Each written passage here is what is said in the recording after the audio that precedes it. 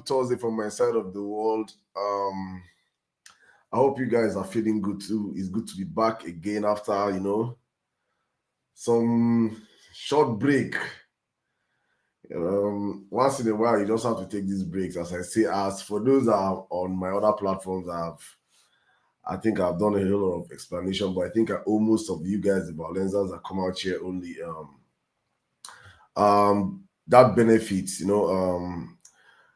once in a while, man, body no be fine. As they always say, you have to feed the body that makes the money. Yeah, that's exactly what I had to do. I had to go take care of myself and come back stronger, because as I've always insisted in this journey to salvage our country and contributing the way we can contribute, we always have to understand that it is a marathon and not a sprint.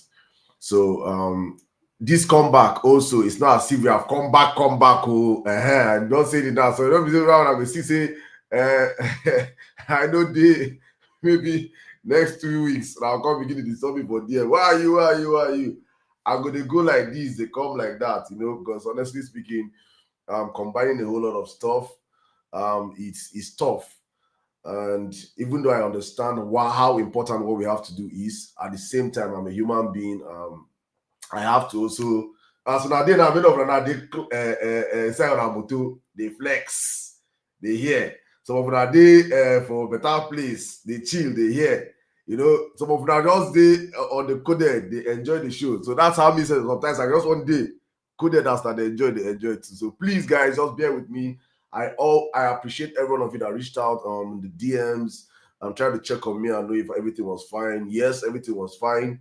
As I said earlier on, also, I wanted to come back last month, but due to the Hallelujah Challenge, I had to stay back. If you know me, I'm a very strong person of faith, and I had to join that challenge. And I know, yes, it was a blissful time in the presence of God. For those that are not children of God, that one concerned, but I'm back now for the meantime, and hopefully, if it's possible, my brothers will join me. If it's not, it's still part of what I'm trying to say. All these guys have their time, have things going on for them also, and if you guys can tell, the sacrifices these people made and the past 4-5 years to push and get our voices as far as we can. But if they can join us, it will be a privilege. But if not, I'll be pushing it as much as I can, and do what I can do, just to make sure that this conversation keep going as far and as wide as possible. But before we jump into the conversation, I just want to thank every single one of you that already tuned into the show right now. I just want to thank you guys. I call you guys our first responders. You guys are already early into the house. It's great signs already. There's going to be a great day in the show. I see wonderful people already. I see all of you requesting for the mic already. I saw our blue tickers, non-blue tickers, all our big and small handles are like. God bless you guys for joining us again on the Vawulence space. Before we jump into the conversation, as I always say here, I'm trying to. You see, say when you leave something that you do often, the thing will also leave you. Also, me, I don't say me my intro. They always be like, say I don't rehearse them. I don't keep up for something. I just based on saying I've been consistent with it. That time I don't forget what I'm supposed to talk, what I'm not supposed to talk. But I want to push every one of you. Please, guys, let's share the live. Let's repost the live. Let's retweet the live. Everybody in the building right now, I see we're over 200 plus in the building, and across different platforms, we are trying to stream as far as possible. Please share the live, retweet the live. Let the whole world know that the one space on X is back and we're up and running. And as usual, you guys know on this platform, we take no prisoners. So please, guys, I need everybody to hit the retweet buttons right now. Everybody hit the like button, share it, post it. Anyhow, you know how to do it. Let's get up into the conversation, because we are discussing the state of the nation. That's what we do every Thursday when we come out here. We discuss the state of the nation, our country, our dear country, Nigeria. We talk about it, we push, we ginger, we do everything that we can. That is the only way I can contribute to nation building, and I hope everyone can also join in doing the bit we can to make sure that this conversation and this information go as far and as wide as possible. I see all my people already requesting for the mic, and I think today I'm going to bring everybody else. Please, you're just going to be patient with us. If you're on the Vawulence space, if it's the first time on the Vawulence space, you're welcome. If it's your second time, you're also welcome. If it's your third time, you're also now a regular, right? And just be patient with me. Everybody that requests the mic, we're going to give everybody an opportunity to speak, because I would say the past couple of weeks building up to this week has been insane. The information out there, you guys can see the topic. We're talking about Trump on Nigeria, weak opposition, bigotry, unity, or everything. We're going to talk about everything today. That's where my head space is right now, and I hope I can get ample information from you guys too. But before I jump into the conversation, I still want to push you guys, because as I always say on my lives, I host the Emir Saddam show every weekday, 10 p.m. Nigeria on YouTube, on TikTok, and on YouTube, and on X also. And I always say this, that when I start the show, I always try to see if I can get ample number of people into the room first, because when I make my submissions midway into the show, when our people are here in their numbers, you start hearing people saying, asking questions of things I've said earlier on. And for me, I'm not a radio without battery, and it will be like I start rewinding myself on what I've already said earlier on this show. So that's why I'm pushing everybody, if we can get our people into the conversation as early as possible. So while I'm dropping the gems, hopefully by the grace of God, we get the nugget rolling. But let's just jump in real quick. So I'm going to try and be as uncontroversial and true to my mind as I've always been in all the topics I'm going to talk on today. I'm going to try and be as real as I can. I'm going to try and be as sincere as I can, right? Because for me, I've always insisted that for me, the most important thing is how I can contribute to seeing that Nigeria works in my lifetime. Because Nigeria must work in my lifetime. Nigeria must work in our lifetime. And it's not, when I say our lifetime, it's not when we are old and we cannot use our limbs anymore. Nigeria must begin to work now. Because if other nations are working, there is no reason why Nigeria will not work, or Nigeria should not work. But Nigeria has failed to work because Nigerians have failed to participate in the process of making sure that we can contribute to the building of Nigeria. And so the term emergency lovers of Nigeria, all of a sudden we're not emergency lovers of Nigeria, which is the right thing for me, because when you wake up, it's your morning. If you wake up by 10 o'clock, it's your morning. Some people wake up by 6, some people wake up by 5, some people wake up by 4, right? So whether you wake up early or you wake up late, as long as you are awake, it is already morning for you. And so for me, it is important that while we are awake, we are waking up to our responsibilities as citizens, talking about our country, demanding for what is right for our people, demanding for what we feel is just for our people. We have to be as sincere as possible. And so this brings me to the whole debacle of what have been happening. I've heard both sides. If you have watched my video, I've dropped a video. I dropped a very short video, a 9-minute video on my thoughts on the whole Trump issue, and he's intended coming to help Nigeria do the work Nigeria has failed to do for the past over 15 years. Over 15 years, Nigeria has been a cesspit of insecurity. We have lost thousands and thousands of lives. We have lost more Nigerians than even people that fought that have been fighting in the Ukraine-Russia war. And we are not at war. We have seen the lives of Nigerians being used for business. Insecurity has turned out to become a multi-billion-dollar enterprise, both for state and non-state actors. Our people are going through hell. Our people are being unalived across the country. It is insane what has been going on. And just when you feel like there is no end, there's no light at the end of the tunnel, comes in this brutal man called Trump, with his whole listening to the yearnings of Nigerians, because Nigerians have been getting unalived. We have cried, we have asked questions, and the government of the day acts every single day like Nigerians are not, like it is nothing. It is news every day. So and so number of people have been unalived in Castina. So and so number of people have been unalived in Borno, in Yobe, in Plateau, in Kaduna, in Benue State. Every single day, it is just numbers to the government. Nothing has been done. They take it for granted. They take the life. They take us as score, like saying that Arsenal versus Man U they play. And we all witnessed what happened in Plateau State. We all witnessed what happened in Benue State, in Yelwata. Tinubu was already out of the country. And in fact, I think one of our last few spaces before we went on our break was one of the unalivings that happened. And I remember saying that it looks like anytime Bola Ahmed Tinubu travels out of the country, that anytime he leaves the country, this unalivings happens. It looks like there's a pact, an unsigned pact, that when you leave, you guys can walk.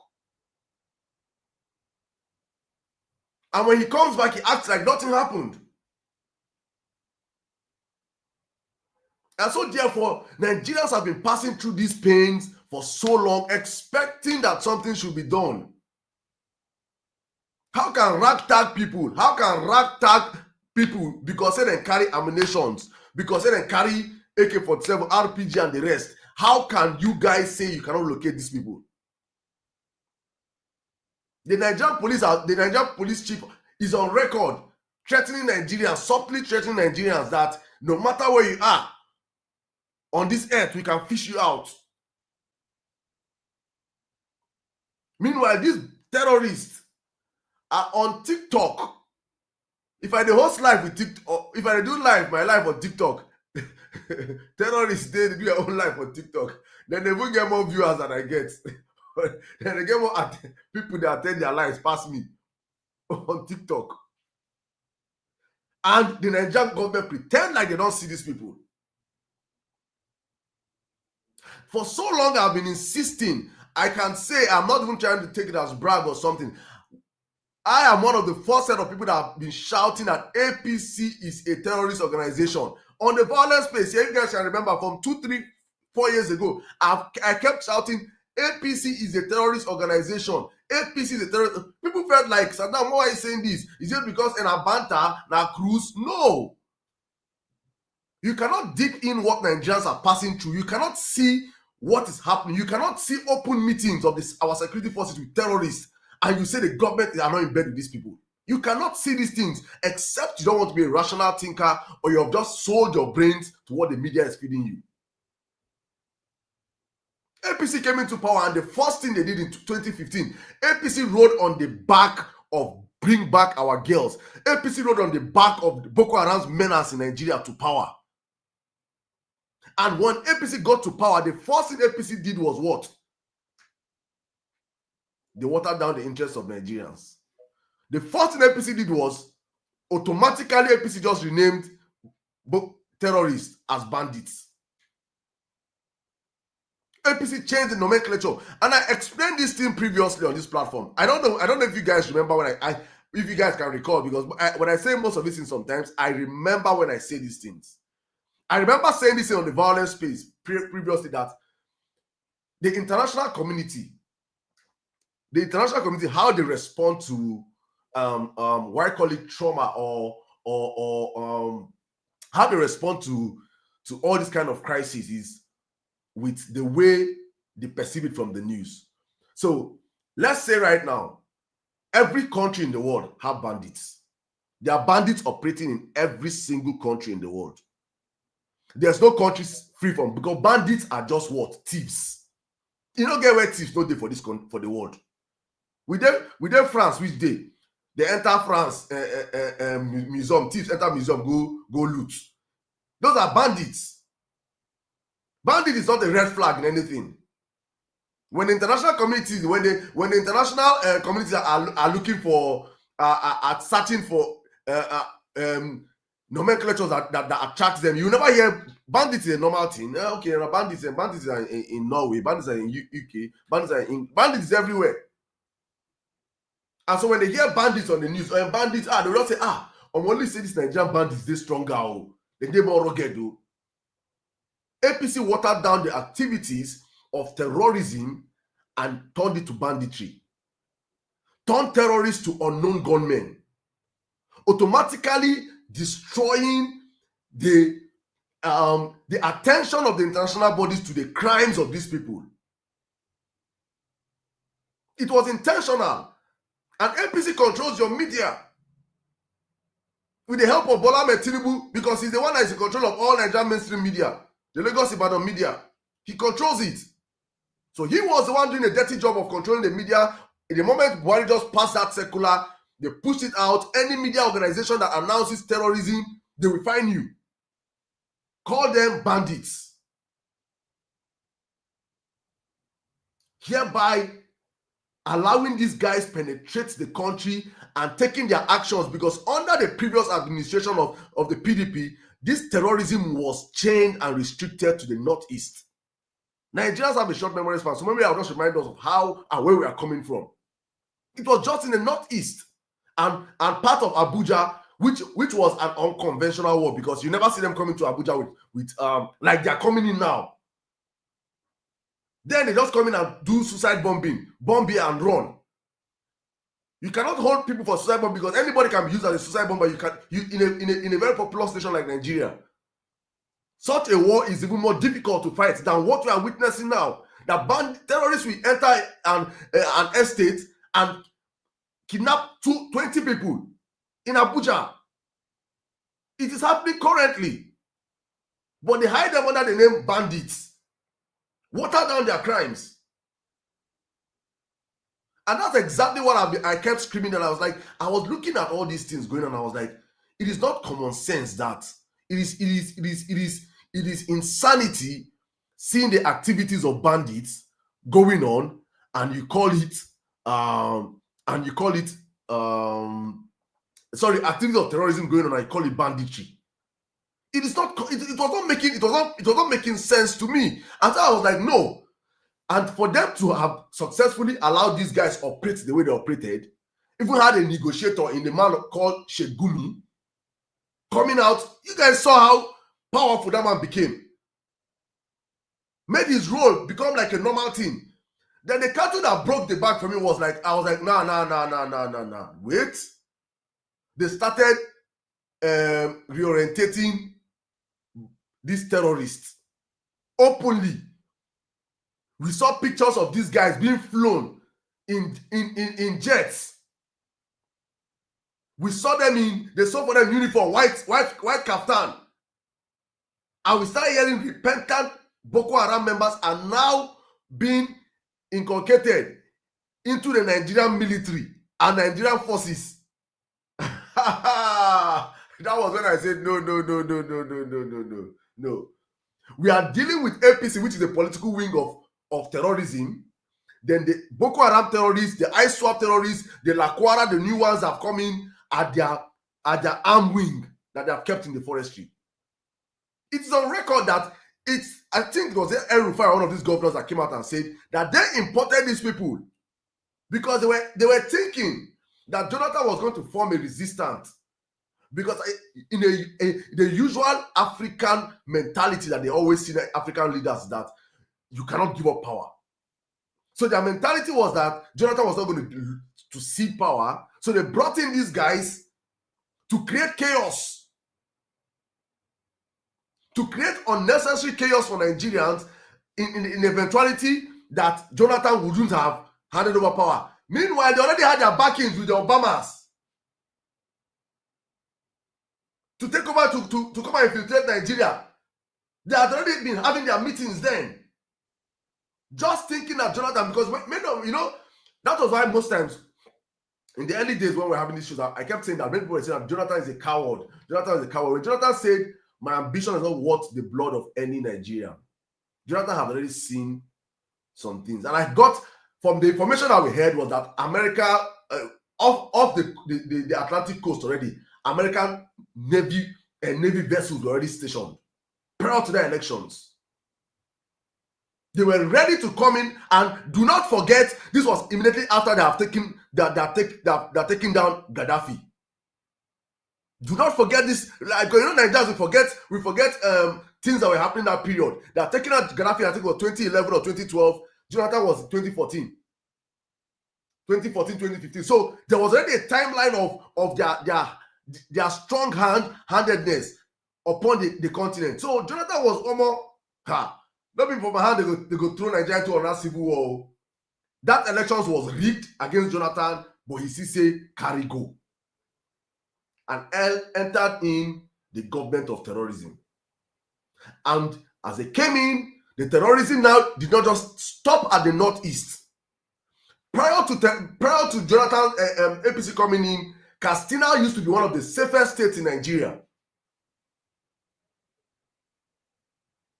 Zamfara, all these states were already Sharia states. They had no reason, but they had to. Like it's like let me give you an instance. As a businessman, you invest in a product, and the product is doing well, it's selling, and you make much profit out of that product. What do? You divest, you go into other products, you start investing, you start producing more. That was exactly how terrorism started. Under terrorism, they now moved into illegal mining. The same, let nobody deceive you and say, oh, they are different actors. Now, the same set of terrorists, the same set of people sitting on it, that Boko Haram that have divested their interest into from Maiduguri and Borno. They came down to the south and to the northeast, to the northwest, from the northwest to the north central. Now, the same of them don't come down to the south. It is the same set of people with different alias. Now, the same people. And so they have found a viable country, they have found business going on.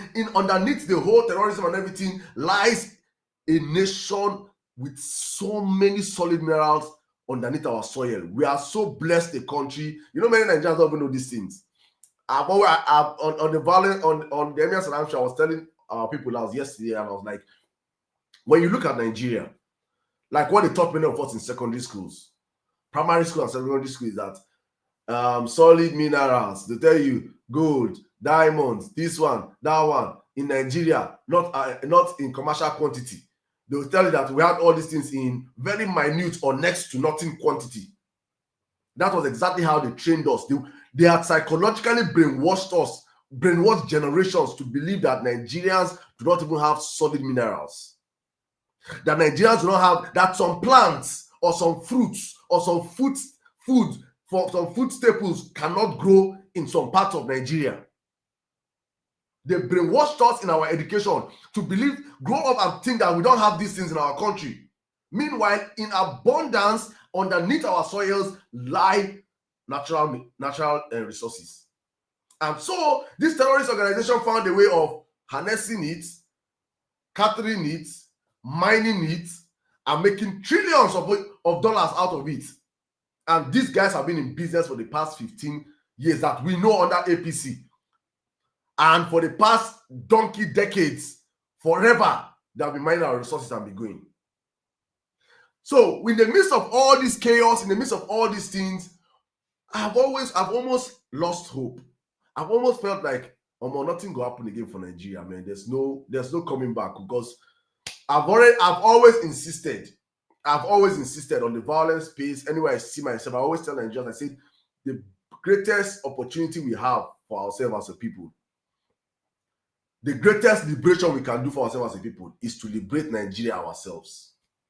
But I do not deny, or I will not pretend or act like I don't understand the Nigerian situation. That I don't understand that Nigerians have been beat down. That I don't understand that Nigerians have been bullied. That I don't understand that Nigerians don't even understand what it means. That we don't even know what it means to be a Nigerian. I do not pretend like I don't know all these things.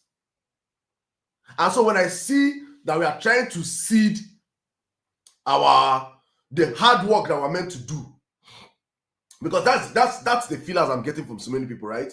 That the hard work that we are meant to do as a people, we want foreigners to come and do it for us. It pains me in my spirit But at the same time, I cannot blame Nigerians. I cannot blame Nigerians because we have seen how I put it. We have seen the worst of leadership under this satanic APC regime, from Buhari to Tinubu. So Nigerians are already almost. I made an analogy on my last show. I was like, I said, if you bet a vessel as big as Titanic in Lagos port, an empty vessel, and say, come and enter this vessel. Come and enter this vessel with chains. Your receipt to enter this vessel is you are going to buy your own chain your hand and your legs, and walk into this vessel, and we are going to take you to the Western world as a slave. I say, before they will blow whistle, that vessel will not full. In fact, it will begin sink before they take off because of overload. They go not begin ask, please, we need extra more vessels, because the line wey go dey wait of Nigerians wey wan run comot from their country is too much. And so for some people, like these people that are running, why can't they stay and fight back? I cannot blame those that are asking that question, but at the same time, I cannot blame those that are running, because there is actually nothing in Nigeria that will make a Nigerian, or look, there's nothing you look back as a Nigerian and say that this country is worth fighting for. Our leaders have bastardized us for the past 60 years as a Nigerian. If there is nothing to prove or show that we have benefited from independence. In fact, I think the greatest crime that we have is that we were given independence too early. I am of that school of thought. I believe and I agree that they're supposed to colonize, they're supposed to hold us, or Oyinbo supposed to hold us till maybe last year. Because when I look at our country and I look at everything, the way things have been going, I wonder, I just can't understand it. I just can't understand it. So for me, I see all the whole conversation from the midpoint of the argument. I understand those that are like, oh no, we should not allow foreigners to come into our country, especially the Westerners, especially Western imperialists. I understand where they're coming from. At the same time, I also want us to understand that as long as Nigeria is involved, Nigeria is that fine babe. Nigeria is that fine girl that will never lose her beauty. Nigeria is that. I don't want to use this woman name because she don't really provoke me this week. Let me leave her. Nigeria is that Abani Derego that is constantly beautiful. Nigeria is that Genevieve Inaji. Nigeria is that Omotola Jalade that are constantly beautiful. That no matter how you want to put it, people will always be attracted to the country. Why? Because of what God has kept for us underneath our soil. So when you see the Chinese, the Americans, the Russians, none of them truly like Nigerians. They like what we have, and they want to have what we have. This is the truth. This is the truth. But at the same time, when I now ask myself, what do you have, or what you have, how have what you have been beneficial to you as a Nigerian? I can't see it. I don't know it. I cannot say that despite all the mineral resources, all the solid minerals, the oil and gas, the arable land, everything God has blessed us with nature, Nigerians cannot point to anything and say, this is what I benefit. In fact, from next year, Tinubu want to see collect the one for radio in our pockets. He still want to collect from Muna. So I cannot understand the cries of those wanting, and also I cannot speak for those that are actually in the front, the ones that are actually feeling the brunt of the unalivings in the middle belt, in the north. There are people that as we are speaking now, I'm speaking from a place of privilege. There are people that in Nigeria, the same Nigeria that we claim we are Nigerians, There are people that have been living in IDP camps for the past 15 years. People that were doing well. People that had their business, their lives going on, all of a sudden, they are now living in one primary school with their children. Some gave birth there. Their children are now 15 years old. This is the reality of Nigerians. So you see that one of my issues that we Nigerians, we have this selfish nature. I think it's actually part of this. It's part of what our biggest problem is, our selfish nature. So if it's not happening to you, you're not complaining. If it's not happening to your people, you're not complaining. It is only when it gets close home then you now start crying, forgetting that there are actual Nigerians as we speak. That Pastor Dacholom, or what, I forgot that man's name, that is making, look at that man. That man, just look at that man. When I want to say, they don't need help, and Nigeria don't need external help, and I look at that man, I just keep quiet. What is the resources in Plateau say that wouldn't that man trade for his people to be safe? I ask myself that question and I just keep quiet. So when I look at this whole stuff and I look at where we are going to, or where we have been as a country, for me, it still reminds me of my goal. And I wish Nigerians can stand up and do the hard work. I don't see it happening, no. I don't see it happening. But I wish Nigerians can stand up and do the hard work, which is to make sure we eradicate APC. I've always insisted that for Nigeria to stand a fighting chance of survival, APC has to die. I've said this numerously, that for Nigeria to stand a fighting chance.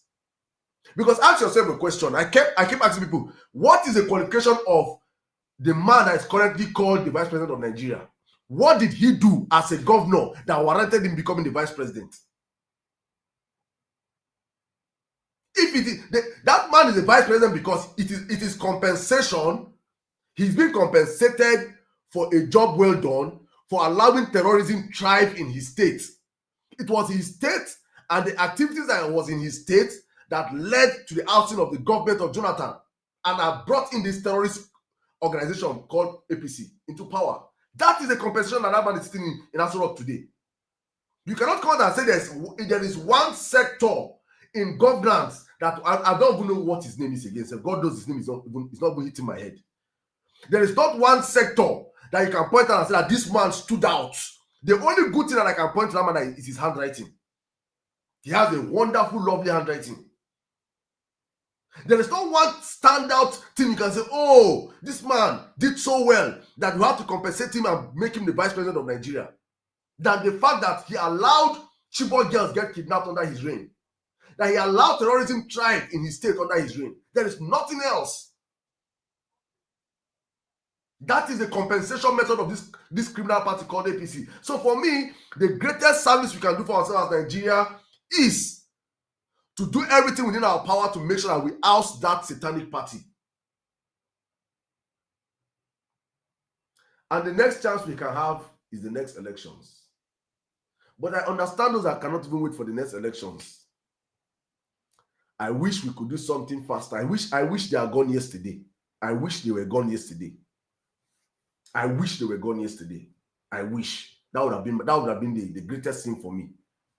But while we are waiting, I cannot come out here on my chest and say those coming out and saying Trump should come and involve in Nigeria shouldn't say what they are saying.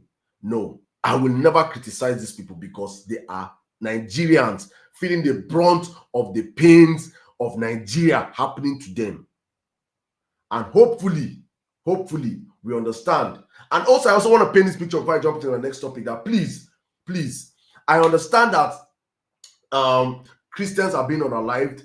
Also, let's not forget this thing. Muslims are also being unalived. I'm not in that school of thought like it is just only Christians that are being unalived. No.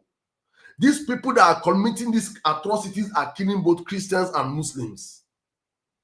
So while I understand, I'm happy that the Christian community are speaking out, I am also holding on to our Muslim community, because there is no reason why you can come out and say, no, Muslims are also being killed, and you're not crying.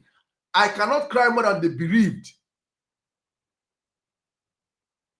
Our Muslim brothers in the up north need to be vocal in exposing, because you see the problem with psychophancy is when you play politics with the lives of your people. That's what's happening in the country right now. You're playing politics because many of you people were quiet when they were getting on a live during Buhari, because Buhari is your brother. So you have to keep quiet, so you don't make his presidency feel bad. And you kept quiet, and when they unalive your people and unalive our other brothers, you people just quickly bury them and hide it from the media. How do you expect the country to grow? And the people that have been documenting their own atrocities upon their lives are not crying, and you're not calling them that no, it's not only them, that there's no agenda. Christians are crying that there's a genocide. There is a Christian genocide going on in the country. It is open for Muslims to say that also there's a Muslim genocide going on in the country.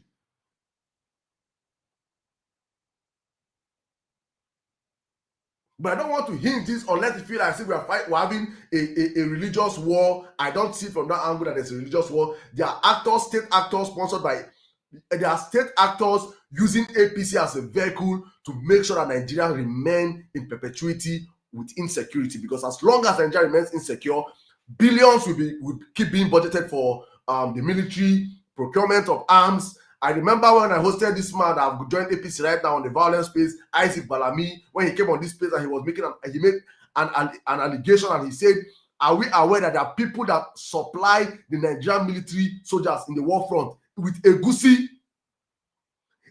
contract worth billions of naira every year? When you're the one getting billions every year for supplying Nigerian army Egusi, will you want the crisis to stop? There are people that have been, when Buatai was caught, the former chief of procurement, when General Buatai was caught, did you guys not see the amount? These wristwatches alone go buy 500 AK-47s. So it is business for this most of these retired chiefs also. So we have to understand these things, and we have to when we're speaking out, and the painful thing is that you're defending these people because of your tribe or your religion. How far? They're using your lives to count scores. But let me jump into the next conversation, which is the one that is aching my soul right now, where they pain me for chest, is how useless and how weak the opposition leaders have been when it comes to these issues. It has been so painful, because you see something, when you're dealing with the devil, they say you use a long spoon when you're dining with the devil. When the devil by mistake falls at your feet with his cutlass, he falls for your hand, you carry your cutlass, give him back, tell him, say, devil, be a good boy and go. You're ready. You're not ready. You've just set yourself up for your death. APC is a satanic party. I'm saying it one more time. APC is not a party you play fair with. APC is not a party you pamper. APC is not a party you allow to gaslight you. APC is not a party that will tell you that let's do peace. APC is the P in APC is for pieces. You don't get this opportunity that this window has created right now, looking for leadership in the opposition, and there is virtually none. The opposition leadership is void. There is nothing happening. It is insane. I would have expected, I just imagine that Bola Ahmed Tinubu was an opposition member now. I bet anything. Bola Ahmed Tinubu would have, he cannot go to America. He would have sponsored 1,000 people to America, all the media stations across the world by now. Because, and these media stations are not asking, they're not telling you to come and pay them money. Nigeria is at the eyes of the world right now. If you tune into any major news station in the world right now as we speak, Nigeria is headline. Nigeria is headline. They want to hear Nigerian prominent voices. The leaders, there's a big vacuum in leadership as we speak right now in opposition. The international bodies want to hear the voices. How did I know about the people like Ryan Odinga of Kenya? These were opposition voices.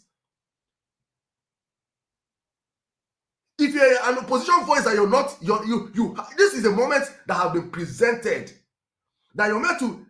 I just think I say Tinubu get this opportunity. Tinubu don't do the same with Trump by now. Now they're going to shout, "Come and bomb Nigeria! Come and bomb the terrorists!" You will see it across all the media stations. They will subconsciously conscientize Nigerians that this one now Nigerians they play opposition now. Now Nigerians they say they call, come. There is no political correctness with APC.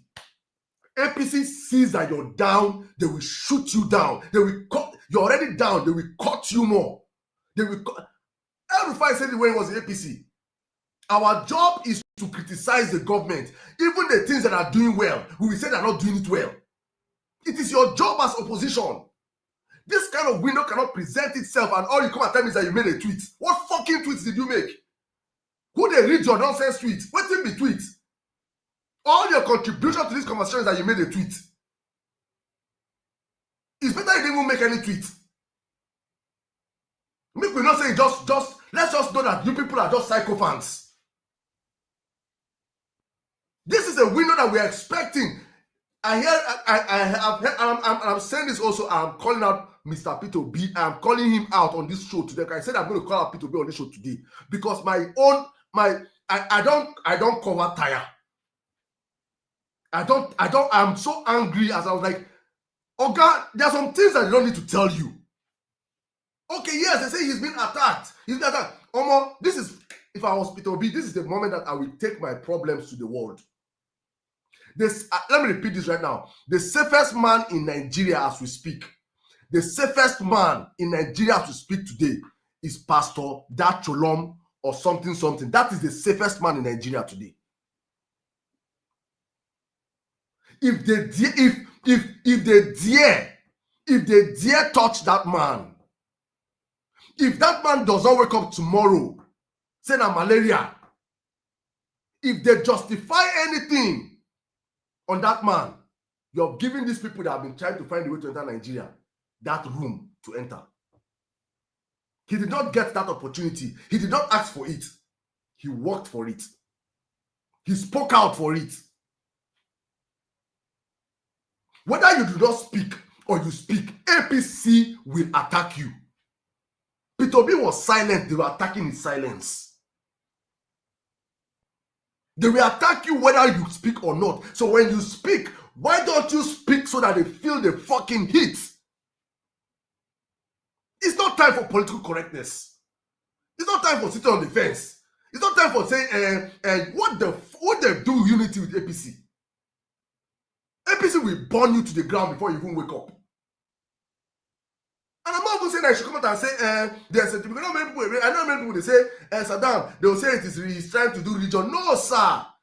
You go there, it is time for you to go there and tell them, people are being unalived in Nigeria due to the insecurity and the ineptitude activities of this government. Then it's not that you are a man of statistics.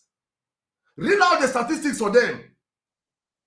Become the darling of the international, because I'm saying this because if it is this attitude the opposition are using to want to upseat these criminals in 2027, they are not serious. They are not serious. If they are waiting for, let's play calm, I'm not even going to talk about that article because those ones are not serious. I'm talking about my leader. If it is this attitude that we are waiting for, so that in 2027 they expect Nigerians, honestly speaking, they are not serious. Such a window does not come twice. Trump is doubling down on his statement. Trump, they do videos. They show intention. It is in the news. We are on the news. Why don't you seize this opportunity? Place yourself at the center of this whole stuff. Speak out for Nigerians, because if you're speaking out for the unalived Nigerians, both Christians and Muslims, you're speaking out for Nigerians in generality. You're not doing this thing. And so for me, the thing they paid me because this is an opportunity, and yesterday I was almost getting so mad, and I was like, I know Nigerians, we have a short memory span. Very soon, this thing will pass. Now, back in the South APC, just calm down. They don't calm down now. Hopefully, say it will soon pass. When it pass, we come back to square one. We will not continue what we know how to do. Scatter, scatter. But Trump is doubling down. International bodies are doubling down. They are speaking out on it. Tinubu is sending his aides. Look at Tinubu sending his aides to go and defend himself across the world. There is no one opposition leader that have done one international, not one international, what I call it, interview. Not one international interview from any of the opposition leaders. This is the most useless, I'm saying in my chest, this is the most useless opposition we have had in the history of our country. This is they don't sabi anything called opposition. They don't understand anything called opposition. It is insane. You want to take power from APC and you're doing boy. You're doing, I'm not even saying you should come and be a Sowore. Even that, and you see this thing also is why, for those that are always doing, when Sowore do all this and deceive people, this is part of it again, to show people that Sowore is still Tinubu's boy. Because you see what I'm saying right now, to seize this opportunity and expose Tinubu in the international body is what Sowore was used to do, was used. And he did it to Jonathan from 2011 to 2015. They used Sowore to do that job. And they understand what I'm saying right now. This is the opportunity to cut off the head of APC. This is the opportunity to expose APC as a terrorist organization to the world. This is the opportunity to show yourself. If you can make a tweet telling Nigerians, this is what they are doing to your brother. They are attacking your business. They are attacking you left, right, and center as a leader. It is the time for you to take that thing to the international body. Look at me, myself. I'm also a victim. Put it out there. APC never responds to anything that is not in the international body. I kept saying it for so long. All the unalivings have been happening in Nigeria. APC only respond. Until Pope talk about Yelwata. It was until the Pope talked about Yelwata, then VDM went there. All of a sudden, they started responding. Any other unaliving in Nigeria, tell me the one that I've talked about. They don't care about the Nigerians or the media in Nigeria because they own the Nigerian media space. So whether you make a tweet or your article is front page in Vanguard, they do not care. What they care about is their image in the international body. What they care about is that they are being dragged on CNN.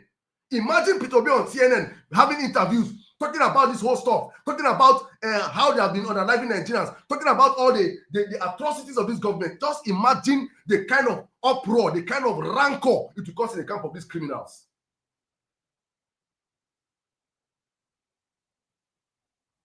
So for me, I do not see leadership from the opposition. All these people are all that just are waiting for is who to get tickets.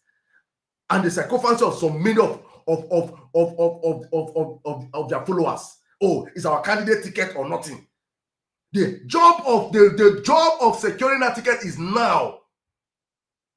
Showing leadership now. I'm not seeing that leadership.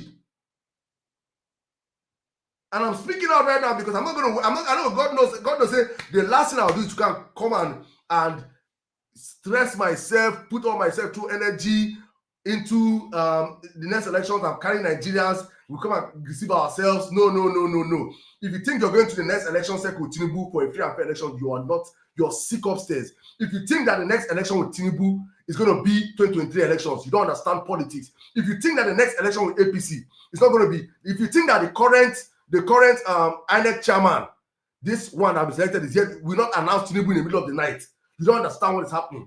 The only way that you can be ready to prepare Nigerians to revolt against any kind of rigging is the hard work you guys do right now by portraying this government as an illegitimate, criminalized government in international bodies. And you guys are not doing any of those things for us right now. A window has presented himself. A window has presented himself for you guys to take it. But you guys are doing none of it.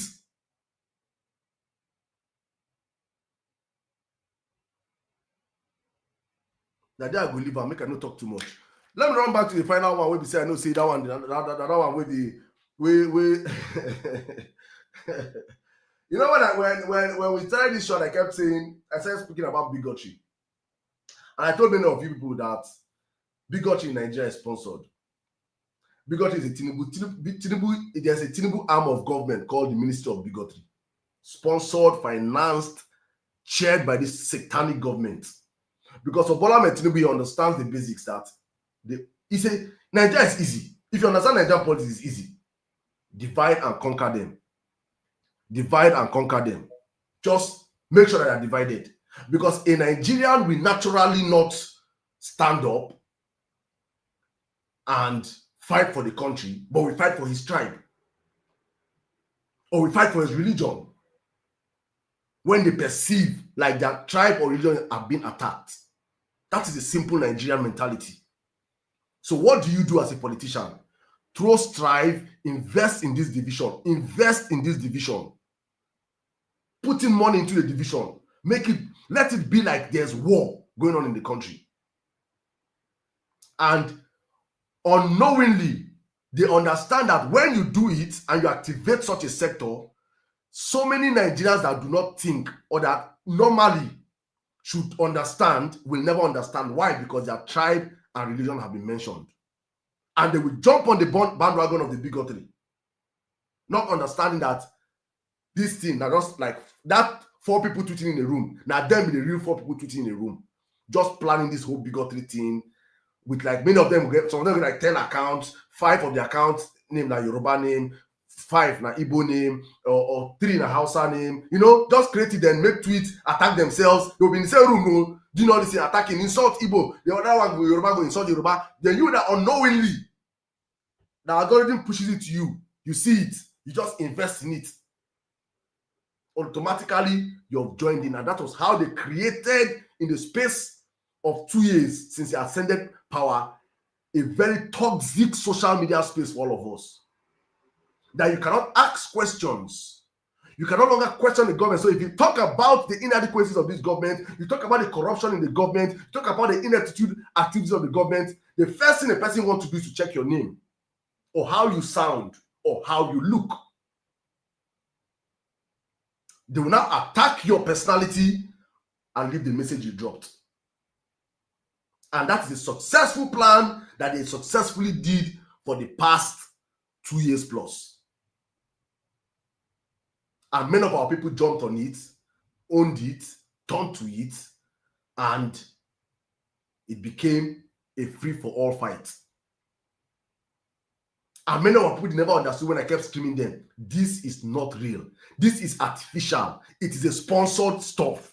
Many people were like, no, Saddam. I said, okay. I never knew that a day will come when it will be exposed. And something will happen that Nigerians will say, not true, until Trump happened. I hope you guys have seen it. I hope there's nobody, I hope there's no other person that if you had an atom of doubt in your mind before, that bigotry that you see on social media is sponsored by Bola Ahmed Tinubu and his gang. I hope you're now convinced. I hope there's nobody, I hope there's no doubter anymore, there's no Thomas anymore. All faceless accounts, all the same emoji accounts, the same profile accounts, all of them.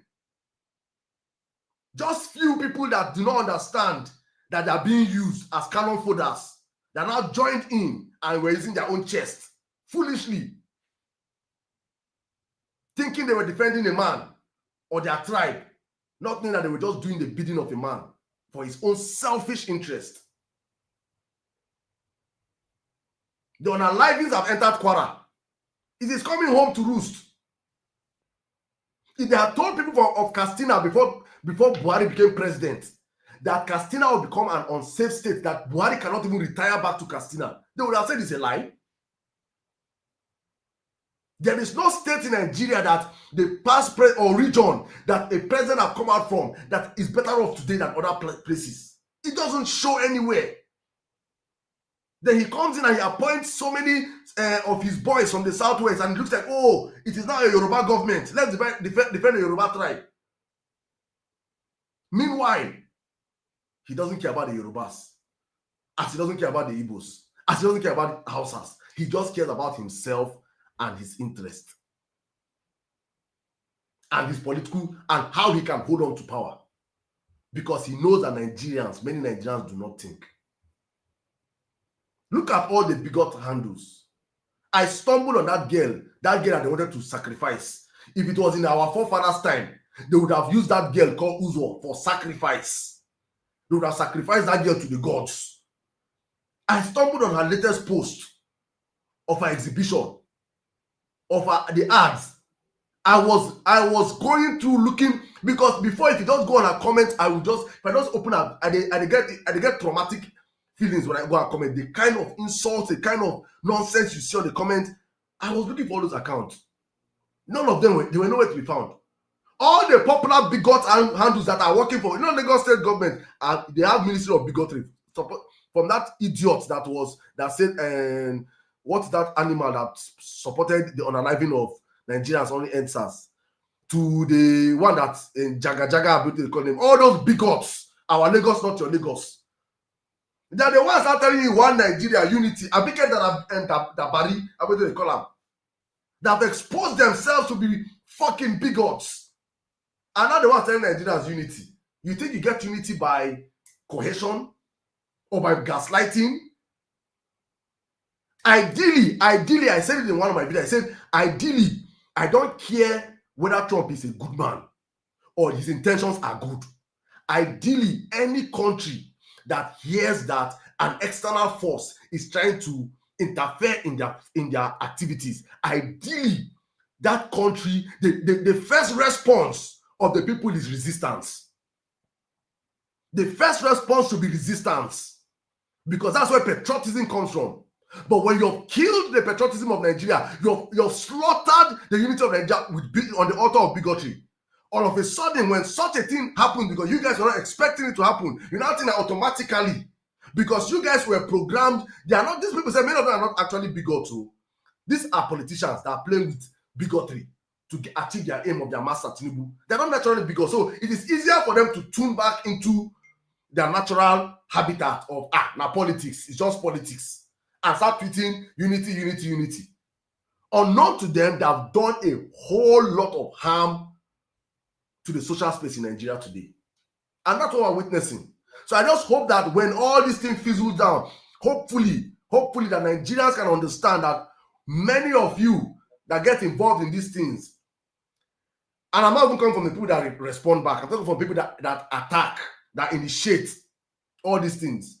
Because I know when I speak now, they say, but Saddam, what of them Harry? No, them Harry are in response. You will never see me criticize Harry. I've said it all the time, because we are all here. We all know how Harry started. We all know that Harry came out as a response to the madness of this APC government. We all know Harry's ministry came out as a response to the Ministry of Bigotry that it was instituted by Bola Ahmed Tinubu using Bayo and Anuga. We all knew how this thing happened. For those that are new on Twitter, please, you can go and search the archives. But for us that we know how this thing started, we understand where we are. I'm talking about those that are unwillingly don't even know what's happening and fell into the trap, thinking you're defending your region. No. Bola Ahmed Tinubu does not care for you. He doesn't care about me. All he cares about is power. How can he consolidate 2027? And I hope Nigerians understand this and rise up to the occasion. Welcome, guys, to the Vawulence space. It's been a very long one. I've been out for so long, so yeah, please pardon my long submission, and I hope you guys take one or two things out of it. I'm not all knowing. I have always said it. As it in my body, I go talk. I'm not here to sugarcoat. I'm not here to cherry pick. I'm not here for politics. I'm not here for position. I'm here to see how I can help. And if I see where things are not going well, I will call out. I will speak out with my chest. As I'm saying it right now, for those that know Mr. Pitobi, please go and tell him, sir, you are failing in your duties. This is the time. There's a window open for you right now. Seize it. I'm saying it to all the opposition leaders also, because who position himself right now go fit help Nigerians. So not when 2027 election happen and this criminals want to read or steal the vote. You not say, hey, Nigeria. No. We should be putting pressure right now till 2027 election, so that election, even look at Trump now. Let me give you guys an example. Before I wrap up, I'll wrap up with this. Apabio was in the house. I hope you guys saw that video. And he said, you can talk about every other thing. Please, I will beg you, dodge Trump. There is this effect that all these our politicians are criminals. I want you guys to understand this. They all have ill-gotten wealth stored in diaspora, in Western world. And the unfortunate thing, or why I say the unfortunate thing, The unfortunate thing for them, and unfortunate thing for us, is that no matter how you think you're smart, your data, your information, all your stolen loot are in these people in the West. They know all these things. That them just cut it short. They know everything about these people. That they choose not to expose it is because they're probably using it as a leverage for future. Like they're using this our asset in Aso Rock today. He's an asset. So all his documents and everything, they hold up for hand. So they know these things. And for 2027 elections, there's an opportunity for us to be mounting the right pressure if the opposition are smart.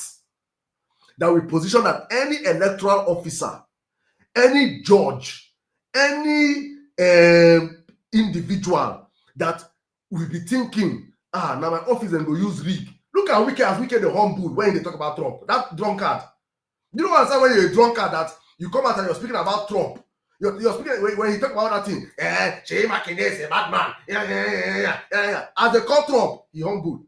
And you know that the government, the kai when he drink, calm.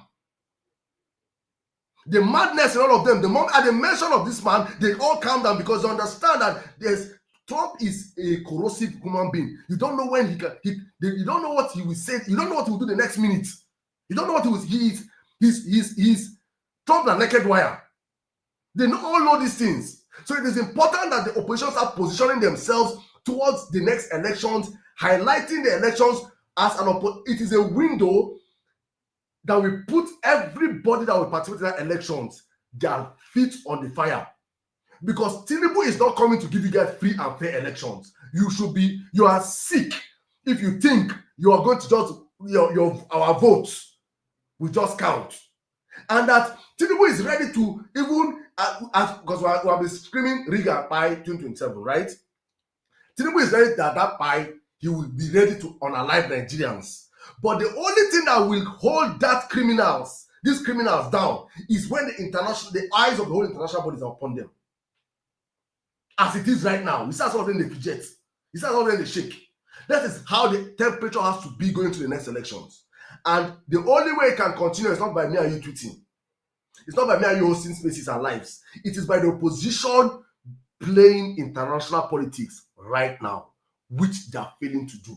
And that's why I'm calling them out with my chest today. And I hope everyone of us will understand this and amplify these voices so that these opposition leaders will freaking stand up.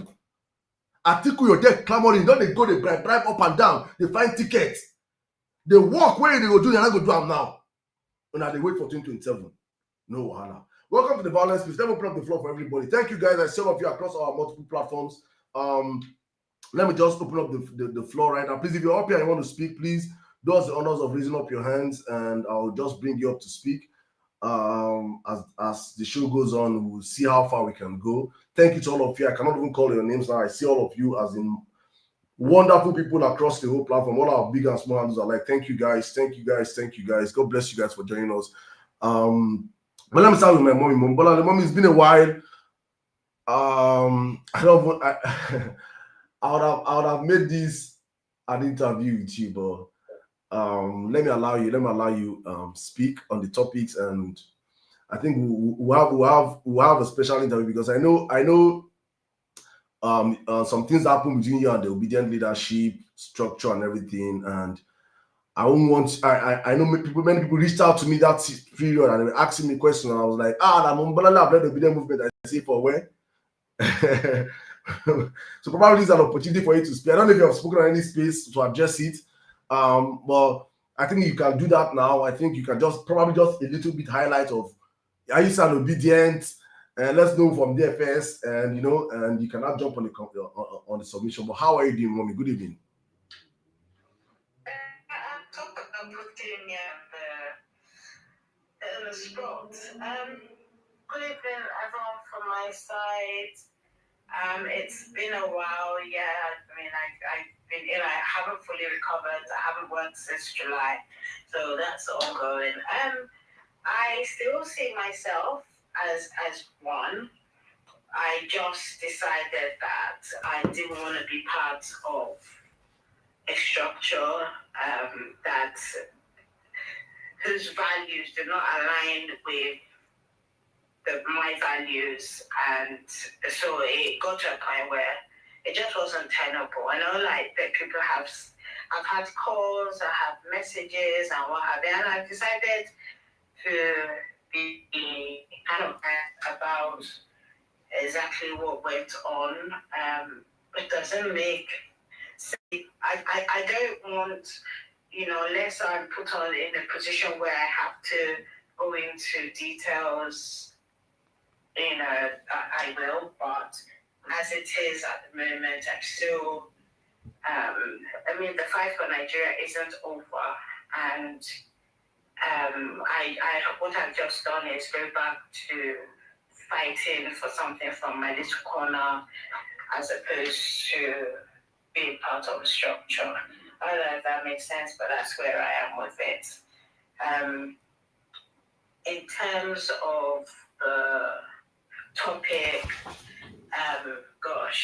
I remember when a couple of Christmases ago, when there was that horrible massacre where 200 souls were lost on Christmas Eve. And I remember all the, running around trying to get, leaders from Benue and from Plateau State in particular, trying to do a protest in the UK. We had planned, there's so much that was planned, but not being organized happened. And whilst I did sort of individual protests with a handful of people, it didn't continue. Unfortunately, the way it was set up, it seemed like people were relying on just me and younger people who really should really be driving that conversation. And I got to speak with people who were really, escaped from those villages, people in IDP camps, Ruda, Sanda, we all know she was doing fantastic work, supporting survivors of that massacre, and I also kind of like remembered, back then I was reading documentation, far back as 2018, when Vawulence, a member of the House of Lords here in the UK, they did a fact-finding mission. You see, it's like, let me finish that by subject. They did a fact-finding mission to Nigeria, and in her report, she said, she talked about Fulani herdsmen, right, as all, going back, up to 100 years, and they were tracking the movements, right, that, they always cause chaos, they always ransacked farms, they basically, there were clashes back then, and she said something has changed, that they are now targeting Christian villages and sacking those villages, killing as many as they can while others flee, burning the whole place so that people can't come back to it, and, she said you cannot characterize it as a herder-farmer clash, which is what the Nigerian government had been saying in response to questions being asked. After a while, they added global warming to it because they thought, this is like a topic that the West are hot on. Let us say that it's because of that and blah, blah, blah, right? But in terms of, this, because now the country is concerned, they were designated with that before. And I remember David Odeyin was involved in that process, along with so many others who had collated names, right? They were not fictitious names or other names of people, the family members, everything, all the evidence, right? And if you remember, just as the first Trump government was ending, the Secretary of State then, right, put it in place. But immediately Biden government came in, they removed Nigeria. And I'm like, but things have gotten worse. Why are they removing it? But I'm glad, right, and I welcome it, seeing that eventually, I kind of like, I'm sad because the killings are going on. And, the government, since they came in 2015, made no efforts, didn't intend to make efforts. Even when I have a first cousin who, is in the bushes somewhere in Nigeria, in northern Nigeria. After all, I told him, look, when can you come out of the army? Because what's the point? Because they're saying, like, even when they've cornered these terrorists, right, they get instructions to let them go, right? And how, we can't even claim to have a formidable army that is all out fighting against these terrorists, because terrorists are amongst them. How many times have we seen when they've caught a member who's supposed to be a member of the army, right, supplying machines of war, AK-47 and what have you, to their comrades who are on this. I don't understand. Right? It is only in Nigeria that you look at it and you realize that they're negotiating with terrorists. Gumi should be in prison right now, because somehow they say they don't know where the terrorists are, but he is always putting himself forward. But the problem we have in Nigeria is a lot of people have lost their humanity, right? A lot of people will put their own care and comfort ahead of the lives of others. Like you said, rightly said, Saddam, if they don't touch you, a lot of Nigerians will not speak to it, right? And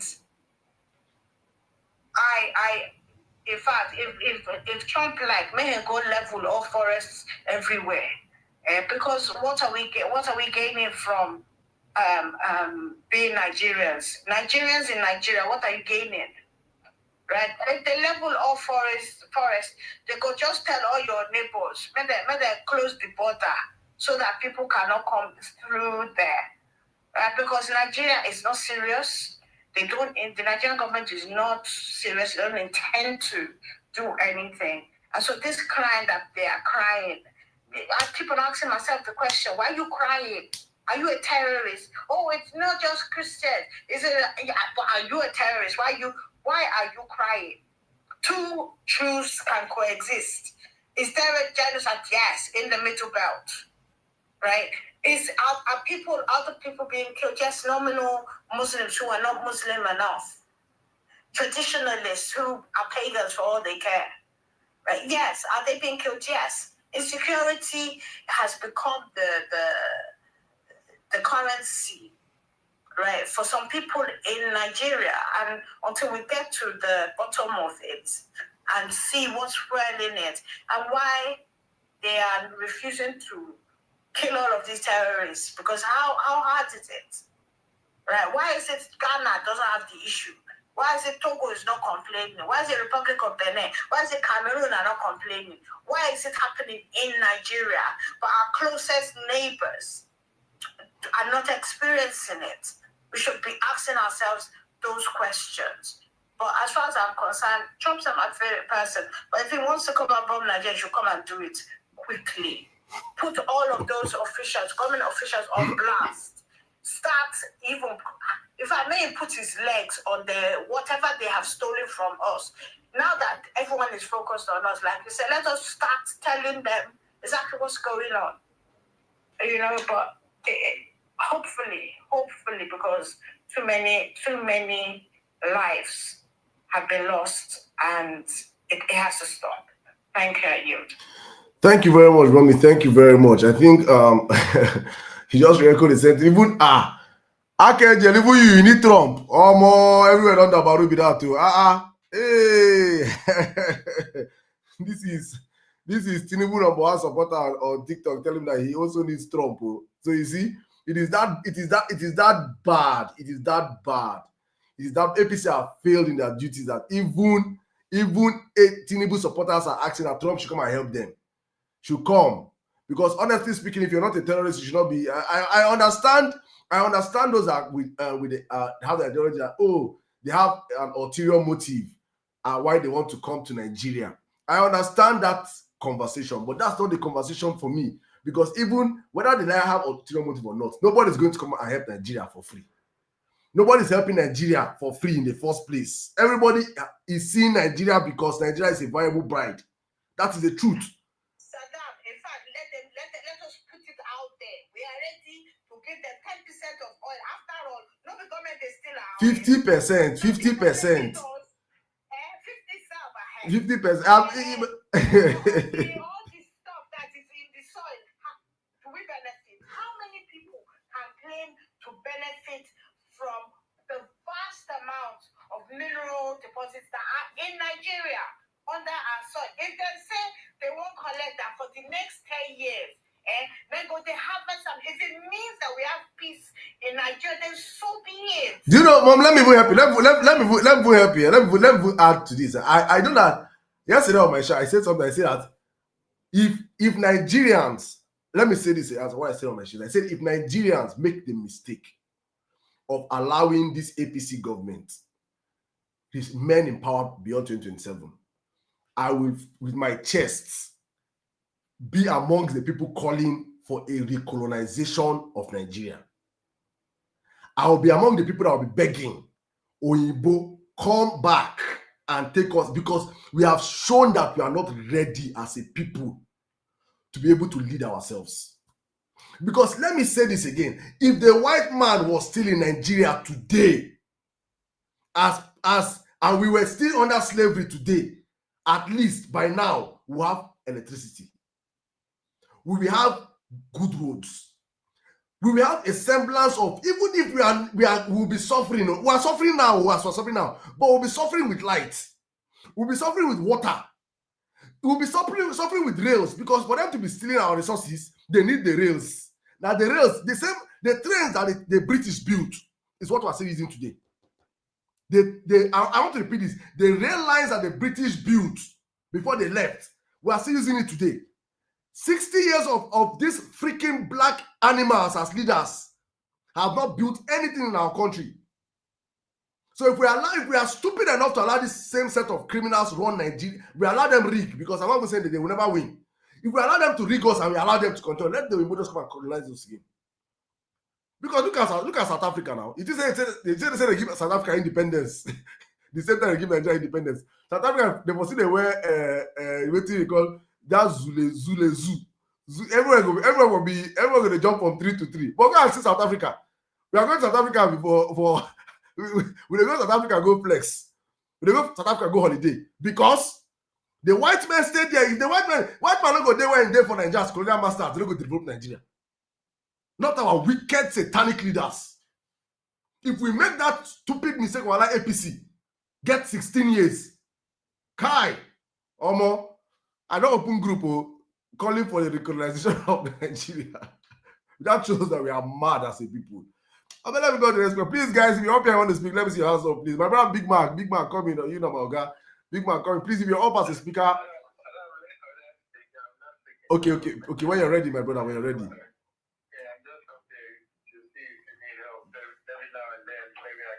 Thank you very much. Thank you, Big Bro. Thank you.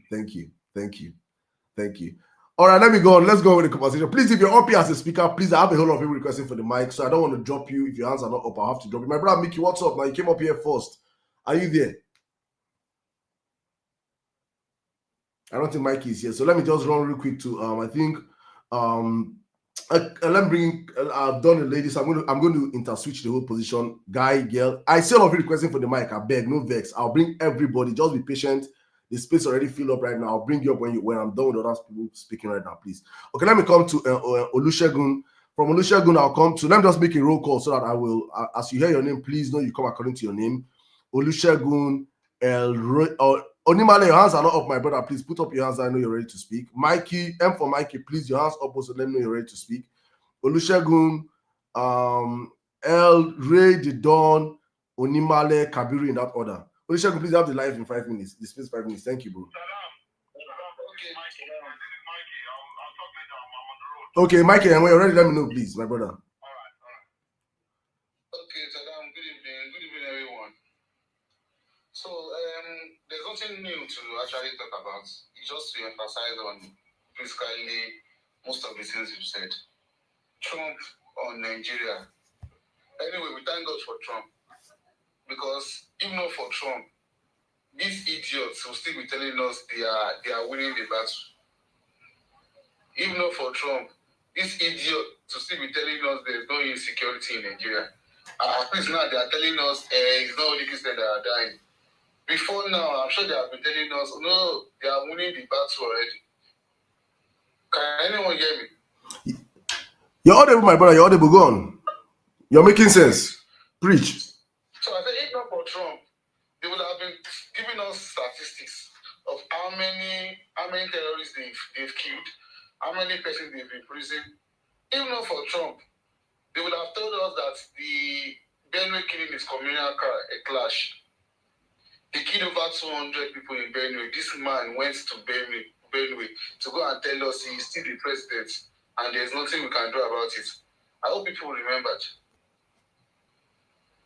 I hope people remember that he said so. When over 200 people died, the only thing we think is reasonable for him to say is that he is still the president and there's nothing we can do about it. As for weak opposition, see, I think we are underrating these APC guys. These guys are satanic and demonic. The only person that can go to their level is somebody that is more satanic and demonic more than them.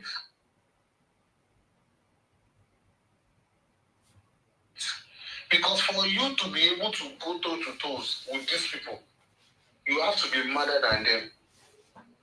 Yes, this is an opportunity for Obi to do what they did in 2024. Now, I posted something like an hour ago. I was saying, what if the petition that the new APC, the then APC submitted in 2014 that Trump is working on now? What if that's the petition they are working on? Because there's actually nothing new that is happening now that these people did not do worse in 2014. They were the one that went to meet Barack Obama and they were reporting Goodluck Jonathan up and down. They were telling the whole world how Goodluck Jonathan is killing Christians. Exactly. There is nothing they did not accuse Goodluck Jonathan of. These guys are demonic. And like you said, it is better for colonization to take place than these people to continue until 2027. No. Because can continue. See, it is a matter of fact that they will rig that election. It is a matter of fact that they will announce that election and they will think nothing will happen. I just hope and I pray that Nigerians will surprise them. I just hope and pray that we will not let fear control us. I really hope. I've seen some of the APC, all those IAPC tweets. Some of them are already changing their mouths. Those ones, there's nothing in their brain. No, they are zombies. They are zombies. It's what they ask them to do in their WhatsApp group that they will do. Because I'm seeing picture of one Nigeria, one unity. It will not be well with all of them. From top to bottom, it will not be well with them. Unity. These people were beating up someone because he looks like Igbo. They will beat you up because you look like Igbo, and they will not allow you. What is unity? Bandits. Why are we even talking about peace when there is no justice? Where is the justice for Lekki Togate? Where is the justice for all the people they beat during the election? Where is the justice? You are talking about justice. The over 200 people they killed in Benue till today. They were even doing show of shame. He was calling the IGP to stand up. IGP to stand up. He was asking the IGP, why had anybody not be arrested? The next thing, that one too was smiling. Till today, no single person. I released a post. They leveled a church in Ondo State. They leveled a church in Ondo State. Until now that I'm talking to you, that people, they have not been prosecuted. I've been seeing news saying they are still in court. In court doing what exactly? What exactly are they still doing in court after over 2 years or close to 3 years? People level they I will say, is there a case saying that they are not the one? Or is it that they arrested the wrong people? What are we talking about? Is it that they arrested the wrong people? People like, you are telling me 5 people. So 5 people just decided to carry out. Just 5 people. Where are their sponsors? We don't even know what was their motive. Nobody is even telling us that they are just telling us they are in court. All those almost see. We are not see.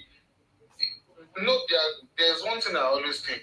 Sometimes I always want to give up on Nigeria. But when I look at some other people that we are on this X together, the way they stay sweet, they are believe. I just feel like let me continue. Because there are some certain things when I see all those people winning the narrative, when I see them winning the narrative, when I see them pushing some deadly narrative, I feel like this country is gone. But I just hope that God will continue to give us strength. And I hope that Trump will not stop. Because if Trump stops, what they will, these people will show us fire.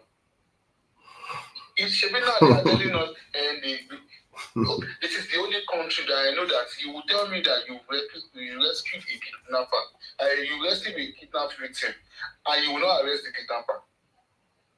This is the only country that I know that they will kidnap someone. We are going to contribute money online for that person. We will contribute money online for that person to pay a ransom that will be delivered by the police, and the kidnapper will not be arrested. Are we joking? This is not normal. I don't know. You will see on the news, 20 people die here, 50 people die here, 30 people die here, and everybody will just feel like, oh, go well. But like, I don't understand. And see, the most important thing, all those of our pastors. See, anyway, the Bible have said it. The Bible have said it. When the end time comes, you will see a lot of it. See, all those people, like I said in the last place I was, I said, see, I think we have a lot of business center in this country that we think. There's a lot of, because you cannot tell me that you have a Church of Christ and somebody and an outsider is the one fighting for Christ, for the church. And if there's anybody that have it in mind that they cannot Islamize this country, you are joking. We have somebody like Gumi that is coming on air, live TV, to tell us we should be negotiating with the terrorists. There is no progressive country in this whole world that negotiates with terrorists. Go and check. Even China that they are thank you, China. China does not negotiate with terrorists. China does not negotiate with terrorists. Okay, you are negotiating with terrorists, paying ransom. How do they even get all the numbers of bike that we see on TikTok? Like Nigerian terrorists have TikTok accounts. Nigerian terrorists have TikTok accounts where they post, they do meeting, they hit. They will even snap with the ransom they took. They will snap with ransom they took. This is not life. Oh. I don't know how Nigerians are getting used to this kind of system. I don't know how I don't know how we got to this stage where we don't, when we hear some certain news, we don't even get trigger again. But I try know. Let me just round up. I know that one day, just one day, at that particular moment, the trigger will come. And when the trigger comes, they will run. We will catch up with them. Thank you. I eat my mouth. Thank you very much, my brother. Thank you very much. Please just don't. All I'm just going to say from your submission, please do not allow what you see from the other side make you feel like they are winning. They are not winning. I've always insisted, if there's anything that I should have proven to you that by now that these people do not have a voice, is events happening right now. They don't. What you see is an illusion. What you see is an illusion. One person can have 30 accounts supporting Bola Tinubu. All he will make one tweet. He will use his 30 accounts and retweet all. Use the 30 accounts and respond to all. You think that it is artificial. No, the amount of Nigerians, the Jones, so with the Jones, yeah, but we still get people who get sense, and we're in our numbers. So many people are just cold right now is because Nigeria is happening. Nigeria is dealing with Nigerians, man. So people are just off, just saving their energy, waiting for the right time to pounce.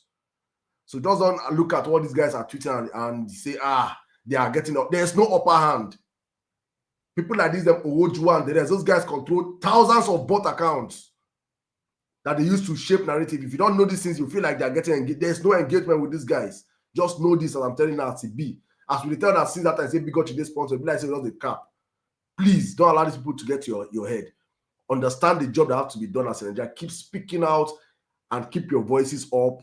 Let your agenda be agenda. Thank you, my brother. God bless you. Let's run on the conversation.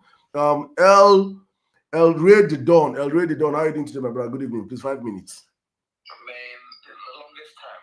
So you're back to the game now, yeah? My brother, I'm not back. I just came and I'll still go back again. I say, as you enjoy yourself, you don't want to make enjoy like you. Brother, the matches will first of all. That's all I can say. But anyway, God, my brother, God, welcome. Thank you. There's a point to this thing I'm trying to say, though. Opposition now begin to suspect all those likes that form. That is this new opposition, everybody's gallivanting opposition. I'm beginning to suspect them mightily now because this is a fact. This is a fact. They need to harness. 2015, they harnessed fictions, they harnessed fraud, and they chased out a working government. Now they have to work on this fact and build on this, make their voice loud, and make sure at least they can, say and portray everything happening to Nigeria now. But everybody going silent into their cocoons, the aerofiles, and they, what's the name? Everybody's now hiding. Lost their voice. Why did they lie? See the problem where? Why did they hide? See, when somebody's illegitimate is a problem. Because you brought in this government. Now you're forming an opposition. So what voice can you use and counteract what you brought in? You brought in this voice and you're forming an opposition. Now, this man is saying this is what is happening. Stop it now or I'm coming in. Nobody can comfortably stand up because they'll bring out your report. They'll bring out your history. It's just going to come out. You're part of them. That's why when you're illegitimate, you can't grab it, snatch it and run. Where are you running to? 2 years, where are you running to? Next year, you start taxing Nigerians. You can't even protect the life and property of the citizens you swore an oath to protect. Where you're snatching, grabbing, and running. Nigerians, you're your voice now, because at the end of the day, it's only your voice that shed a light to this, because all of them are in bed together. This APC and all this, they are all in bed together. They've got pregnant together, and now this terrorist now is uncontrollable. What we have now is only our voice. We have to keep speaking out, and keep making it loud. That's only what we have. Thank you, guys. All right, thank you very much, my brother. Thank you very much. Thank you for keeping it as brief as possible. Let's run up. I think Onimale, you're next. Onimale, then Kabiru in that order. Thank you, Salam. Can you hear me? Yeah, you're audible, my brother. Go on. Thank you, everyone. I was just listening to what you're saying now, Salam. Since you said that, just open some of my eyes too. So these people, this terrorism, like, is their pattern. It's from them. Because I'm just seeing like, you guys have seen everything.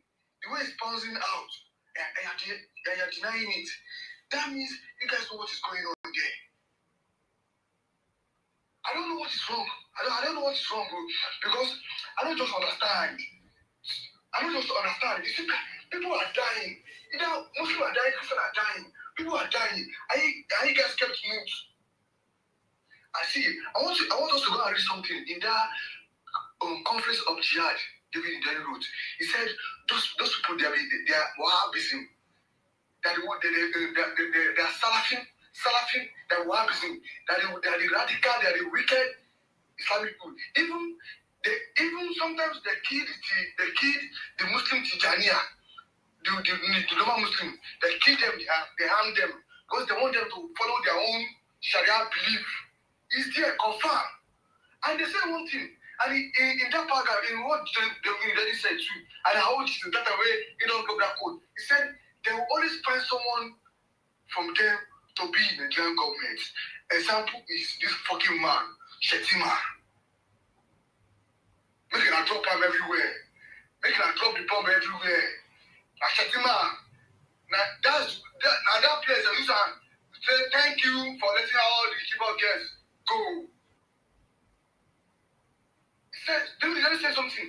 They will not allow they will make sure some of them are in top 3 arms of the government. Make them go read the story again. And it's confirmed. It's being confirmed now. Because this thing keeps going on. It keeps going on. They're in Borno before. From there now, they're in Benue. From there, they don't enter Kwara, Ilori, Ondo. Yes. It's also about your own affair. As a hustler, if your business keep thriving, they will keep expanding. If your business keep thriving, they will keep expanding. Are you getting me? So that was what I'm just saying in the sense that maybe we don't give them chance. See, let me tell you guys something. Tinubu is just using an illusion. Tinubu don't get any 100,000 supporters. I've seen the now. See, let me tell you guys something. How they rule in Lagos. Okay, it's good that they divide and conquer stuff very well, because he will tell us too.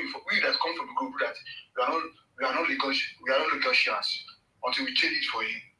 So, as I was saying, in their local government elections, councillorship and chairmanship elections, they will make sure that APC, the primary is always tough, but they know that anyone that's come out is going to be the winner, no opponent. But in a scenario, maybe in out of like 10 to 7 wards or 15 wards, one PDP or another party came out to be a winner, either chairman or either councillor. Before 1 year or 2 years, that person that won from another party will decamp to APC or either party they are then. That's their pattern. And one thing again, Saddam said about one thing about we need to showcase ourselves now. Tinubu no fit talk for anywhere. Tinubu cannot hold a press conference in 10 minutes press conference. You know if he answer Tinubu question one-on-one for 10 minutes, he don't know what he could tell you. That's dementia. And those people with the deals, they don't fit talk much. They package them for us. They can't talk much. And now we need to strike. If you can't see me, I always talk to you. Anything, I always say, Baba, talk to us. Let's start from there. The reason is not there anymore. Let's stop because I escalate these things in international stage. Post everywhere for us. Post everywhere. Tell us what is going on. Those people working with Donald Trump, they don't get joy. All those Macrobio, they be Gen Z secretariat. They go drill them, Tinubu. Oh, be at Tinubu that he know if you go to America, they don't born in Mama way. They go open fire for her. Oh, be that. Why is Monkori being everywhere? Why anybody from ADC or anybody being anywhere? We need to fight these people. Why are we giving them? Why are we putting them? They will kill now. They will steal money. They will not come with soberness for. They will not come with that emotional blackmail. They're not saying that Shalom don't know from what Shalom don't know. Now scope. Do you not get any supporter? A normal human being will not go outside of the election day and go and say you want to go and vote for Tinubu or be anybody that. That's why they are making sure all the governors at the campaign to their side. That's the illusion they are doing that. Okay, so that they are dulling everybody's morale. So that when you see them in one party, you will give up. So on that election day, none of you will come outside. Only their party member will come outside. And they will bribe few people more. And they will win the election that way.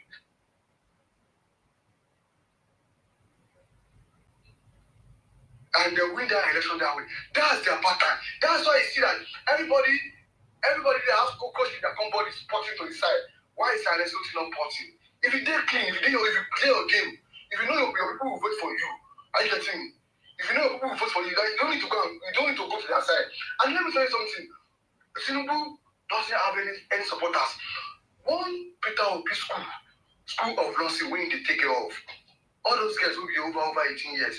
One school Old school, all their election, all their votes. We finish all the governors and all the people that has become to APC, including their families. They're not winning. So, Peter, we need a small work to do now. Let's go and pause this game on the internet, where everybody can see them now. Baba, enter Fox News. If anybody did Peter Obi, you got nothing to lose, Baba. Oh, Fox News, there's nothing to lose. APC not competing you. Even though they not talk, even though they support, they're not competing you. You can see that's why they are fighting so many things against you all this time. They don't fight. That's their pattern, because that's their way of life. Now, Jonathan still saying the government say, he don't want people die. He don't want many people die. APC not send you. Not anybody. They don't send anybody. Peter Obi, I beg you, anybody will get closer. More go pause this game on the internet. 27 is getting closer. So that the eyes will be for us. They don't go come out and say, who is this man who did here? I swear. Men are bring the fine house. Who is this man who did here? They don't say get fine. Make it bring the fine house. What is the stop? There's the reason these people are dying here. This government is not doing anything. What is the stop? Let's call a spade. If we get chance, more we can use. Peter Obi not forfeit. They will always be attacking you. Even though they don't go, they will still attack you. Even though they don't talk, they will still. And one thing, the day you have talk, that's the day you have gained your freedom. I swear. Don't talk. Every single one. But stop. Bring the other to put that. Tinubu don't feel reach anywhere where Peter Obi could talk. Where he could talk. One is a criminal dog baron. He can't talk. And two, is an old man suffering from dementia. He don't talk anything. He don't hold 5-minute conversation. You know, you see, any of our videos say, what is Baba and suffering? Baba and suffering in the sense that anything where they want, like me now, I don't build man. Anything where you want there, anything where you want them, you could test around. That means you can tell Onimale. That's what you is now. You cannot understand you. No man. That's an old age for you. Exactly. That's old age. No, I don't know. That's the question. It's just that people are just greedy. How many minutes he take off this afternoon? They go package and so now it's time for us to expand the game. Maybe Peter Obi or ABC or anybody make a post everywhere for us. This man, something is fishy. That's why people are dying. That's why people are dying, and this man is not doing anything. Thank you. Thank you very much, my brother. I just want to ring bell for you right now, like this, man. Thank you very much. Wonderful submission, my brother. Thank you so much. Thank you. Honestly, yeah, you put it out exactly how I felt. Probably even stronger than I would have done, man. I mean, come on, these guys will talk whether you do or you don't do. APC will talk. In fact, you were silent. They were talking.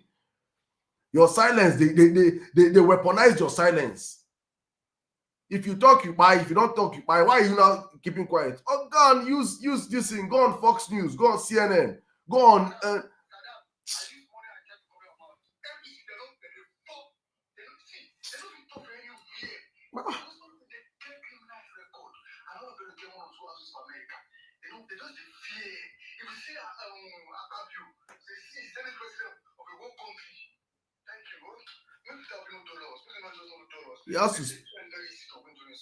Honestly speaking, position yourself out there and let's if you threaten someone and the person take you to police, the police will make it to write undertaking. This will be an unwritten undertaking. Go and announce yourself. All the things where they attack you, all the pains Tinubu will be causing to you, your business, your family, everything. Take it out to the international. This is that time. Let the world know this. You are dealing with a tyrant.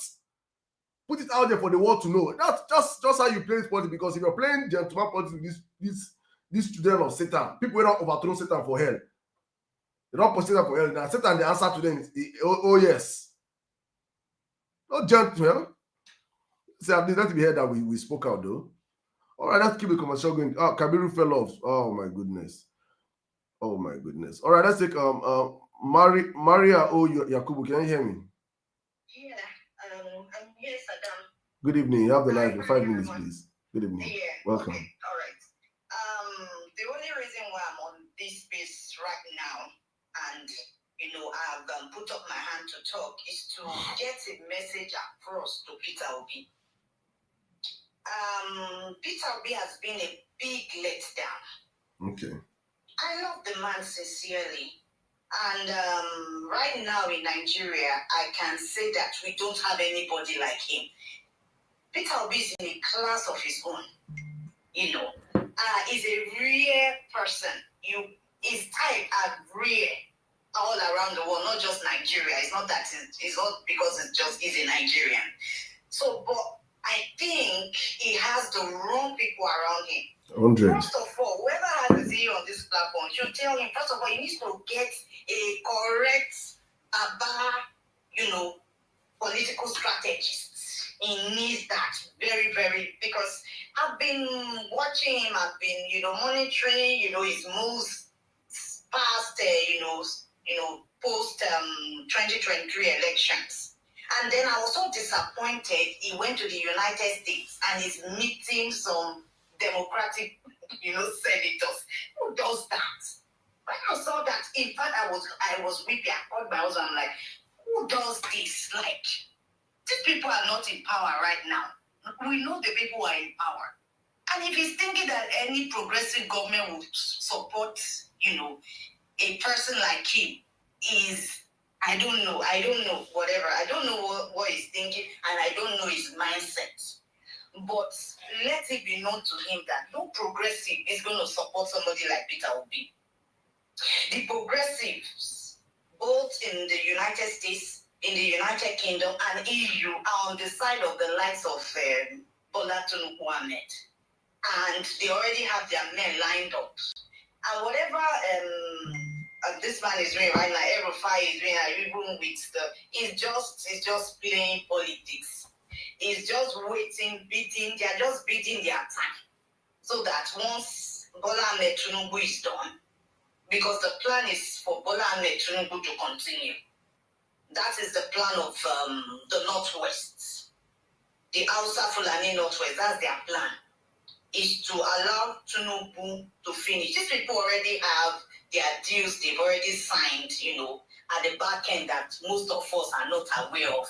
So whatever it is they're saying right now are just a distraction, and and the plan is to make sure Peter Obi doesn't have a platform at all come 2027. And with the way it's running, it's already looking like he will not have a platform.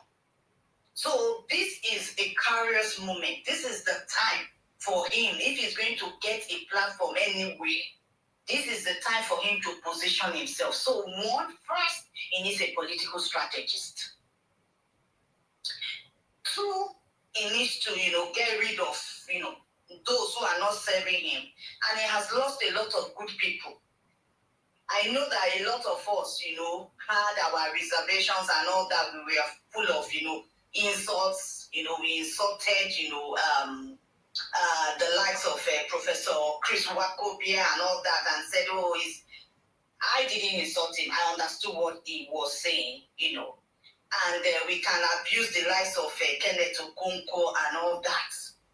You can't blame people when they see your posture and they see your body language, and they have tried to, help you, or giving you strategies that you ought to adopt, and they see your body language, they're going to move on. That is life. Nobody wants to bank on a horse that is not sure. Yes, we know that this horse is a winning horse. But if we see the posture of the horse, you would want to just back out and go somewhere. And unfortunately, he has, the wrong set of people around him. He has made a lot of moves. The first thing he should have done post 2023, saying there was nothing we could do after the Supreme Court came. The first thing he should have done was to consolidate his base. Now he has lost that base. It's going to take more than, what he did in 2023 to get those base back. We are even talking of getting back to base. And then the only government that would ensure that there will be a credible election is the Trump administration. we are seeing the trend. I live in the United States currently. We know this trend. We are seeing the trend. It's going to be very hard for a Republican to get the White House. Come next election cycle. It's going to be very hard. And if the other guys get him, forget it. And I'm just afraid the way Nigeria is going, I don't want us to be the next Syria. I have lived in northern Nigeria. I've worked, in northern Nigeria. I served in Jigawa State. That was the first time my eyes opened. And immediately I got to Jigawa State, the first thing I shouted to myself, I said, yes, Nigeria is in trouble. I know what I saw. That 1 year I spent in Jigawa. I know what I heard. I know what I saw. So whoever thinks that, that this thing will not get to their side, even the Muslims, the moderate Muslims, the progressive Muslims, you can see what's going on in places like Iraq, and Iran or Afghanistan. There's no space for any reasonable person. They're not going to give you space if you're thinking that. So this thing affects us all. It's not a matter of Christian and Muslim or whatever now. They are an existential, the current APC are a terrorist organization. And they are an existential threat to Nigeria as we know it. And if we all love ourselves, if we love ourselves and we love our dear country, we must act and we must act now. We still need a leader. Every revolution needs a face. And I don't know if Peter Obi is ready. If he's not ready, who do we have? What is our next option? Because we have a great opportunity and I don't want it to waste again. We wasted 2023. There were a lot of things we could have done. It was wasted. It pains my heart even till date. Now things is even much more difficult to throw APC out of power. So what do we do? I don't know anybody, whoever is coming up next to speak. If you have any idea, what do we do? Who do we rally around? And please, nobody should suggest Showere. Showere is useless, in my opinion. I was at the University of Cape Town in 2018 when he came. After listening to him, I concluded that the man was trash. And every day he keeps proving to me that he's trash. So forget Showere. Showere is just waiting, bidding his time for presidency to come back to the South. They are positioning him. And he's no better than Bola Ahmed Tinubu. Please, what do we do? That is my question. Thank you. Thank you very much, my sister. Thank you very much, Azin. I'm happy. I'm happy with most of the things you said. Even though I might not necessarily agree with some things, but I'm not going to say majority of what you said here are, honestly speaking, on point. I honestly wish and feel like most, when people say there's a posturing and there is I want to find the right one so I don't take things out of context, so I'm not quoting out of context. There is how Peter Obi is. This is who he is. This is who he is. He's a meek man, he's a gentleman, he's a this man, he's a that man, he's a good person, naturally, right? But when you're dealing with people like APC, even with your nature, his kind of nature that he has, he needs political strategies around him, as you rightfully said, that will help in some things, say some things, do some things, because you're dealing with APC, you have to be extra strategic, because these guys do not even play fair in the first place. They are not here to play fair. These are vagabonds. These are criminals. These are power-hungry criminals. They are ready to burn down the house and roll over ashes. They do not play fair. So for you to deal with such people with your kind of nature as a person, you have to be extra strategic. So you don't say anything, they attack you. You say something, they take it out of context. So whether you say or you don't do, you're damned. You don't, you're damned. So you have to be extra strategic. This is a window. I don't want to say something. I'm God knows I'm holding myself. I'm holding myself very, very, very well. This is a serious window. I'm going to bring up my brother I Toku next. We had a conversation in the DM. I'm just going to say this before he comes in on. And I get the point he's coming from. I'm trying to make sure the opposition are playing calm and everything. I get that point. But where I'm coming from is that actually right now, there is a vacuum of leadership in the opposition. And when I mean leadership, the international bodies are expecting to see opposition leaders coming out in this window to speak, coming out in this window to reiterate, not necessarily saying what Trump is saying, because I know the fear is that, when you come out and agree with Trump that there's a Christian genocide, automatically you're losing, many Northerners will be against you in the next elections. That is not the issue. That's not my argument here.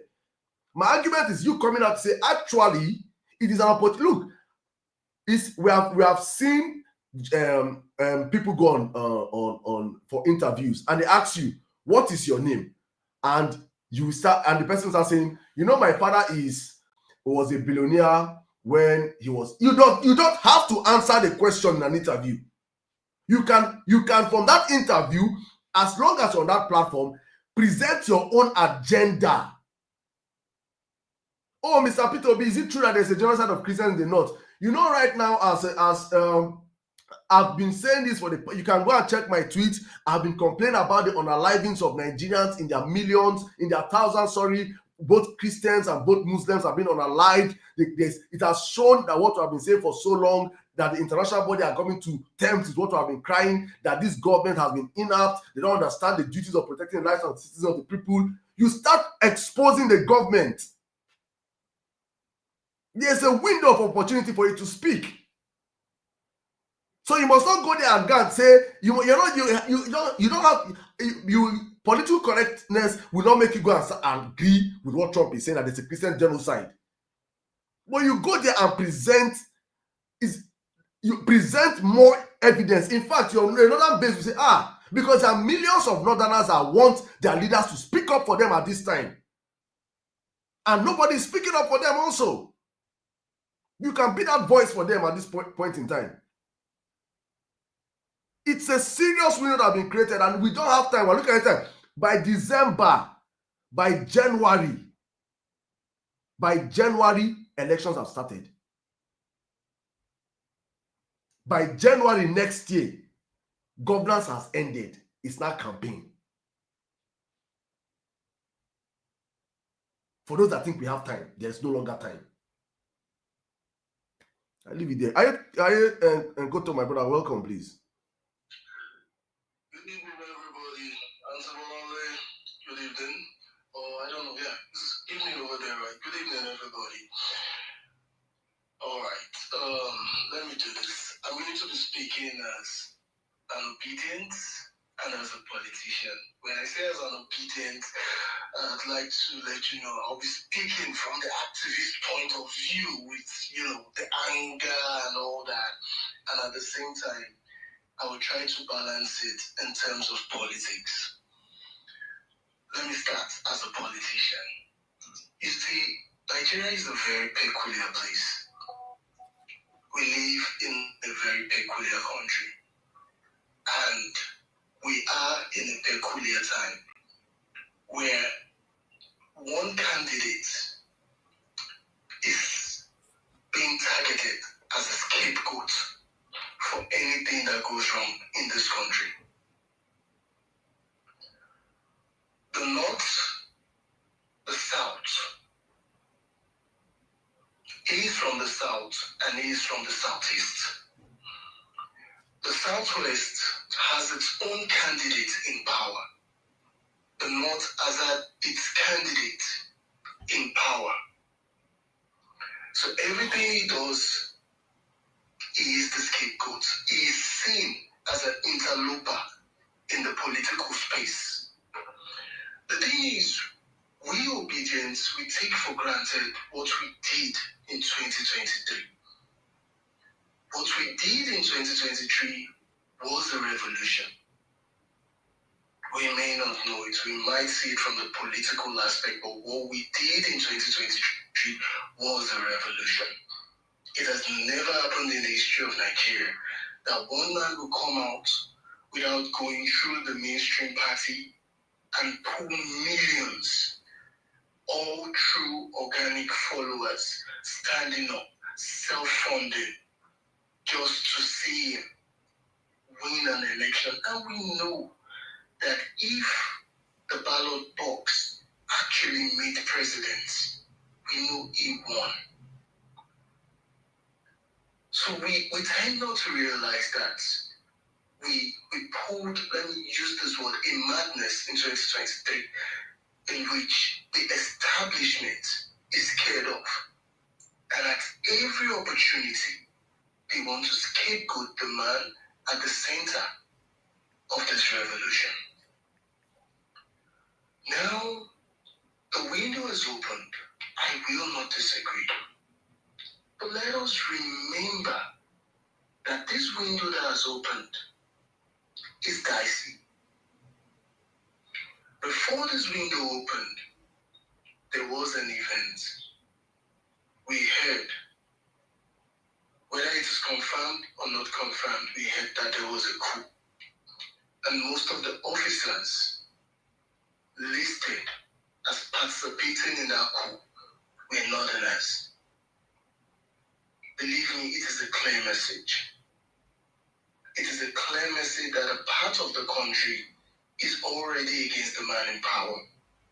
And by virtue of that single thing that happened, that man is against that side of the country. And then this happens. What I am trying to say is this window that's presented itself, we have to be careful to look at it from the aspect of this man has lost popularity with this side of the country. What if this man is actually the one trying to play everybody by ensuring that this side of the country is sidelined in the 2027 election? Because once there's military occupation in the north, you can't call for elections there, can you? You know, what politicians see at the eye level, we don't see. There's something called eye level politics. So they have to be careful so that they are not played. There is a need for strategy. There is a need to understand what is happening, what is unfolding. Because sometimes in politics, what you see is not what you get. Sometimes it is the more you see, the less you know. Secondly, a side of this country is anti-American. They just hate America, not because America has offended them, but because they rally with the people of Palestine. They rally with their brothers in Iraq. I mean, we've seen a situation where something happened in far away, was it Poland or something, and we had riots here in Nigeria. Now imagine someone acting like he's taking sides with America in this situation. Knowing APC for what they are, we are not talking of a responsible party that plays fair when it comes to politics. We cannot toe the line of the irresponsible opposition that APC played. Anyone who has good intentions for this country will not toe the line of irresponsible opposition. An opposition that you can call political rascality. Is that what we want PU to subject himself to? This is a man who has told you he wants to lead every segment of this country. not out to just get power for the sake of power. He's not just out to get power for the sake of, grabbing power. He has told you he wants to govern. He wants to teach people that things can be done and they can be done right. And you said he's not desperate. So imagine him now rushing, talking, going to this thing, doing. We have to be careful. Number one, you don't want him to be seen internationally as a man who is not a patriot. Because what you do today might come back to haunt you tomorrow. And this is not a man who just wants to get power and rule over you. He wants to govern and lead right. And he has said that the process through which you come has to be excellent for you to be called excellency. My brother. So APC is full of miscreants. We all know that Peter Obi is not a miscreant. We're not talking of the normal politician who wants to go banter for banter or word for word with miscreants.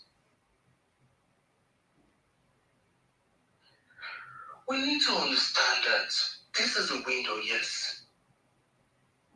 But one has to be strategic and one has to know what one is getting into. We have played with so many things concerning politics. We have made noise, but we haven't gotten results.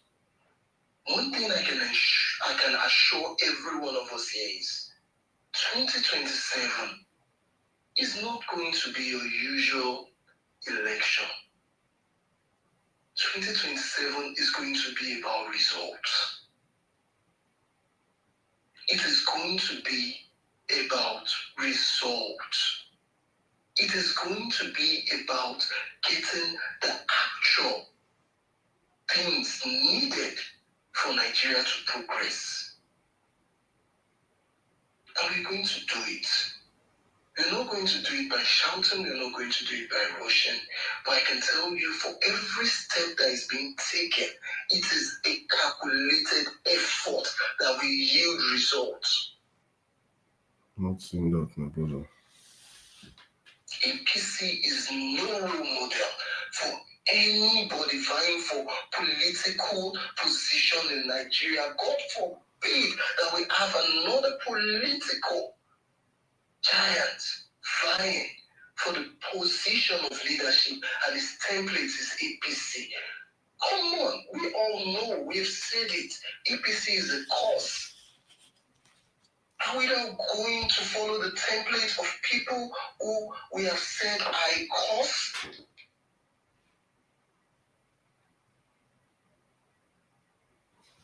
There is politics and there is politics.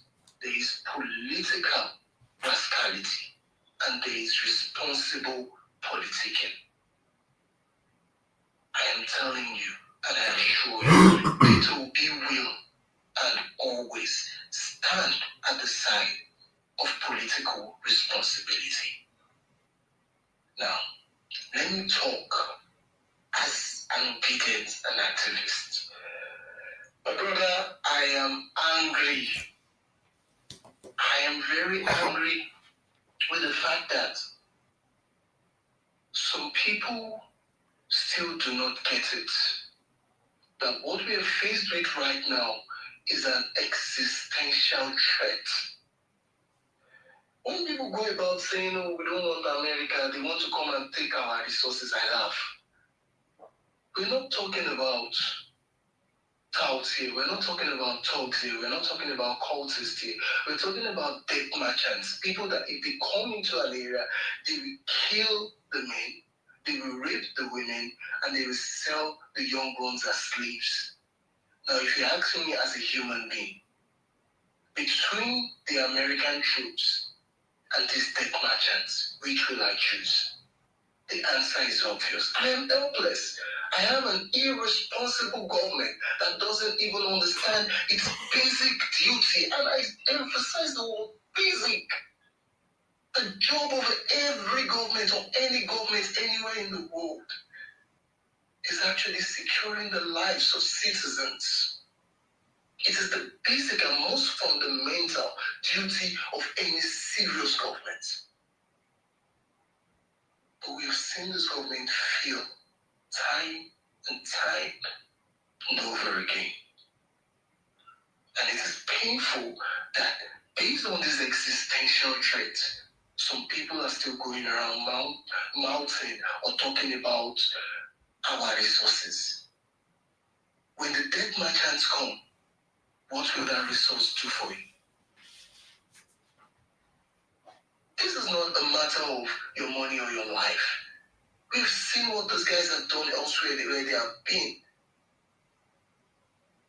So what will be my obvious choice as a Nigerian who is someone who understands the nature of things? I will choose for the Americans to come and safeguard my life. Thank you. I yield the mic. Oh, thank you very much, my brother. Thank you very much. Honestly, I'm not even going to say that I did not get everything you said there. You made a whole lot of sense. I think you even brought some perspective I did not even see when I was making my submission. But I don't want to make this like a back and forth. But I think responsible politicking right now is actually positioning yourself and speaking out for the Nigerian people. So irrespective of the fact that we might not, and I've always insisted, the nature of P2B is not the nature of APC. His nature is different. But even in his nature, and as you're dealing with APC, you have to be strategic in dealing with them. And for me, silence, I would have even preferred that right now you just kept quiet. Just let them be shouting, and great talk, so I think Atiku said anything since. I think I've not said anything. I think I've not said anything up until now. All of them, they're quiet. But when you speak just to justify the fact that, they are calling you out that you did not speak, then you just make a tweet and boom, okay, after all, I don't do. This time there's a vacuum, and I honestly still believe that his presence in the international body, his voice out there, speaking up for Nigerians, don't mean that you're supporting what the Trump administration is saying. There is a window for your voice to be heard. There's a window for the international world to know that truly, there's a candidate called Mr. Peter Obi or Mr. So and so as the opposition sharing and leading the cause of the Nigerian people. There is that vacuum, and that vacuum has to be filled. So how he fills the vacuum is, I'm not saying he should fill the vacuum, because there was a vacuum of opposition in 2014, and APC filled it with violence, with fake rhetoric. I'm not saying he should play the APC game, but there is a vacuum. He should fill it, and with this is demure, with his own facts and figures and everything, he should fill it and reel those facts and figures out there. That is the way out for it. That's exactly what I will never ever agree that silence at this point in time is a strategy. I don't agree, because you don't get this opportunity to speak in international body for free as it takes now. Anyhow, this is a window. You will not, if this news fall off, do you think that after hurricane, if hurricane happens somewhere and journalists go and cover that place, and you don't get a chance to do your interview that period, and they now go, then a hurricane happening on that place, you're not going to be calling CNN, please come out. No. There's window. This is media. The time has come out now. They're looking for free opposition to come and air their views. You don't speak. Then maybe in 6 months' time, you're not ready to speak. They now bill you. You now say, they don't have the money to pay for media. When you had an opportunity for free airspace, to air what you want to air. You must not go there and air APC rhetorics or air Trump rhetorics. Go and air what you have to air. This window we should not protect. Please, I'm saying that if you love P2B, tell him to use this opportunity and be out there in the international body and speak. I'm saying this again. Let me say that Saddam voice no dey loud. I talk am. We can leave am for them. But thank you very much, my brother. Thank you. Let's run up the conversation. I think. Minister, Yeah, Kabiri, I'm going to come to you now. Please, please stay on topic, please. As someone sent me DM, please on topic, please. Very well, please. Thank you. Please have like 5 minutes. Thank you. Thank you very much, Sir Saddam, and I'm very glad to be here today, and as we are discussing about Trump's and opposition's ability and unity among Nigerians. Well, I've seen again played by the APC, and now it's our turns. And why is our turn? We need to actually play with the last point, which is the unity.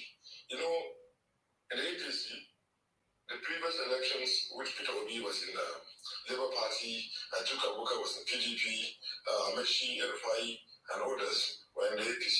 They play again. And that game is they use religions to win the elections. When the religion they use is forbidden, and we, by the other side, we lost.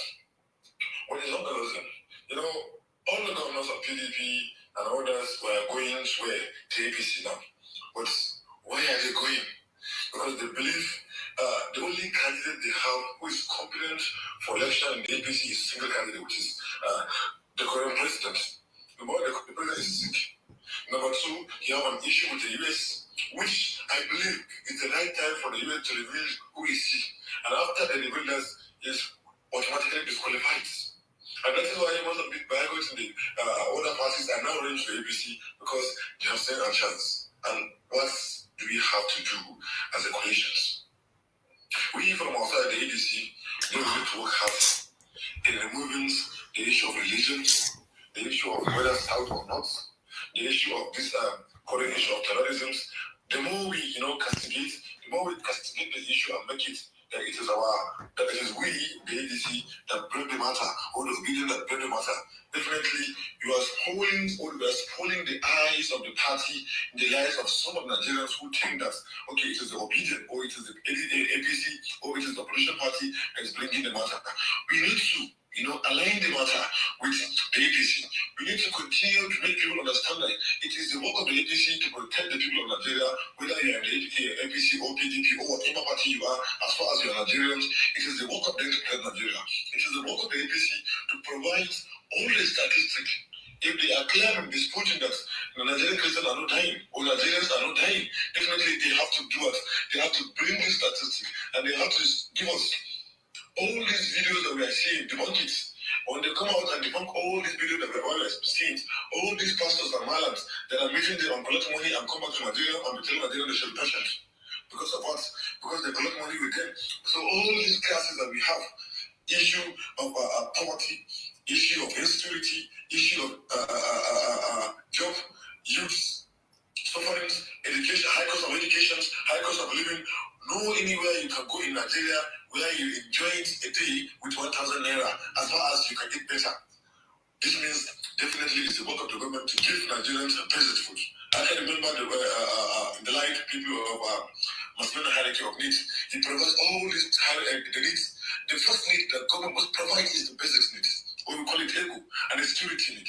And even in situations where people can be lost and even get married, is the government that we need to provide this kind of environmental situation. But yet, Nigerian government have done nothing. They only continue to create a problem where we Nigerians, we continue to hate ourselves, we continue to fight for nothing, because fighting for nothing. When an imam come out and tell you that he's fighting for Bidya, where people are hungry, people are not even, if you're not hungry, you cannot pray. If you're not hungry, you cannot go mosque. When the bandits are there in the bush, continue to expand their own ability, continue to show the government their strength with the aid of the government agencies, because we have seen where the government are helping them in places like Katsina and Zamfara, and still government is denying it. Government is controlling the outer space. We know what's called below the outer space. Government is in control of all the Nigerian outer space, all the Nigerian land, because government have all the securities. But yet, government will come out and complain that we have passport borders. Who care about the passport borders? Is the government that have the migrations? Is the government that have the army? Is the government that have customs who are in charge of whatever will come to Nigeria? There's somebody who now wake up today and tell us APC are working. I don't know which strategy will the APC use to sell their candidates in 2027. But let me say this. we, the ADC, we need to work hard in strategizing our party. We need to work hard to bring peace and sincerity in our works. Why? Because as far as these people are in the party, if you have single candidates, let's support that candidate. If you are to promote the party, let's promote the party. Because if today Peter Obi become president, for example, he must have the ministers, and the minister must come from the party. He must have directors, and the director must come from the party. He must have a vice president, and that vice president must come from the party. And today, he cannot be president and be minister of education, or be minister of commerce, or be minister of finance, or be minister of works and power. What do you need? A party that has standards and structural people who are responsible, who can be able to solve our problems. Because we have problems of logistics. From Kano, you cannot transport your goods in peace to Lagos. From Enugu, you cannot take your goods to Taraba. From Maiduguri, you cannot take your goods in peace to any state, whether in the south or in the east. Nigerians needs are divided. If you continue to go without promoting unity, peace, and prosperity among Nigerians, definitely we end up having a single region putting a candidate or another region putting a candidate, and we need all the states to win. For us, it's high time for obedience, it's high time for the ADC, for all our candidates to come up and to support our peace and security, and to bring manifestos where we can promote among Nigerians. And that must include reorientation of Nigerians. Because most of the illiteracy, in fact, even a situation whereby somebody from Sokoto or Zamfara be killed because of religions, whereby Nigeria, we have our laws, Nigeria, we have our constitutions. We are following religions because of it, our personal, not alone to regulate our society, no, alone to regulate our behavior. If you are Christian, you believe in Bible, you believe in Jesus, you believe in gods, and that means you must fear God. The same thing if you are Muslims. But those laws who it seems they are there to control Nigerians, they are there to control our government, they are there to control our activities. They must be in the constitutions and they must be regulated. Another issue is issue of inhabitant claims of claim by mouth. You just see someone's claiming to be whether Muslim or Christian or whatever it is, claim somebody because you steal 200 naira or you do something that's very wrong, instead of taking it to the police, then they'll just kill you. We must fight that. And we must bring the attention of the government, especially our party. Whenever they are making policies that will affect Nigerians, they must make sure that Nigeria understands how this will be solved. Another thing is street beggars. These are majorly issue. We must consider this because wherever you have a president, including birth rates, wherever you have a president that does not know the number of the people who have been given birth every day, there's a problem. Because GDP is calculated based on per capita rates. And do you know how many people are given birth every day, especially in the north? The government must control this. But the APC are not, they don't have this in their mind. They don't care now. Because if they control births, or they make the census, the number of people we have in Nigeria, definitely they will adjust. But what they do is continue to create insecurity, whether in the north or in the south, whether in the east, and continue to divide Nigerians. Only when you divide Nigerians, you can be what? Spend money on unity. Only when there is insecurity in a place where you divert this money of security boards and continue to pull out money without investigations. Only when you pull money, you insecurity and divide Nigerian heads, where you continue to pluck people that are irresponsible, that are incompetent in the government, where we have seen the entire minister, you don't even have an NYC, not even an NYC, his degree is scam. These are issues that we need to box solving them in our party. We need to bring peace and sincerity in our party because one candidate is for all. When we have a primary election in our party, any candidate that will be supporting, definitely we must solve the problem that if at all we have been able to secure the seat of the presidency, that we know who will be taking the power, that we know who will be in charge of transportations, that we know who will be in charge of education. Education is very important. And now it's costing the country. Not even costs. Perhaps we have bus schools. We have birth structures. We have birth science-based research institutions. So all this must be what? Must be taking place. And I wish the ADC people will have to continue to promote our party policies, our party candidates. Before, all right. we're not thinking that. Kabir, if you could wrap up in a minute, please. So in conclusion, we all know that the ADC are the real and authentic oppositions. And by the grace of God, we are going to win, because now, even the God is fighting for us. The ADC have failed, and they will continue to be failed. Not only this, I believe even later on, the France will come over and say, you're a bad person. Thank you very much. I appreciate you. Thank you very much, Mr. Kabiru. Thank you very much. Wonderful submission there. I just want to add, please, as you go back to ADC, go and tell them that they're not working, no, please. They are banking on Nigerians. Exactly what I wanted to say, Adam. Thank you very much. You give him all this time to sell ADC. I mean, he's not even still going against the so-called government in power when he's advertising ADC. You know, that coalition that they did is not coaliting. They are not doing anything, honestly speaking. If they're expecting Nigerians that will just be watching them on 2027 because Tinubu is a disaster, we'll just carry vote and give them. They are sleeping. They should wake up. Big Mac, if you want to come, just come in, bro. Yeah, thank you, man. Thank you. What is ABC's roadmap to 2027? I mean, I expected something clearer than what you're saying. You're just talking about ADC, but there's nothing substantial about the party right now. Like Saddam said, it's not correlating at all. It's not. So please, tell Bolaji, what's his name, Malam Bolaji, to please amplify his voice. Why is Bolaji not on? Why have you not been on CNN? Why have you not been on Fox News? Al Jazeera. Why has he not been on Al Jazeera? He meant to. This is the job of the spokesperson of the opposition party. Okay, you will not be this kind of. This somewhere international.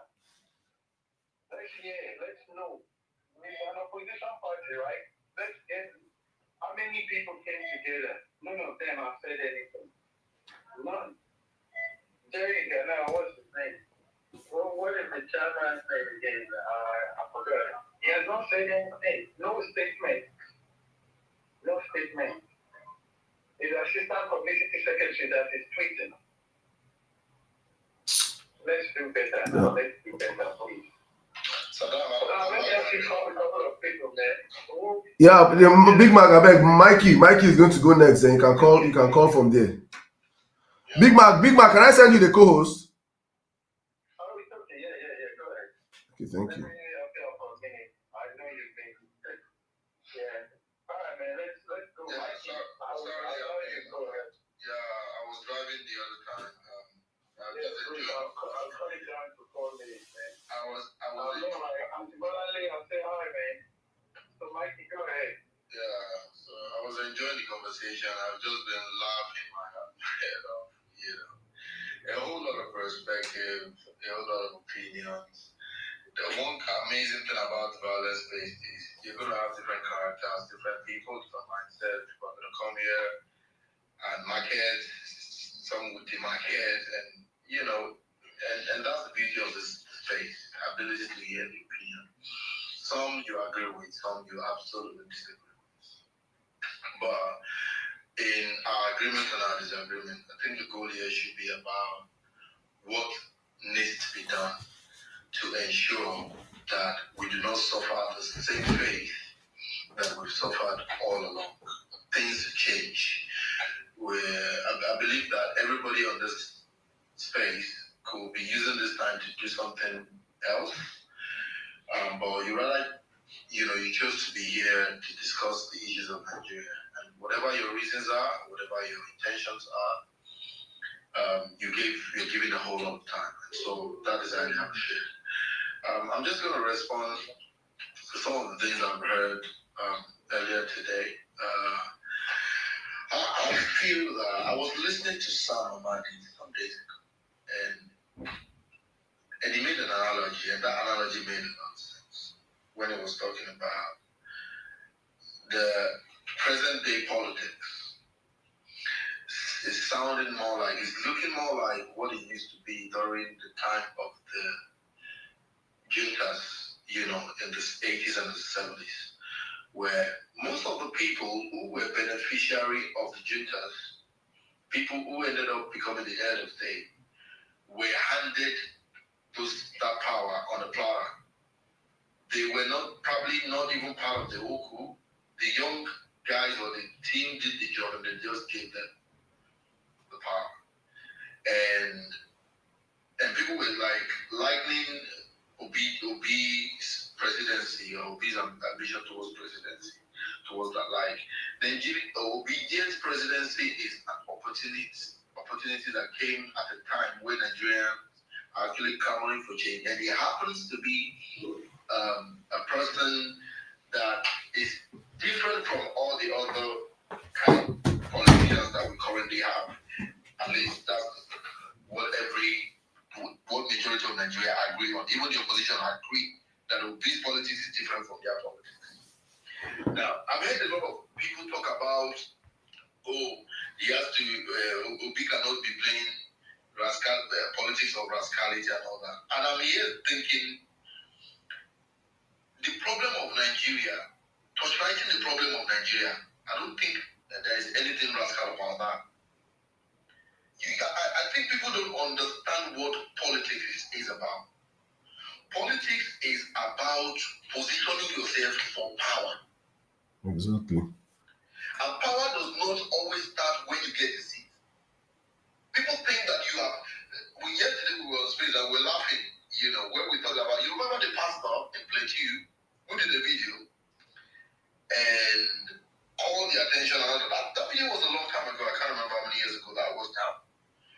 But I was saying right now, that man looks like the most secured man in the whole of Nigeria. You know why? Because anything that happens to that man brings the eye of the world. And it validates the sentiment that has been spreading around about the killings and all that of Christians in Nigeria. And guess what?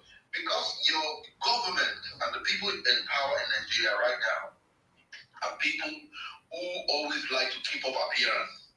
If that man, that pastor, I don't know his name now, if he has malaria tomorrow, APC will go and treat him. They will make sure they treat him. Because if anything happens to that man, it's going to be a problem. That is power. That is power. And so people who are clamoring that opposition needs to seize the opportunity. Opportunity doesn't start when you sit on the presidential seat. It starts when you put yourself in a position of power, global relevance. Global relevance. Become the talk of the global media platforms. And you're not going there to sell sentiment. Because that is the expertise of APT. Don't go there and go and do propaganda. To go and tell them that employment rate is 4% in Nigeria. That's not what we're asking you to go and do. Go there with facts and figures and evidence. And don't go there and sell Christian or sell Muslim. Go and sell the Nigerian victims. The opposition right now needs to be the representative of the Nigerian victims. Don't light the events in Nigeria. Don't light, put fire. That is what we are all clamoring for. What I'm saying, you should go there and start talking and start lying that, what didn't happen, happen. Go and tell them what exactly is happening. Tell them how irresponsible our government has been with the management of our resources that could have helped to protect the country. How they waste resources, lavish. Yeah. And the one is saying it, there's nothing you are saying that the people you are talking to already don't know. Because your politicians travel in convoys and in jamboree and all that. So nobody will call that rascality. If we're calling that rascality, then maybe we're not even ready for politics, we're not ready for change in the first place. Because for a lot of people here who knows exactly how efficient politics is, you realize that you have to come to that rate to get it prepared. It's not going to be a fight of gentlemen. That's why sometimes when I watch all these ADC people and they say, they were doing ADC meeting and then they sent talk and then they dissolved the meeting, and I'm like, where you were going, did you know that talks were going to come? What were you preparing? Are you not supposed to go there? The Bible says you cannot go to a strong man's house without first finding him. The people you are dealing with are rascals, are radical. The only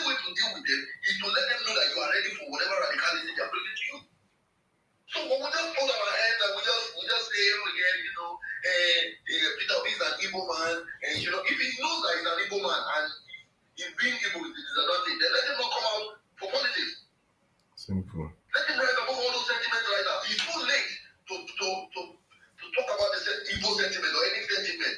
You are already out there. People are going to attack you anyway. They are going to come for you anyway. But make sure that you do what you need to do to gain global power, global relevance. And that's what we're talking about. That's what we're talking about. I don't want everybody here to get it. Nobody is saying that if you go there and start lying like that you see. I was listening to a lot of bullshit that the likes of Peter Lake was saying that it is Muslim and Christians that were there. That is all they go on my media to talk about. There is media and Muslim and Christians that they are killing. None of them have been able to articulate to say, yes, we know that this problem has been there. We know this problem. These are the steps that we have been taking, and these are the results we've gotten. No. That has not been done in all the media house with the like of idiotic Daniel Kuala that will be going from Saudi Arabia to South Africa to Iraq media. None of them have been able to articulate one step-by-step thing to say, yes, we know this problem was essential before we got into power, even though, yes, and then they will come out with the audacity to come out and say that, yes, it's better now. Are they taking us for a ride or what? And these are opportunities, and this is what I believe that Saddam was hammering. See, these are opportunities for opposition figures. I know I am here, I've accepted my faith that Nigerians are the opposition. We are waiting for any problem, but there is little we can do. This is the best we can do. We can come out like this and talk and yell and psych each other up and fire ourselves up, and we go into our separate selves, individual selves, and pass this message and all until it gets to the people that matter. But the people who we are all clamoring for need to be at the forefront. They need to make themselves relevant. Putting themselves in the global front in itself is power. It's not until you enter a rock. There is a kind of opposition you play that almost there is no time they debate in Senate in America or they talk in the parliament in UK that they will not mention your name. You're not going there to go and play propaganda. And KCC are the propaganda machine. The reason why they are all about trying to play my game that they always play. The mind game that they always play is ABC know what they did in 2014, 2015. They know it. And they can see that, things are not, it's almost the same thing that is working against them. And that is why they go about in the rampage. They are aggressively trying to convince the world. That's what they are doing. Right now, let me tell you, FCC don't care about governance. What they are just doing now is to stay face. Because they know what they did in 2014, 2015. And so it is the work of the opposition to come out and then play responsible politics by telling truth to power and telling truth to the world. So that the victims of these killings, the victim of Nigeria, the victim of Adri, the ones that have been oppressed, can identify with you that you know their pain. It is not enough to say you are tweeting. It is not enough. Maybe a couple of people, Nigerians are not scared of your tweets. Why did Adababi ban Natasha from traveling? Why are they all about, when she goes about her when she was there, I'm not that is, and when she goes about, she go and demarket Nigeria. And they've been saying this thing about demarketing and we going to demarket Nigeria for the past 1 year. So those things they say, that is exactly what they are afraid of. And that is what you need to hit them with. So anyone who is coming as a politician who is speaking in the sentimental position of a politician to say, Obi cannot be doing this, he can't be playing politics. If he's not ready to play such politics, if he's not ready to speak the truth, if he's not ready to position himself, make himself a global candidate, now that the flashlight is on Nigeria, then maybe he needs to step aside. I yield. All right. Can I reply?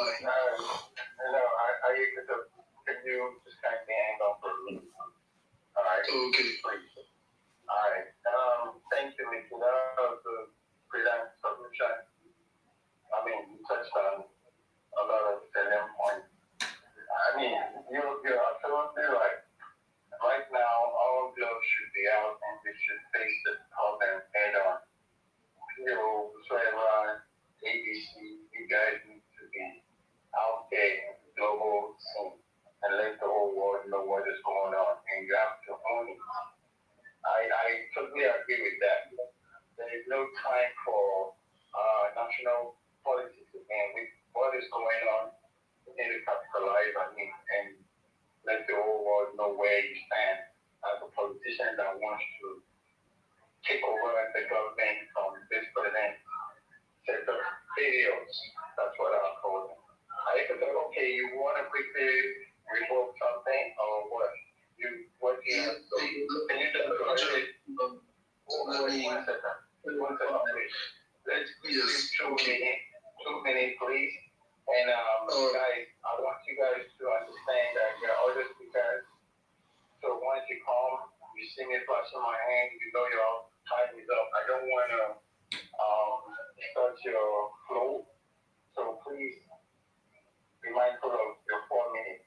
I could have 2 minutes. After which March will go.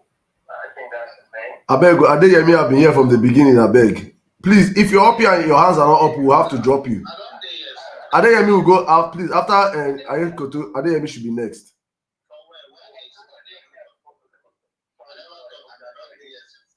Adeyemi, you're next. You're next. I say you're next. Adeyemi, no vex.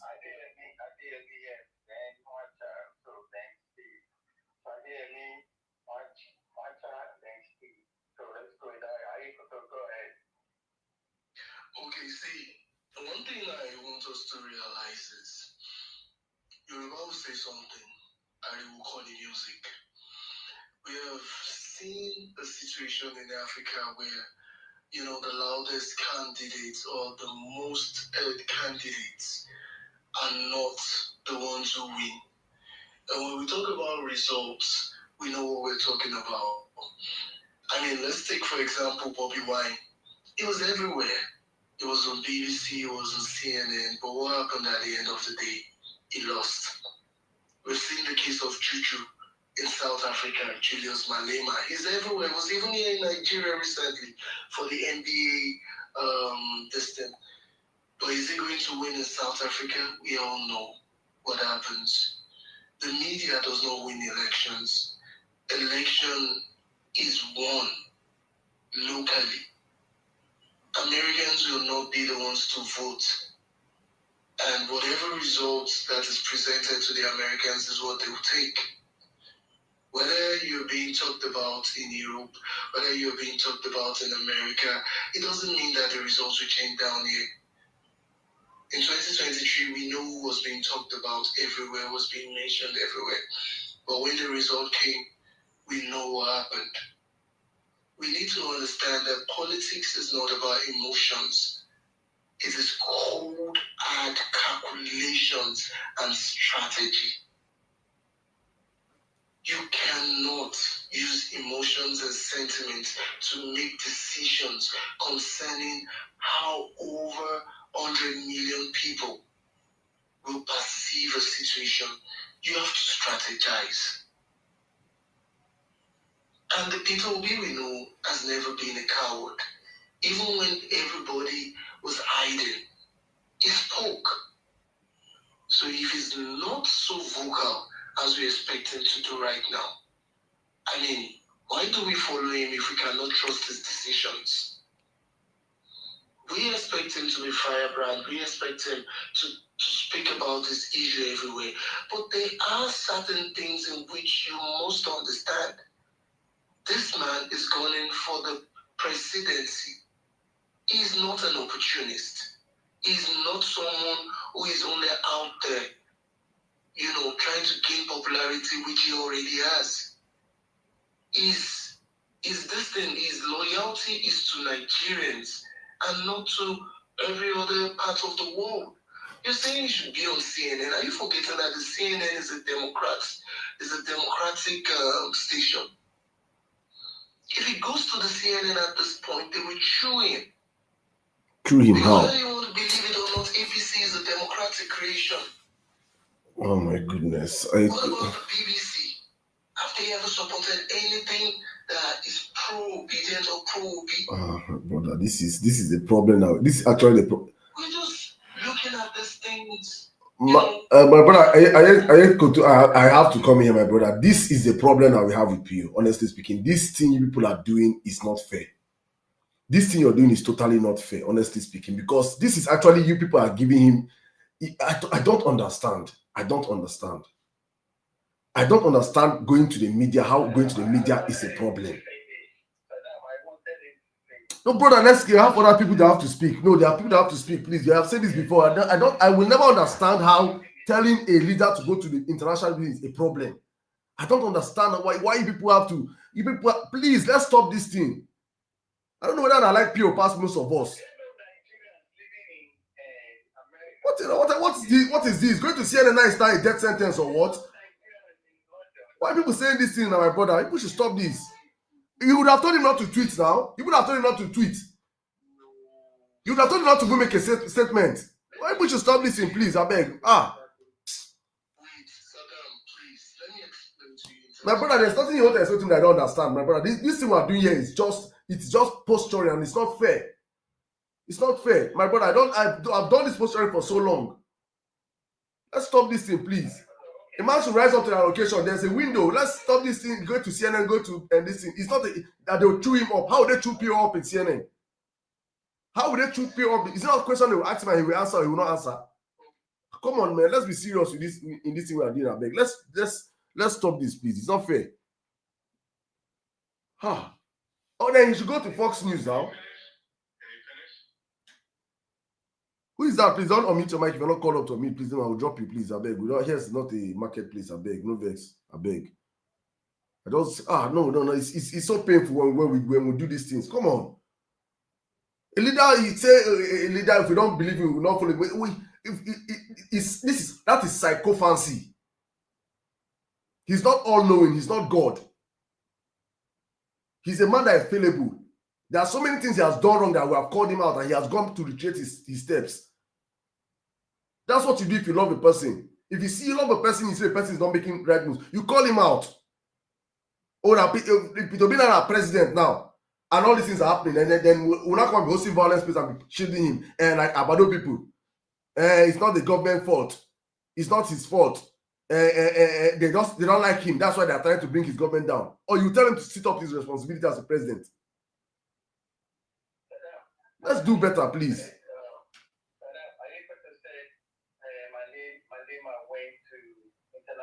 Media and he did not win election. These APC people before your eyes are equal to didn't they go to international media when they wanted to remove Jonathan? And they won their own election. Why didn't you use the others as example? I thank you. That is Nigeria. No, we're not South Africa, we're not Senegal. Nepal, the person that is the leader of Nepal now, were they not in international media? Were they were in Al Jazeera? People go there to create global awareness to their citizens. The president of Ukraine, is he not going everywhere? Is that not why Russia can't today capture the whole of Ukraine? Because the man is going everywhere. Ukrainians are protesting everywhere they are. In Canada, in USA, in America, they are creating that awareness. They are attacking Big Mac. They are attacking PO. They are attacking PO. Whether he goes there or not, APC are attacking him. Even this is even a life insurance for him. In my opinion, put yourself out there and let the world know. If anything happens to him, it's on APC going forward. Oh, just come and be pampering politics does not work. This is desperate times, man. Haba. If now me say Big Mac, as I enter CNN, I will indict Trump. If I'm PO and I get an opportunity to enter CNN, please, I'm coming. Big Mac, let me just say this. Let me say this, please.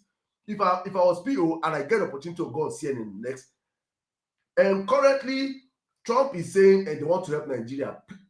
Are you aware or are you guys pretending like you don't know that the current president of Nigeria has a case file in America that they have refused to release? You put it on the spot. The next thing, the media start taking it up. Exactly. Oh, so the man is even a drug dealer in America. He was once a drug dealer in America. Why is Trump not saying that one? The media that hates Trump will use that on Trump. These are opportunities. There are so many cannon fodder to fire these people that we are wasting that time and saying, "Well, they just can calm down and do gentleman." I beg, let's stop this nonsense, please. I beg. He's not qualified to be president of Nigeria in the first place.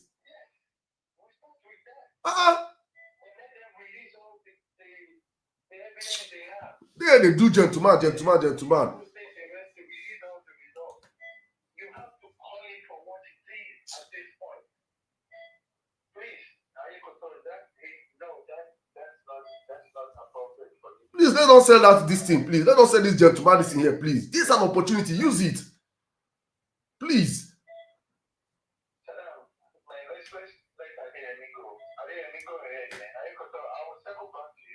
Yeah, stay with us, please. I beg. But let's move on to the next person for now, please.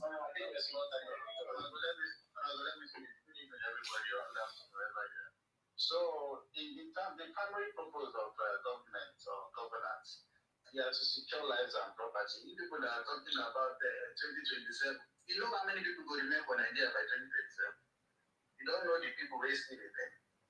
You look at sometimes you go remain again, don't worry. I'm not in Nigeria. Are you not in Nigeria? No, I'm not in Nigeria. I'm in Nigeria. I'm supporting Nigeria for my brother. So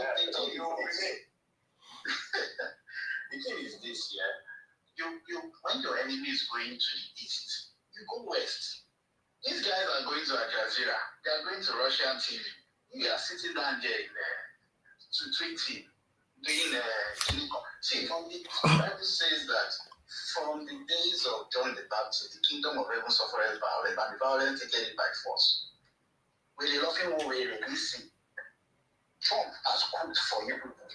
Served the tree on the dining table. Put all these things they usually put in cutlery.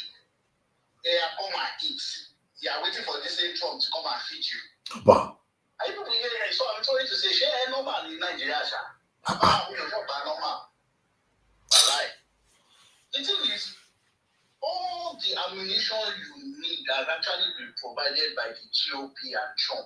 Even the people that don't see eye to eye with Trump normally on a daily basis, they are actually even on the same page with him.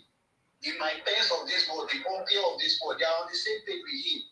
Even, okay, for instance now, Ted Cruz has said he was going to release the list of those people, which some of us are still waiting for. Peter Obi is not even my main disappointment. My main disappointment is actually Atiku, because that thing is happening in your region. And you guys just kept quiet. And somebody is coming here saying, ADC, if you go to, anybody people in Bedouin, God forbid, have been dead before the next election, who is going to vote for you? Or in Plateau, they kill all of them. Who is going to vote for you? Is it Sand? Is it Sand that's going to vote for you people? Peter Obi, this is not time for gentleman politics. If you know you cannot, lead, because some people are actually waiting for you as the general or whatever to lead the war front. Likewise, the same Atiku too. Except people who are part of them. Except people are the one funding these terrorists. If you guys do, you are not the one funding terrorists. By now, I should see photo ops in DC. Go and meet, even if it's not the Trump himself, Secretary of State. People are going to take photo with them. Check them, Buhari, they did it with Obama the last time. From DC, you guys go to London, that 10 Downing Street. As the politician is going to all those places, okay, if CNN does not want to go to Fox. I mean, what is all this nonsense people are even saying? People don't have people that are connected one way or the other that have lost their lives. I'm talking about lives here, I'm talking about the progress. I'm talking about politics. Are we normal? So to me, I don't feel like if either you do it or you don't do it, these people have already made up their mind. I am not going to fight clean. You have to fight dirty. Okay, if Obi does not even want to go, let's say he's even looking at it, I'm Christian, I'm Igbo, and this and that. You have that. Exactly. Exactly. See, if he's Muslim, he will tell you that he's Muslim that kill. God bless you, Adeyemi. God bless you. God bless you. God bless you. You live long. God bless you. Send Dele Faro to me. What are we doing like this? How about? You just talk through network APC attack your network. They don't like better thing. God bless you, my brother. Big man, you know, I see him, man. If you okay, send Daddy. Daddy go, Daddy open him up for CNN. Ha! Do you understand? Let's stop be doing this here and be doing Abba. That is a Fulani man. He's a Muslim man. His people are being unalived also. You go there and paint the. That thing will boom in and say, you Americans are asking these questions. Are you not aware that this man has a drug case in your country? Why have you people not released the files? They interview you and say, drug case? Really? He said, you don't know? He opened record of life on air. Automatically that becomes a new topic.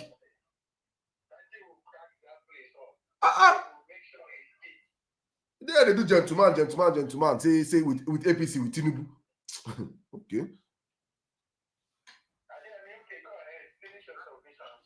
So my submission is that people should stop all this trying to be politically correct and try to. If you know you're not ready to lead, go to people, go to Bill, step aside, let other people take control. It is better to fight dying than not to fight at all. That's my own submission. Thank you. Please, Big Man, before I bring the next speaker, let us answer a question. Raphael Ayo said, Big Man, let me just answer a question. Steve, I think Steve will come next. Please, let me just answer. Somebody asked, Ayo said, when they ask PO, is there a Christian genocide in Nigeria? What should the answer be? Because as a Christian, they will drill him deeply on that. The answer is simple. There's a genocide of Nigerian lives. Christians and Muslims alike. That's the simple answer. That's the simple truth. So yes, there's a genocide of Christians and there's a genocide of Muslims, and all ties down to the inability of this government to secure the lives and properties of people, which is the primary duty of any government. The moment you fail at securing the life and properties of people, you have failed in governance. If you like build 1 billion coastal roads, if you like provide everything, as long as people are not alive to be able to use those things you're providing, you have failed in governance. It's a simple answer. But let's go back to the conversation. Thank you.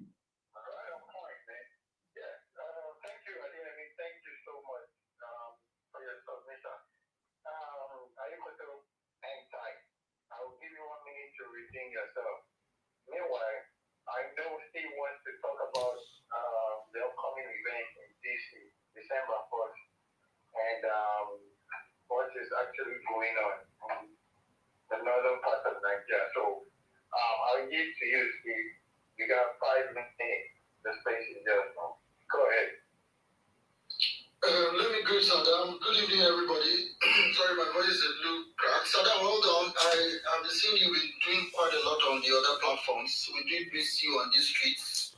Thank you, my brother. Thank you for also coming back. I know you've been doing quite a lot on that front. I hear a lot of people on TikTok, but I believe that the smart people on Nigerian social media are on Twitter. Am I wrong? I don't know.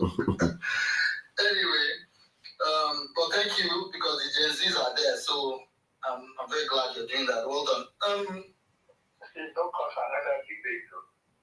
Anyway, I don't want to distract. Saddam, I was just on the phone with Mike Arnold, the guy that Reno Mokri invited from Texas to come and lie and come and toe the line. The gig that Mokri had, the one that backfired, I'm sure you followed Mike Arnold's report. That has started a lot of backlash, and the truth is out, right? And he's not happy that Nigeria, there's no opposition in Nigeria to speak the truth to what is happening. And when I was listening to your conversation, I was just chatting with him that even me, on the disobedient ninja group I belong, so I was just chatting earlier about 4 hours ago before this space, that Nigeria does not have an opposition party or an opposition figure at the moment. And some of these guys there were wondering, what am I saying? You don't have who you support. And well, I mean, at this point where we are now, Our country is at a critical juncture.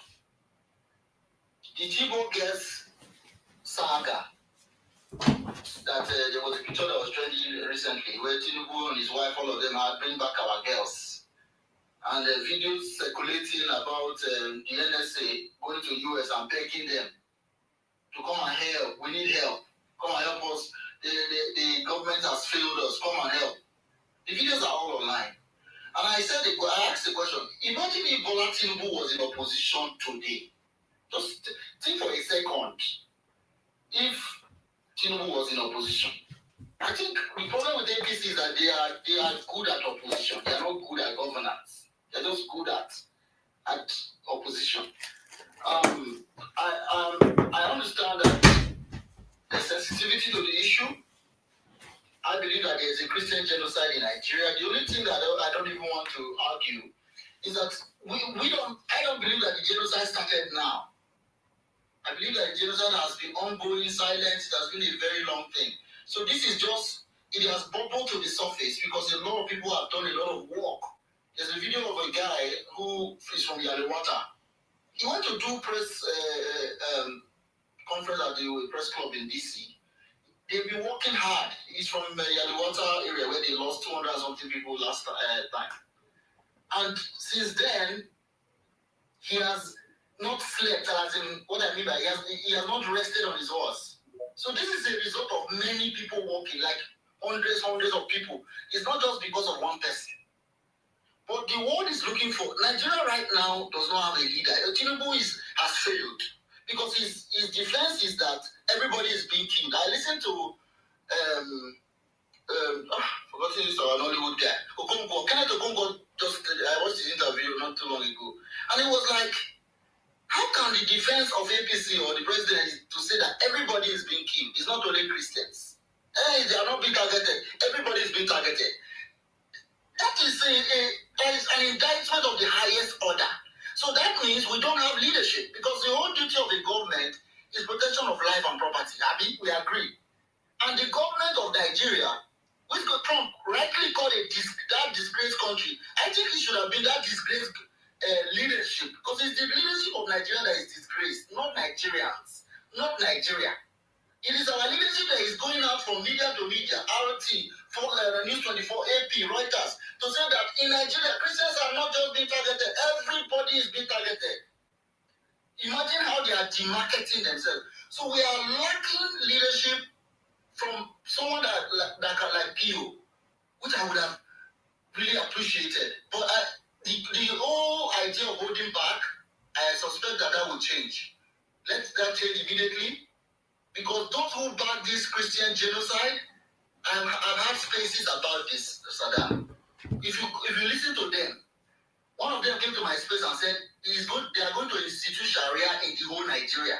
They are not in these 12 states that we're crying about. It's just the beginning. We have literal terrorists on Twitter. They are here, not just the dirty boys in the bush. They're everywhere now. Very calculated, which is why you see them able to get away with this. Somebody was asking me, you mean 200 people will die in your country and there will be no half-mast flying, there will be no massive protests everywhere until the perpetrators. I said, which half-mast? People die like flies in Nigeria. Tinubu will not send anybody. That is a failed government. Now the entire world is focused on Nigeria. Guess what? Oppositions are missing. Oppositions are missing. Who else is also missing? Religious leaders are missing. No, those ones I will have special space for them. No, I beg, just leave those. I don't want to cook. You see, if I dey cook, I know I sabi cook well. Today is I dey opposition that those ones will come next week. Don't worry. So because of this rally, which I'll talk about shortly, somebody called me. He's in DC. He's an American guy that has been working on the persecuted Christians for a long time. And he reached out to my organization and said, "You are the first Nigerian organization to pick up this issue. I have gone to several Redeemed Christian churches in this our GMV area. I don't know why they are not responding. I researched, and he said there are 2,000 Redeemed Christian churches branch in America. 2,000. He said I couldn't find one to help me at least. Since I'm an American, you are a Nigerian pastor. Talk about about the persecution. 2,000 branches of a team. And I told him that there's something he doesn't know. There's something called tribalism. There's something called a bilocom that I can't explain in English. So that's a topic for another day. But it is a disgrace of the highest proportion that you even have someone like Ade Francis' brother coming to say there is no genocide. The killing has been going on for long. It's not called genocide. Just kill it. Just imagine. Then there's another one that said, forget the genocide. That Trump is coming for your minerals. Like our pastors, if Nigeria was a normal country, they should be their pulpit should be empty. They will just enter their church. Nobody will get there. If it was a normal country, nobody should be going to any of these churches. Stephen, I say leave that angle. Stephen, leave that area for me. This is not today. Is not for them. Today is not for them. Please, Stephen, oh, Stephen, I will meet you, my brother. You know me. I'm very big on my topics. Because we can all start focusing on different angles now, and this place will go round. Please leave those people for us. Next week, when we're cooking them, we'll cook them well. For now, I beg, let's focus on this one, because whether those people talk or they don't talk, they are for me right now, they're irrelevant. Let's focus on our topic, please. We'll come to them next week. Go on, my brother.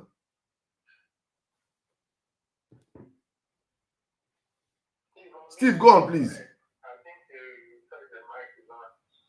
It was double muted. I'm fine. Tadam, no problem. I will be here on that space. In fact, I will carry my cloak up. I will be here. Anyway, because the team don't vex me too much. Anyway, guys, on December 1st, we want to go to the Capitol Hill. I decided to, we have a non-profit here called Save Nigeria Group USA. Of course, it's a 501c3. The idea of that non-profit was Nigeria issues, right? So some years ago, we registered it. We've been using it very small, in a little way. But I saw some of these issues escalating with the killings. I started getting reports from folks in Plateau, in Benue, and the crews picked this whole thing up. And I said, well, listen, Riley Moore is from West Virginia. Those that know America, you know that West Virginia is one of the very white, we don't have diversity there at all. The man is so on this thing from media to media, he's very passionate about it. And I asked myself, I was speaking to a friend, and I said, how come there's no Nigerian organizations at least doing a solidarity rally to go to Congress and see these people? Because there's something about somebody crying on your behalf. This man may have never been to Nigeria, but he's very pained at what is happening to Nigeria. I'm like, we feel this America now, so why is no organization championing this issue? That's what started this whole thing. Then our organization decided to say, okay, let's do the rally. Only for us to realize that the US government is shut down. We can't actually get permits and all that. So we had to now, because if you want to the crowd that is large, you need permits from the Capitol Police, etc.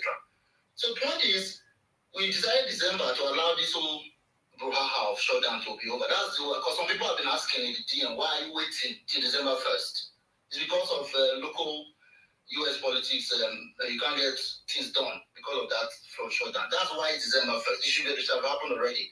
But some of the ask in that rally was, number one, for Nigeria to be redesignated as a CPC country. So my phone blew up when Trump went ahead of us to do that on Friday, which is awesome. But I was speaking to my counterpart about it because he will be there as well. So I said, our first ask has been done. But the main thing that he is also passionate about is the IDPs. In the spaces I've held regarding this Christian genocide, we've had people come and tell you their story. It will break your heart. I promise you, your tears will be uncontrollable when you see victims come to share their story. I've heard quite a lot. So it's beyond sad, and more importantly, there are at least 11 million, mostly women and children, that are in IDP camps, not only in Nigeria. I just recently found out in northern Cameroon, Nigerians are there. As a matter of fact, in northern Cameroon, there are almost 300,000 Nigerians in camps waiting to go back home. Some of them have been there since 2012, like almost a decade. They're in another country. Think about it. Nigeria is not officially at war, but Nigerians are in northern Cameroon camps waiting to go back home. And the homes they are going back to is either desolate or have been taken over by the jihadist terrorists. Names have been changed of those places. Their churches that were burnt, mosques are built in the location, like real genocide. Like that's why my grandmother has been to some of these places. So he almost pulls his hair out when he hears people deny the genocide. It's like, are you kidding me? There are 11 million witnesses. You want to deny? They are not just in Northern Cameroon. Nigerians are in Chad, guys. Nigerians are in Niger Republic. Nigerians are in Benin Republic as IDPs. Then also in Abuja, even in my home state of Edo, we have IDPs in Edo State from Borno. They've been there since 2011 in Edo State till now. You know what it means for the government to deny you? That you're in a makeshift camp for decades. Daniel Bola is one of my gobbles. You know, you can have gobbles, right? Daniel Bola is from Borno State. Somebody came from Borno and said, Daniel Bola cannot go to his home because Fulani herdsmen and terrorists are taking over. Bola cannot safely go home from southern Borno. But Bola is the spokesperson. Right now, he's in Washington, D.C., jumping from media to deny the genocide. That is the reality we have. He had added pastor to his name. So that, you know that Bola is not a pastor. Just like they want to gaslight people to say he's a Muslim ticket in a country like this. Oh God. Are you serious? Well, like the pastor, who ordained it? I don't know. He has added it to us now. That's correct. Yes, he said he's a pastor. Just like they gaslight us to say the president married a Christian. FFK no be pastor. All of them are pastor now. Dealing with. You decide to pick a Muslim ticket to bring jihad and slaughter all of us, Abi. I think it has really worked and backfired on them because they will never accept it. Anybody on this space that believes the Nigerian Muslim will accept a Christian ticket. That person is the most, I don't know what to call it, the most, that person does not tell truth. I'm looking for the right word. Muslims in Nigeria, I mean moderate, ordinary one, it's not terrorist. Ordinary Muslims in Nigeria will not accept a Christian ticket. Hear it from me. I'm not telling you Boko Haram. Your friends that are Muslims, they will not accept a Christian ticket. It will not work. So why are we deceiving ourselves? I am talking about the moderate Muslim. The ones on this place, they will not accept it. But they want to shove it down your throat. But Steve, no, Steve, I want to put this on again on you for you to understand that it is not their fault. It is not their fault. They will not accept it. Shows for me strength. You accepted it. You're the weak person. So don't blame them. That is the problem with you, with we. You people say they will not accept. Why did you accept? Why did you accept it? They don't want to blame them that accept. They will not. They will defend themselves and defend their faith. That is why I love them. You will accept it. And you not come with then the repercussion. You don't want to gaslight them. Buhari was a disaster for 8 years. They were keeping quiet. They did not talk. Tinubu is a disaster now. They are shouting. Say, why were they quiet during Buhari? Why didn't you shout during Buhari? Why didn't you shout during Buhari? They kept quiet. Now they will not talk. I mentioned this to our Ronu bandits. I said, if you expect the North to tolerate nonsense from Tinubu because you tolerated nonsense from Buhari, you are a fool. The North are not psychopaths like we in the South. What they refuse, they refuse. If you pain you refuse also. Don't blame them. Blame yourself for accepting it. So I don't want all this gaslighting. We'll come and gaslight ourselves. Yes. If they not accept a Christian ticket, then I know that the North is no longer the North. Why should they accept a Christian ticket in the first place? Why did you accept a Muslim ticket in the first place? That's the question. Don't blame the North. Because Nigeria is a multicultural state. No, we accepted it, Abeg. We get Christians. No, Christians they promote the ticket up and down. Is it not pastors? Your pastors that were promoting the ticket up and down?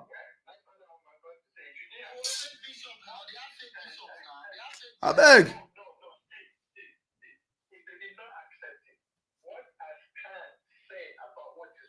Exactly.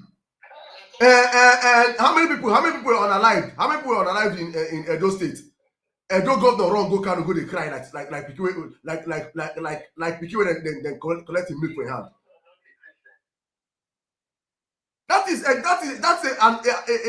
I respect the North because they show strength. What they don't accept nonsense. That's what you should emulate. It's not something you should talk down on them on it, my brother. It is strength. They know what they carry. Yes. Why I said that? I got a lot of speakers, man. Let's see. This is important. I'll try. Yeah, please just wrap up. Let's see how we can pick up no more speakers, my brother. Thank you. Yes. No, the dynamics are not quite the same. The power balance is not the same. I understand. We in the South, just to round this off, we voted for Peter Obi because we did not want a Muslim ticket. Also because this is a catastrophe.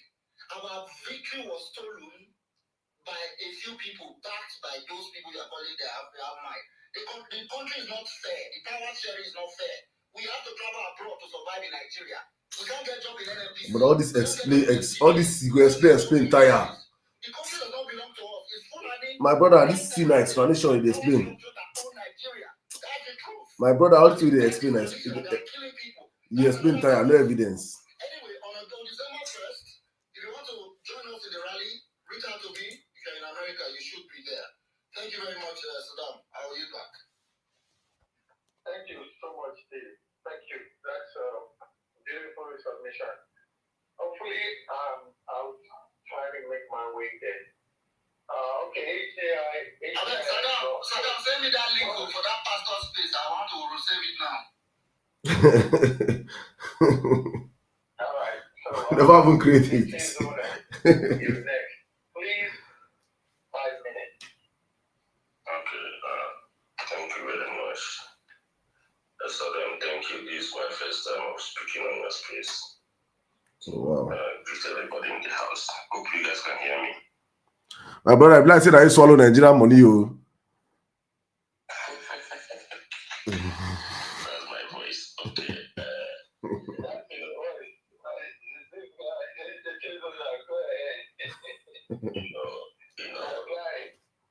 I'll listen to some people speak now.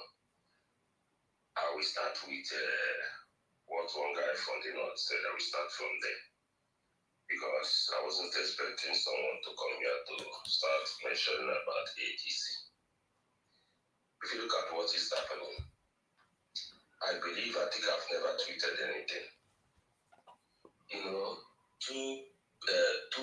these things like two different people with two different ideologies. Look at what is happening. Mostly people in ADC, they are against Trump because they feel like Trump coming in to help out is an attack on them.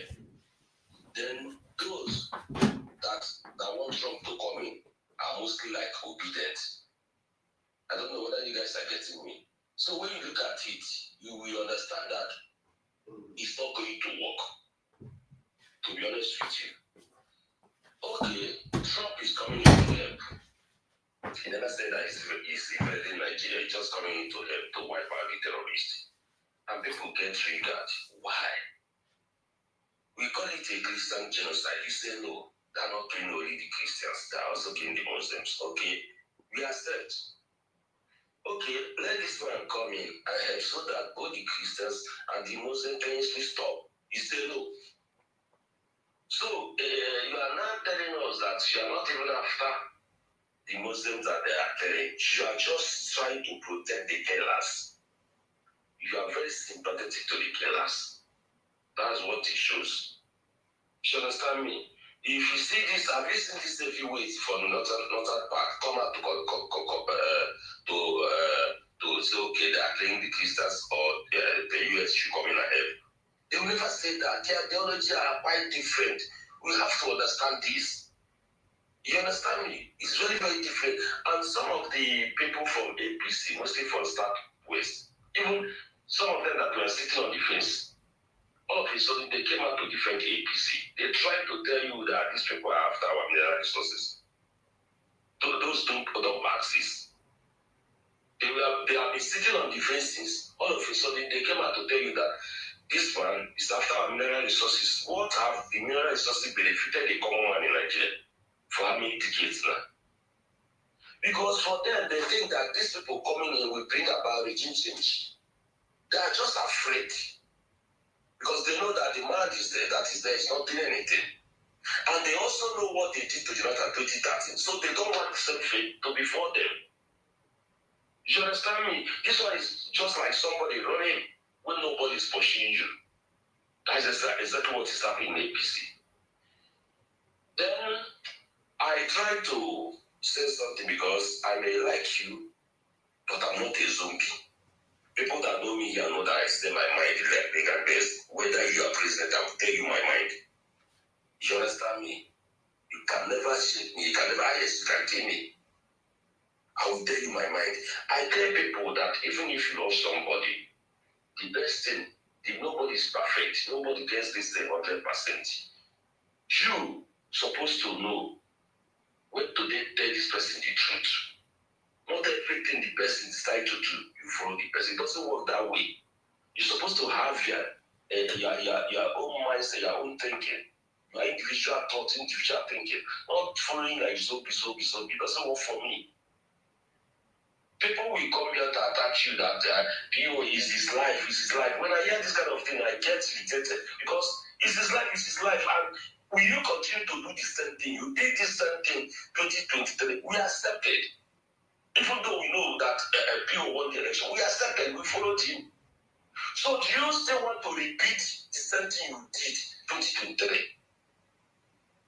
Do you want to repeat the same thing? I always ask this question, and people that don't know, that understand, that don't understand politics will think like I don't like P2B, that is P2B going to protest for me? I should go and protest. It doesn't make any sense. When opportunity presents itself, if you are smart enough, try to utilize the opportunity. If they are going to think that you are building it on the dead of you are doing politics with people's lives on there. See, you have to do everything humanly possible to make sure that you find yourself in that sorrow, because you cannot keep on talking outside that sorrow. You cannot take Nigeria outside that sorrow. This thing we are seeing now, let me be honest with you guys, this thing we are seeing now is just a preamble. If these people, by adventure, God forbid, find themselves again in that sort of 2027, what you are going to see will be times 10 of what you are seeing now. When I say this, the people don't understand. Believe me, Tinubu can never give you. Tinubu got no positive thing to offer Nigeria. You see, Tinubu, he can never, he don't have it at all. He doesn't. He don't have. These people are demons. They don't care about you. To show you that they know what they are doing. Why are they all of a sudden, even army, they started posting something, even they have to post something that happened 10 months back. I mean, now they are trying to do operation. So, small time now, you hear something like operation capabilities from army. I'll be honest with you. They are deceiving themselves. So you guys know exactly what you are doing. All of a sudden, you guys now woke up. Remember that you have something to do, you have work to do. You have things to protect. Audio protection. So what I'm saying, SS, is this. To be honest with you, some of obedient, me, I'm not obedient, but I support PO. But I have to tell you guys the truth. PO need to utilize this opportunity. In that northern part of the country, they align on the same path. I wouldn't like you. The only person I see as an exceptional human being there is that. If he requires PO to take that Ahmed with him, to make sure that PO have connection, we know that this man have international connection. If he requires speaker, it's not that you are going to make it public, but you have some things. You have people that know people that know people. Use this opportunity. You have many things that you are going to going to use against this man in Asorok. Why can't you use the opportunity? And they know all this thing. That's why they always think that they're trying to put this man in a corner. And you're playing along with them. It can't be I understand it doesn't work that way. What I'm saying is this: we cannot continue like this. To be honest, you cannot continue like this. And if you guys are hoping for people that parents like because for me now, what I observe now that we have food soldiers The terrorists, we have their foot soldiers, then we have the terrorists online, then we have the a kind of striker, midfielder, and defender. That's what we have. We have some of them on this social media, or we have some of them in the government. When these people come in, the people on social media will defend. Why these people will do the politics over them? It's unfair. We cannot keep on dying. And for people will come here after seeing all this, they come here to lie to yourself because you want to protect, because of your selfish interest, or you want to protect your tribal man. Does that even make sense to you? I say this, I say, to be honest with you, I say this: if PO is not ready to do the needful, if PO is not ready to utilize this opportunity to make sure, and for me, I'm not even after this correction of this thing that I'm doing. With PO and Adati Ahmed, they can do it. The only thing they need that, because these people are afraid of international community, they need that international community. They need that international choose what he's scared of. alliance. That's what they need. And Use it. me with you, PO and that, you will see this people national arrest my case. Thank you. Thank you. A.K. Sona, the firecracker. You made some good points. I appreciate you. That's a very good submission. All right, let's go to Olabes. Olabes, Peter. Olabes, please, 5 minutes. Olabes. Okay. Good evening, everyone. Good evening. And Olabes, sorry, 1 second. When you finish, I'll give you 1 minute to wrap up your previous submission, please. 1 minute. So Olabes, go then. After Ayikoto, Olele will go then. Chineye would follow. So in that order, please. All right, go ahead, Olabes. Thank you. All right. I don't really have much to say, but what I'm observing about I've been listening since at least for a while now. The whole issue of Christian genocide that is going on in Nigeria. Yes, there is Christian genocide, and for me, the way I see it is that this issue affects mostly the middle belt, and the people of the affected area, most of them are those pastors. I saw a video of a pastor that buried maybe like 200 members of his church, and he actually documented all their names and everything. So they are taking all these things to I think some of them went to the UK, some of them went to the US.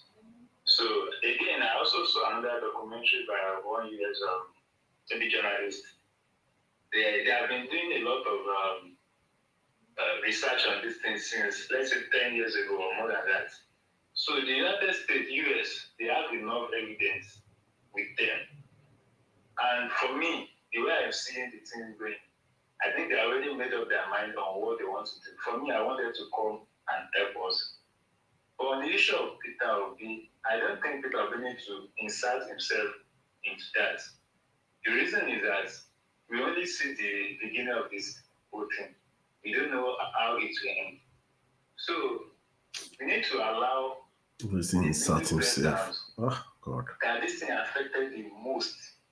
They have already taken it outside. And thank God that the US has now responded. Now let's allow US to carry out what they want to do. So Peter Obi now being at the front for jumping on it. It's not like you want to take it from them and put it on his head. So already the APC have been trying to twist the narrative. You can see what Bala is saying that IPOB went and reported to the US. There's no Christian genocide in the Southeast. So the region that is affected the most have taken it outside to make the report. The US have responded. So let them come and assist us and help us. So don't let APC now throw everything on Peter Obi later and you are not going to be president because all the Northern Muslims not food for you. You do this, you cause this problem. So you should not jump on it. Oh God. How are you guys understanding this thing, for God's sake? So that's just my own view. So all this vision we should be on CNN, to be doing this, to be saying this, to be saying that. He has done enough. He has went to Plateau, he has went to Benue, he has gone all around. Even the Benue State government at the time said he should not come into Benue. So he has done enough. For me, he has done enough, even more than enough. So asking him to go to CNN, no, he doesn't need to talk now. The evidence are already there. So that's just what I want to chip in. My Tinubu boys are the ones saying these things. Thank you very much. Olape. Beautiful submission. Thank you. Let's go to Walele. Walele, the space is yours. Take it away, man. Yes, good everything to everyone, wherever you're spacing from. Where to begin? Man, anyway, let me start by saying that no matter the insult that you call this government, it will never be enough, right? Sometimes when I look at this government and I insult them, I even begin to think that I'm insulting the insult because nothing will ever suffice. I really want the opposition to speak about what is going on. I want them to take it a bit more seriously.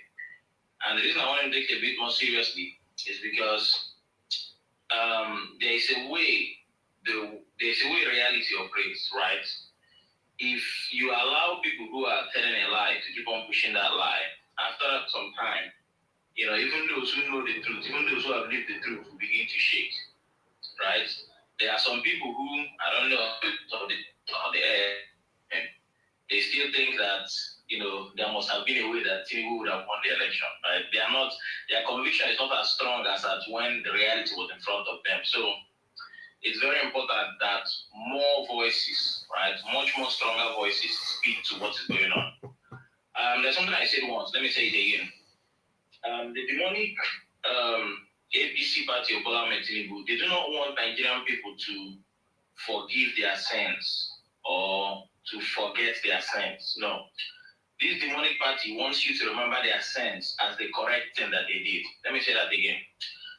The demonic party of Bola Ahmed Tinubu does not want you to forgive their sins or forget their sins. No. They want you to remember their sins, all the crimes they committed against you. They want you to remember it as the right thing that they did.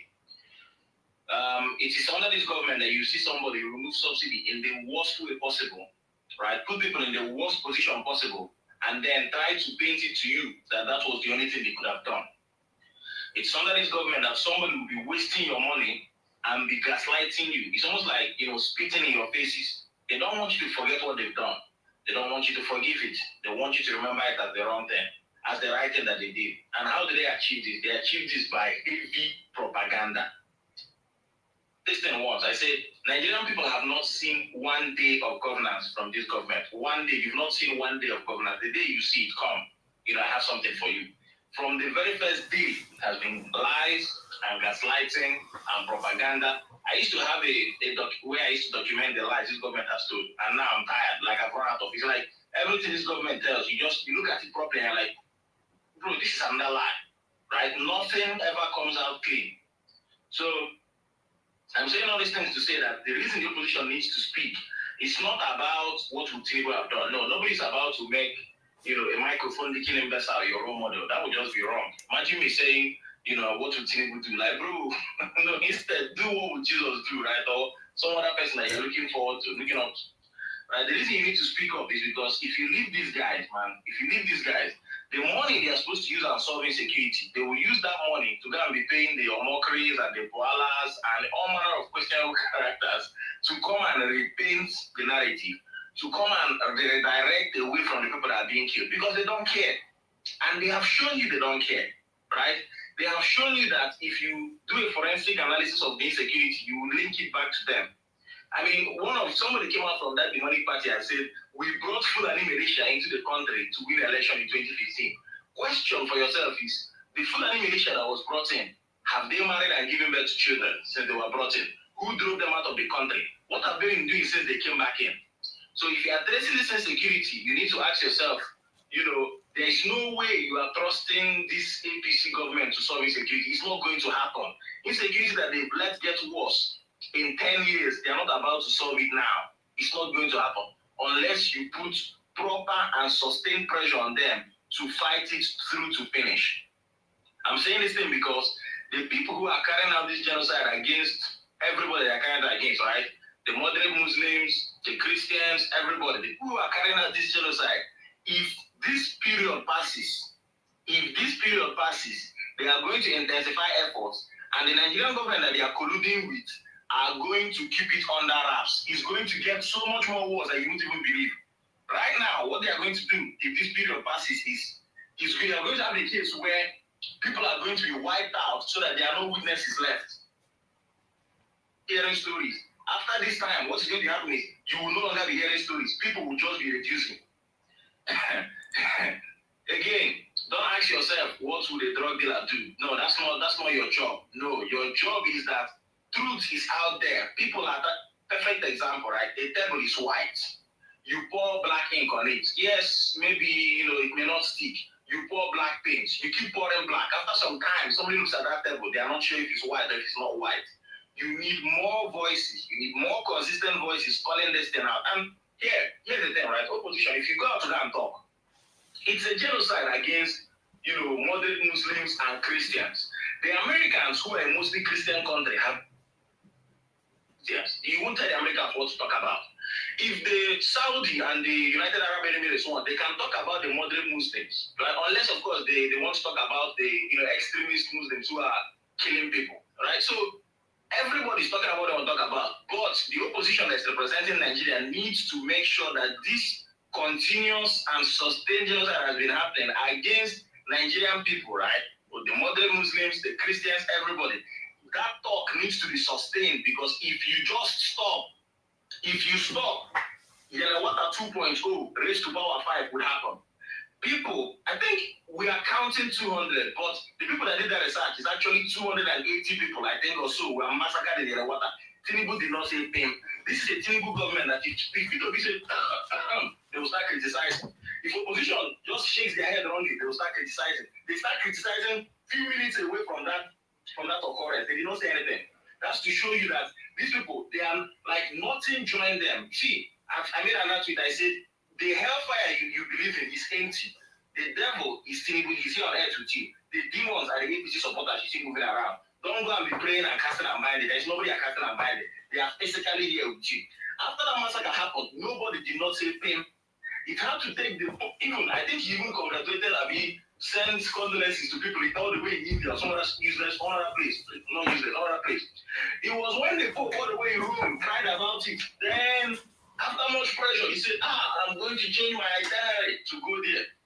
And he didn't even go to the place where the killings happened. Do you know what that message sends to the people who are doing the massacre? It tells them that, bro, agreement is agreement. Carry on with what you are doing. It gives them that idea that, nobody is looking at what you are doing. You can carry on as you want. Guys, opposition, I'm warning you. You need to keep this sustained. It's not about change. It's not about this. It's not about that. No. It is because if this talk stops, you people will not be seeing witnesses that will be making video. I can promise you that. If the light that is being shown on it, I agree. Yeah. If the light that is being shown on what is going on just stop shining, nah. You people will know that you heard the story is because somebody was left alive to tell you the story. You will begin to know that the reason you heard the story is because we really thought that nothing would happen. So we let somebody escape and then make a video. We thought nobody thought it would not catch fire. Once we hear that it will start catching fire, you will see where this Nigerian government is preempting the going to go and put out there. Because that's what they've been doing.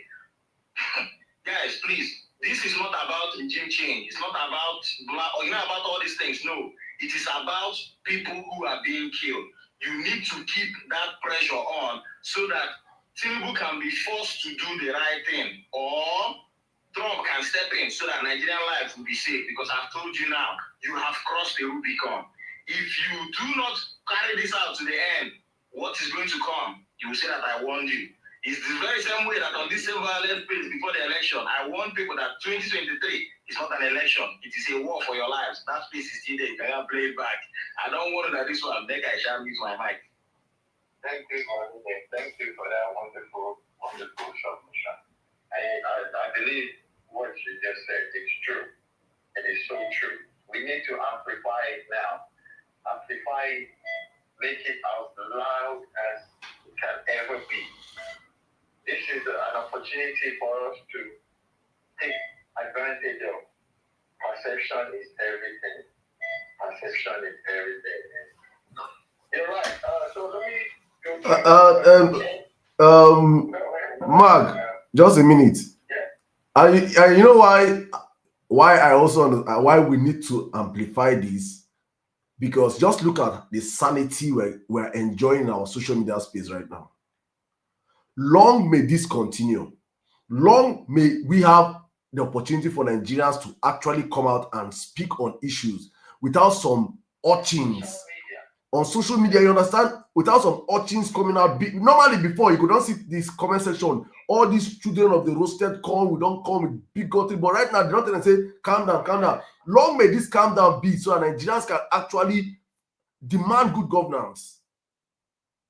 So it's a hydra-headed. Those are clamoring for us to sustain this, and sustaining this not just because what we can do is Twitter, open spaces, host lives, and the rest. But for this information or this news to stay sustained, it has to be on the international media constantly. The thing was dying off until yesterday. Trump said a lie, released on that video last night.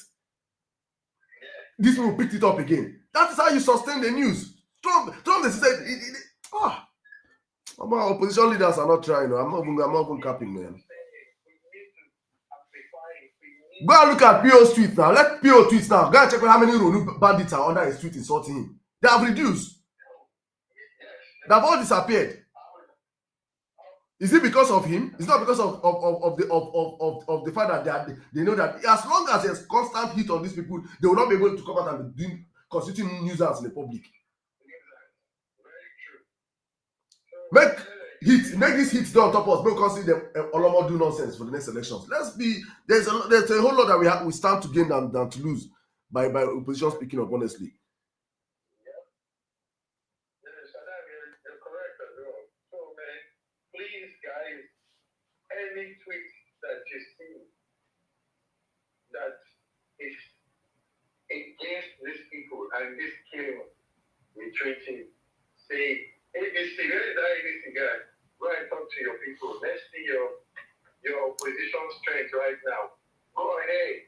Go to media houses, go to radio stations, go everywhere and say what you guys want to do. Say the things that these people are doing. Call them out. Let the world know. And take it and let's hear how well you guys can be in a position. Don't come on Twitter and come and tell us ABC. We don't want to hear that. GM, please. Go ahead. I've been on this space for hours. I even slept off. Wake up. I realized that Mike has been giving to me. Sorry. The order I think you came up to speak, So I have a list of everybody. So you were not on top initially, but now it's your turn. Let's enjoy you. Go ahead, man.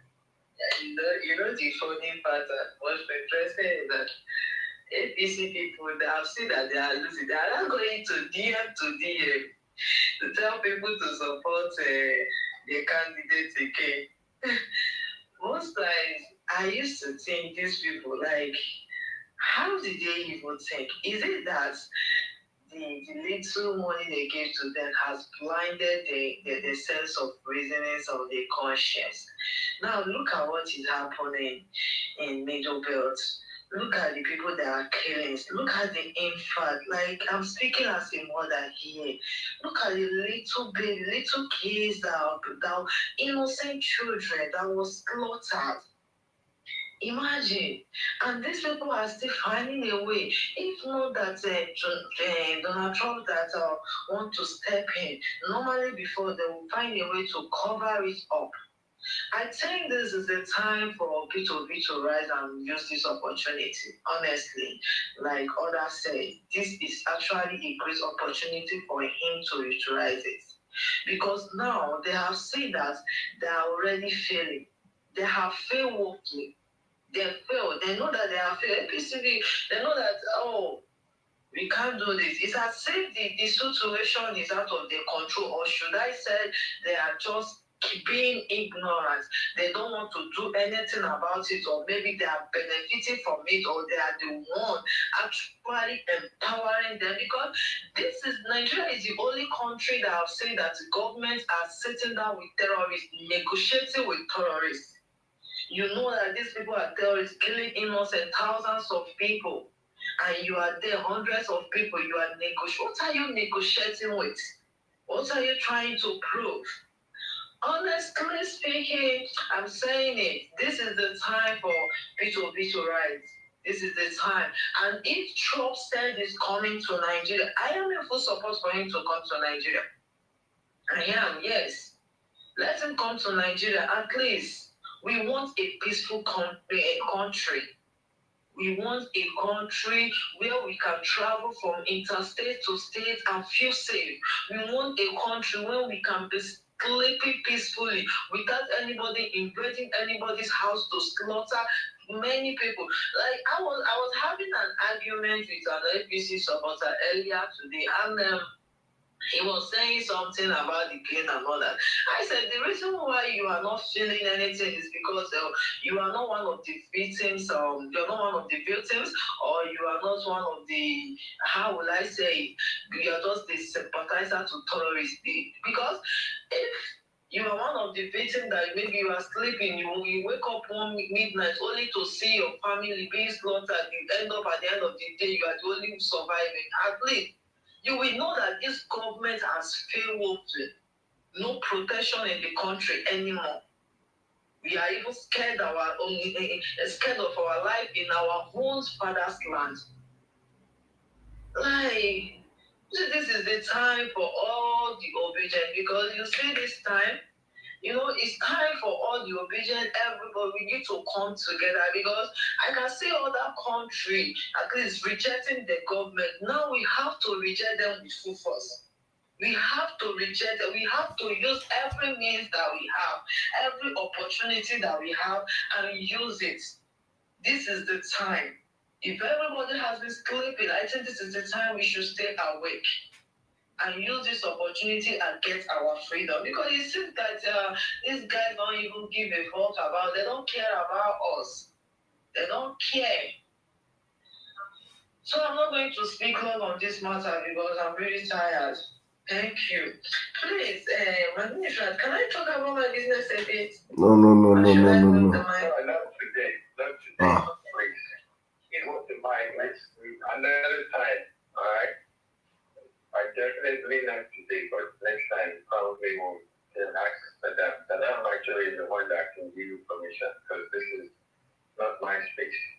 But anyways, let's keep it moving. Let's go to Call Me Away. Thank you, Tina, man. Thank you for your submission.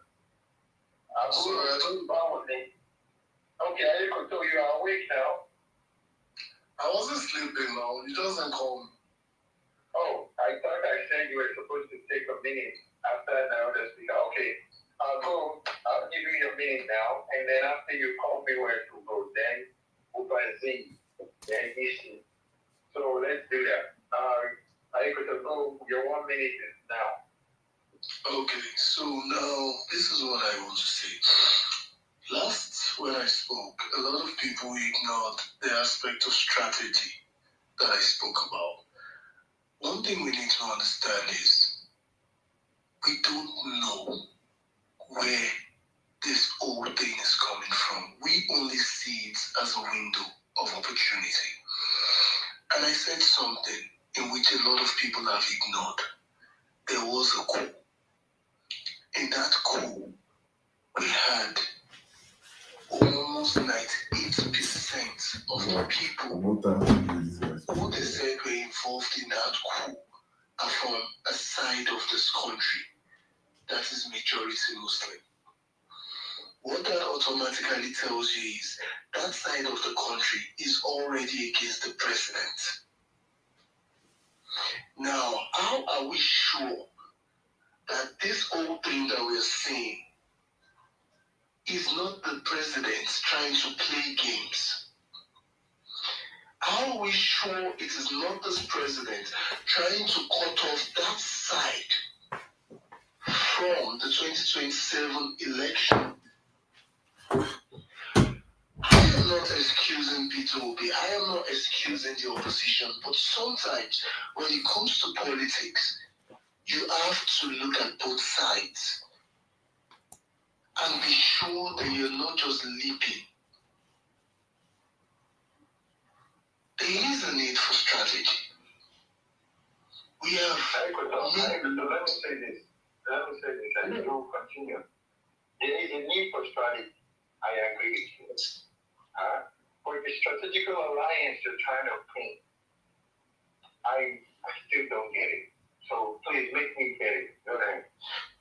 Now, what I'm saying is this. Look at it this way. We heard that Trump says he's coming to Nigeria, to fight the terrorists. And we know the side of the country that is against this. Now, if there are military operations in that side of the country, it definitely makes a lot of sense if somebody up there who makes the decision decides that he's going to call for a state of emergency in all those states. And with all their governors actually getting sanctions from America, they dare not talk. And when you cut off the North from 2027 elections, what are we left with? We are left with Southeast and South-South. Presently, where are all the South-South governors? Presently, as a politician now, presently, look at the ratio in terms of Southeast states in the hands of opposition and in APC. So in essence, my brother, what you're trying to say is that let's play politics with the lives of Nigerians. No. We're not playing politics with the life of Nigerians. This guy has been moving around. This man has been very vocal. This man is still vocal. But he is not just making noise. He's not trying to make this about him. What we are asking for that he should take and make use of this as an opportunity is actually telling him to take advantage of the death of Nigerians. My brother, if that's how you're interpreting it, that is very, very wrong. And probably you're not listening to us. There is a leadership vacuum. There is a leadership vacuum. If you're not seeing it, if everybody coming out here are saying they are sensing a leadership vacuum, and I don't know how you're not seeing this. And but for you, you're posturing or trying not to anger some certain people, or I don't understand, like you're feeling like, is it you see Peter Obi as Tinubu that is not sensible enough not to hold his own in an international interview, or what? Because honestly speaking, it is people that are not. If he's not man enough, then it's where you'll be holding water for him. The Peter Obi I know will stand in front of anybody and will speak and defend himself. That's the Peter Obi I know. This is not a baby politician.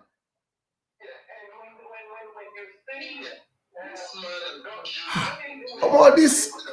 I beg, let's move on from there. I beg, I want to please. This thing has been happening before this man came into power, or before this man stole the presidency. This thing has been happening way before now, and it's still happening. And this is what 2 years to the next election. So I don't understand how it correlates to what you're saying, because I'm trying to find one interview. I can't comprehend it. The Constitution says you have to win a certain state and something. So if you're exempting 12 states out of 36, so what is now the rationale for him to be elected if that's the angle you're going? Because to me, I just think your political argument does not really fall in. Saddam, maybe you can help me understand it here. Because I don't. Let me explain myself. What you are saying right now is that there is a leadership vacuum which PO needs to fill, and that it needs to take advantage. No, Mark, I'm coming. Ayeko, is there a leadership vacuum in the opposition as it stands now when it comes to what's happening internationally? Yes or no? Is there a leadership vacuum? Is that what you're asking? I'm asking, is there a leadership vacuum from the opposition as pertains to what is happening in the international scene right now from Nigeria? Yes or no? Of course there is. So there's a leader. So that means who is PO? PO is a leader. Who is PO? Is he an opposition leader or is he a ruling leader? Because I feel like this thing we are dragging it so long. Let's bring it down to primary school so I can run it like primary school student. Is PO an opposition leader or he's the president of Nigeria? Or does he belong to a ruling party? It is not the burden of responsibility. I'm not asking for burden, my brother. You can choose morality, you can choose burden. I just asked a simple question. Is there a leadership vacuum in the opposition? You said yes. I'm asking you now, who is PO? Is he an opposition member or a ruling party member? I thought you said, is there a vacuum of leadership as regards this issue? Yes, this issue, exactly what I'm saying, this issue. There's no any other issue that we're talking about. We're talking about an issue. Is there any, let me ask you a question. Is there any opposition member that you have seen, maybe I have not seen? No, Big Man, I cannot speak for Atiku because I'm not an Atiku. Atiku is not my principle. So I have no business with Atiku. If it's Atiku supporters that should be dragging Atiku. If me now I'm a P2B supporter, I am calling him out because I expect him to rise up to the occasion. If I was an articulate, what I'm telling P2B next time, I'll tell Atiku. So and I'm asked now right now if there's a vacuum, if you can't see the vacuum that I'm seeing, it's fine and good. We all cannot see things the same way. We all cannot agree on the same thing. But let me give you my definite answer. In terms of leadership in opposition, if we are being fair, PO has played that leadership role well. I'm not saying PO. The problem in Nigeria, we know how to take it out of context. I am very, very clear with my English. I am not talking about opposition role. What I to be? No. Anyway, please, my brother. Because I know how a section. I'm coming, my brother. Please. I might have to mute you for this, please. I know how a section of Nigerians think or say things. I'm very, very, very clear on what I'm saying. PO has been doing his own job as an opposition leader. Right now, there is an issue on ground. The eyes of the world is fixated on Nigeria. If you're not seeing it, I am seeing it. Everybody that is out, everybody is seeing it. Anybody that claims not to see it can act blind. Fine. But right now, the eyes of the world is fixated on Nigeria. And it is incumbent that the voices of the opposition is loud enough to amplify the pains of Nigerians. That there's a narrative outside being pushed that there's a genocide on Christian lives. And you now as an opposition leader, it is an opportunity for you to go out and tell them, actually, there's not just a genocide on Christian lives. There's a genocide on the lives of Nigerians, Muslims and Christians alike. I don't know how you see what I'm saying right now as something that will put harm on a PO's candidature. I don't know how you people are seeing these things. I don't know how you expect him. I don't know how you expect P2B to go into the next elections. Why until PO or other politicians will not go out? I don't care about other politicians. I care about PO, my brother. No. I don't care about any other politician. Who I care about is what I'm talking about.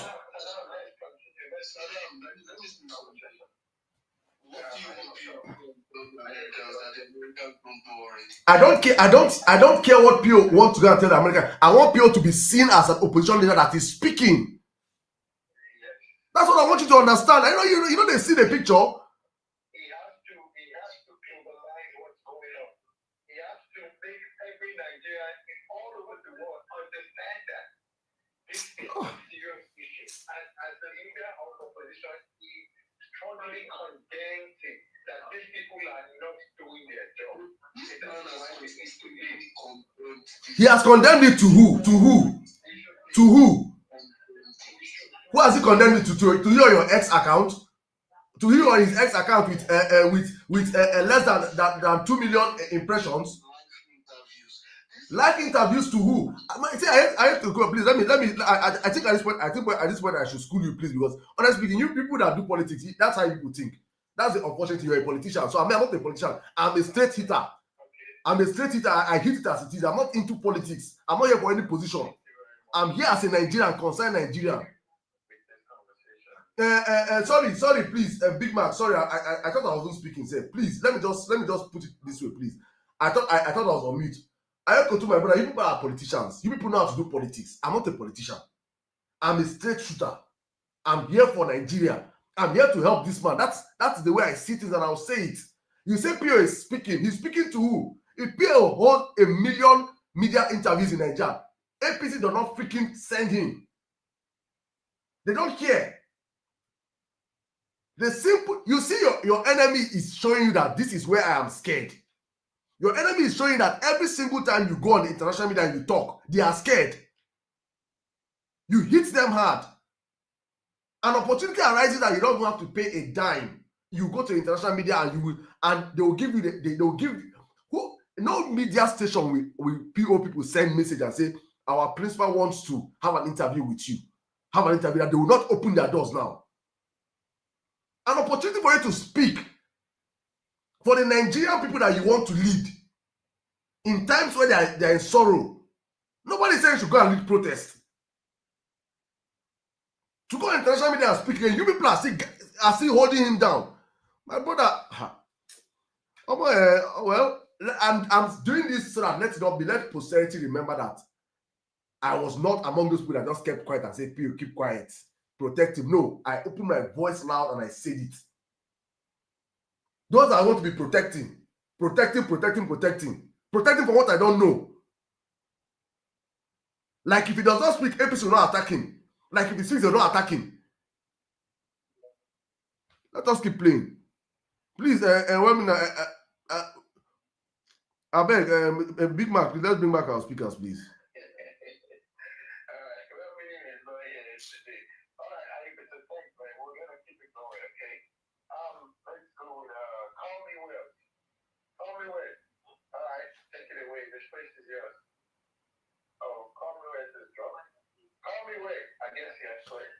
Call me where is up here and I can see him. Yeah, but he's not speaking. Okay, Uber Z, are you there? Uber Z, I'll mute your mic. Let's hear from you. Good evening, guys. And thank you for this opportunity. I'm going to protect the man like say the man a baby. What kind of this thing is this one?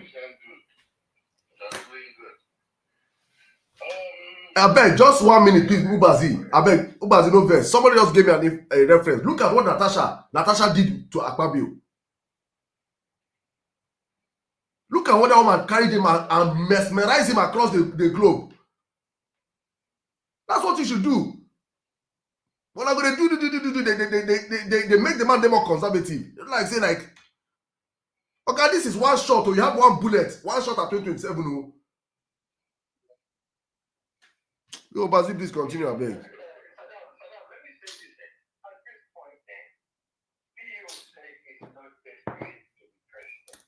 They pamper the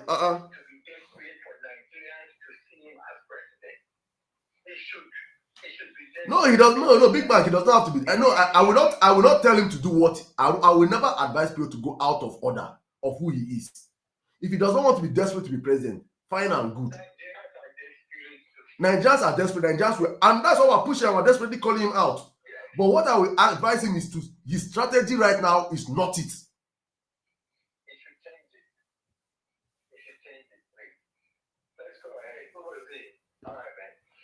Yeah, thank you very much. I'll beg. First of all, right, Nigeria, there's no place, there's no country like Nigeria in the world. Nigeria is a very complex nation, all right? And the way I see it is, okay, I know, Saddam, you've been, very busy, with very many platforms, all right? And you've probably not been in a lot of space. Just, if you go to an Arewa space now, you see that 99% of them are against, I do not know why, 90% of them are pampering these terrorists. I do not know why. I'm telling you that Atiku Abubakar, for a man like Atiku Abubakar, with his status, to tweet about Deborah and delete it, it is a strong message. Atiku Abubakar cannot even talk now. If he does it, Oh, this is on that sacrifice that they do, man. I don't tell from that sacrifice. Nigeria is very complex. Arewa space, nobody, I think 99% of them are sympathetic. Yes, we, from majority south and maybe, north central, we want America to come yesterday. But I'm telling you, 90% of Arewa is not in support of America coming because they are pampering these people. It is not a joke. Go to their spaces. Thank you. So, a wise man once told me, do not insert yourself in something you did not know where it started from. Comprehension is a problem in Nigeria. Comprehension is a problem, honestly speaking. These iPod people who have, they just, what they did was snap with an American, comprehension is a big problem in Nigeria, I swear. God. 80% of them are hinging this crisis or whatever Trump is doing on iPod. Opportunists. Imagine the Kanu on all his days of agitation did not get one interview in CNN. He did not get one. He did not go close to 10 meters away from White House. At the Capitol building. But Arewa. Uber, please. Uber Z, I want to ask you a question, please. And because I really, honestly speaking, I've just been shouting at the background. I say comprehension. I think one of our biggest problems in Nigeria is how we comprehend conversations. I don't understand the correlation of asking people to go on international media and speak to Arewa being against what we're saying, being against Trump coming. Did anybody here say? I'm coming. I want to drive this before you continue. Did you hear anybody here come and say Peter Obi should tell Trump to come and invade Nigeria? Because honestly speaking, I really want to know whether I don't want to know whether I'm saying something and you're hearing something different, or we are saying something and you're hearing something different.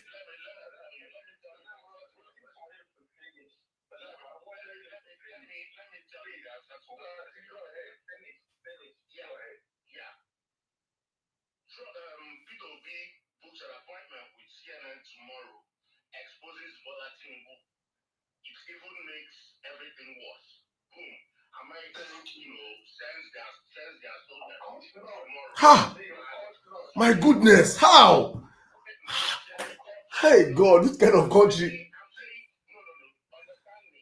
I said Peter Obi goes on CNN, evades all the questions about genocide, answers it like he diplomatically tweeted. All right, doubles down on this government. All right, get Nigeria. Expose it. All right.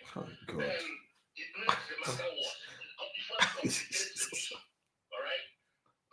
Trump doubles goes down, bombs the terrorists, eliminates, the terrorists, all right? Then maybe he's now focusing on Bola Tinubu. What do you think the Arewa community would do? The radical performance. My brother, is he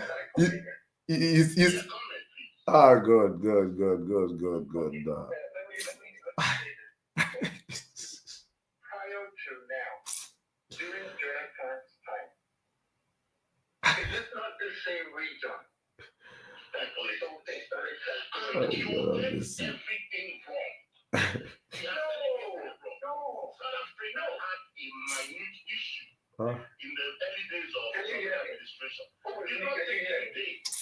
South African president went and had a one-on-one with Donald Trump. Nobody heard about that issue again. But Bola Tinubu will not do it. They have started fooling themselves. They will continue fooling themselves until they mess it up.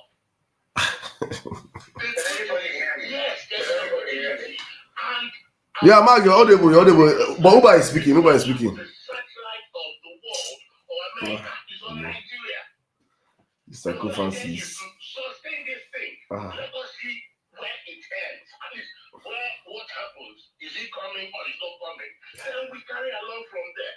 Then if it will be after this thing has been, at least the ashes of invading Nigeria has come and gone, then Vito B does not follow up with it. Then we can now blame him. Who is invading? Who is? I think this is too sensitive.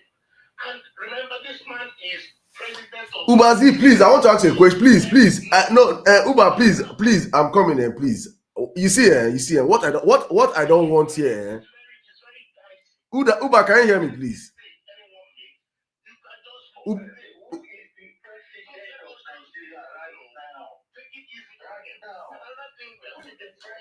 I don't think Ubazi can hear anybody. Ubazi, can you hear anybody? My goodness. Omo. Yeah, I can hear you. I can hear you, big man. You see, big man. Let's start. Let me even come in now. Let me come in, right? You see the major problem Nigeria have. One of our major problems, is comprehension. Somebody was in my space and he said, I think they need to enroll Nigerians. So when Nigerians hear A, Nigerians will hear A and they will say it is A, B, C, D they heard. For goodness sake, Trump has I've never seen anywhere Trump talk about invading Nigeria. This invasion is out of people's asses. This is the first. You are falling for the first rule of propaganda of the APC machine. There's no place that Trump spoke. No, please. There's no place that Trump called invasion. First, you people have carried that thing and have made it a topic. In fact, it was on my space, my life yesterday. One iPod person came and said that Trump said he's going to come and give them iPod. I said, are you mad? I said, where did you hear that one? I said, you people are crazy. Fictitious nonsense from nowhere. Trump said, Nigeria, focus on taking out these terrorists or we will help you take them out. I don't know where this invasion story came out from. That it's not becoming mainstream. And you will not come and push it as a story on my platform. I don't go agree. Until you bring out a tweet or a video where Trump has talked about invading Nigeria. Don't say it on my platform, please.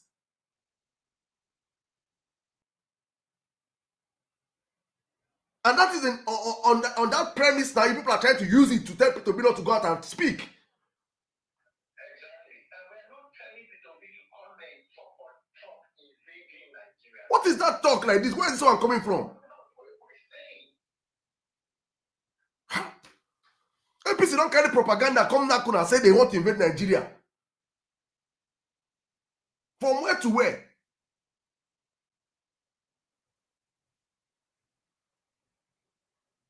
I beg, please, big man. Let's just wrap up with these speakers. I beg. My head don't pay me. I beg. No, I have to go to your brother. You've been speaking. Let other people speak. I beg. Other people have been here for long too, my brother. Please just hold on, please. What you want to say is what you've been saying since. Wait, there's nothing you want to say that is new. I've been hearing you since, my brother. Let's add other people views, man. I will still come back to you, please. Please let Uber Z just wrap up in a minute, please. Yeah, like I said, I did not say that, I know quite well what Trump said.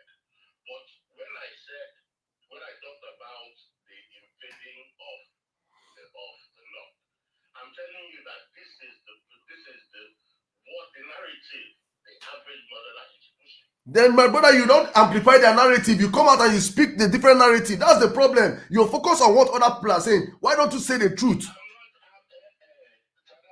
not amplifying it. I'm just telling you what is a reported speech. I'm telling you what they are saying. And when I say the average mother, I'm saying the average Iowa person, 90% of them. That is a reported speech. I'm not amplifying it. You should be able to understand. You should understand that that is their level of understanding as of right now. Because of the propaganda they have to go for. No, listen to what I'm saying. That's what Saddam just said. Let's comprehend what I'm saying first. Hold on. Understanding. Oh my God. It's a little but continue. Yes. Look, based on the propaganda APC is pushing out there that Trump wants to come and invade Nigeria. That is why they are resisting, because that is what APC is saying to them. But that is actually not what Trump said. That is what Saddam is telling you. We just want people to be a more vocal opposition. Make it known to these people that he is condemning them big time, not just by tweeting alone. Go out, get international recognition or international coverage and speak on this thing. Create global awareness. That is it. That's what I'm saying. And Big Mac, let me even add to this. Do you know the painful part is that the way the Ubazia it sounds like the Northerners are not sensible enough to know the truth from the lies. Like you're acting as if you don't know that the Northerners are that millions of Muslims are also being affected by this trauma. You think they don't know, and you think that they don't see that the leaders are not speaking up for them? How many Muslims, how many Muslim spaces have you been to? How many do you know? How many do you know? In the spaces you've gone to, how many of them are in the spaces? You hear 10 people, you hear 50 people. Is it are they the mouthpiece? Please, are they the mouthpiece of the millions of Muslims that are offline that live in IDP camps? Are they not? Were you not here in Nigeria when the Nigerian army bombed a village and killed unalived how many Muslim people that were doing something a few months ago? Don't those people deserve a voice? You think the people that the propagandists ones that they pay them to come on social media and speak represent those people? Why do people act as if they're monoliths? Please, let's stop let's stop this nature, I beg. People think differently. My brother Malam Jabir came out yesterday. He made a tweet and he said, many of our people are also on alive. The problem with the North is that we don't document our pains. They don't document their problems. They unalive them today. They bury them the next day, because in Islam you don't keep a dead body over 24 hours. And so therefore the Christians are documenting their own issue. It looks like it's only the Christian own that is being heard.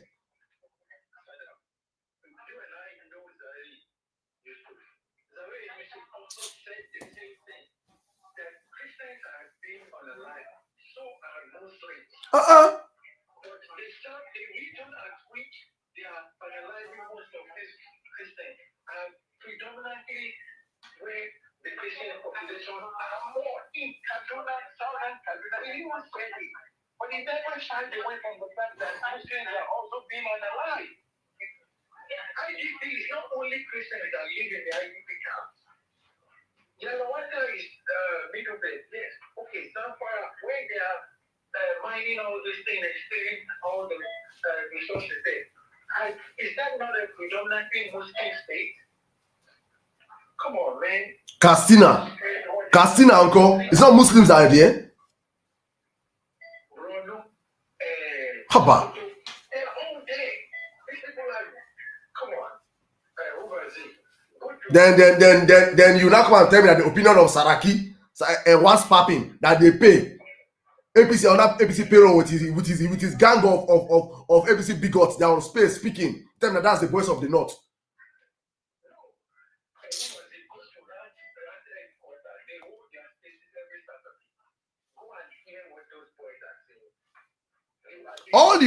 When you see the Northerners speaking, all they are shouting is that it is not only Christians that are unaliving, that are unaliving us also. That is any northern voice that is not saying this. I'm saying that is a paid APC hack. I don't take them serious. Come and be carrying people the APC higher. Come and tell me say that all the space you go to. I should not. Oh no, let's stop that, please.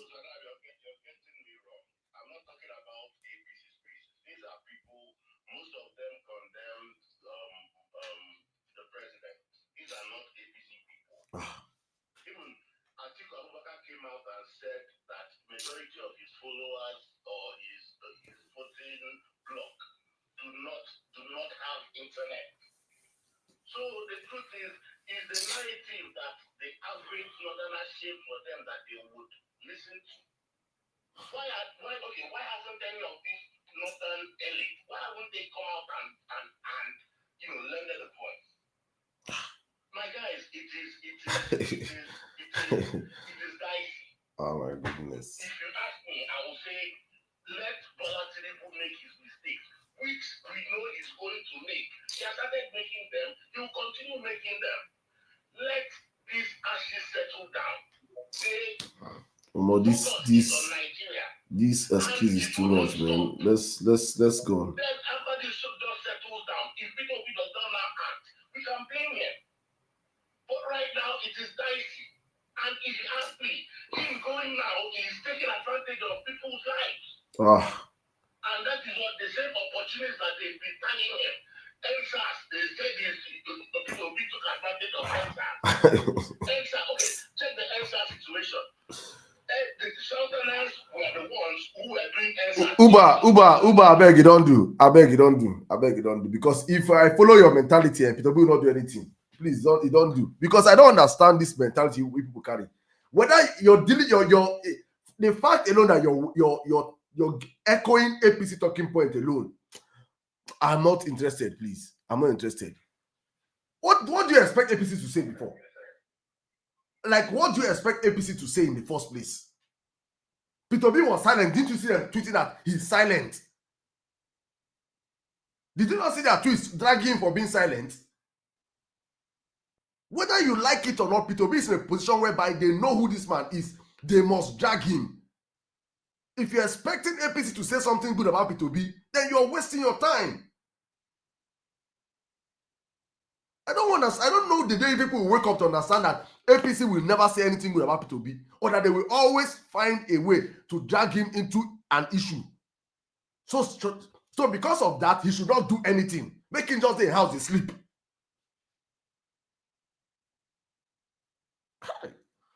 Come on. Let's move it on, please. I can wrap up this space a bit, my brother. My head don't full, man.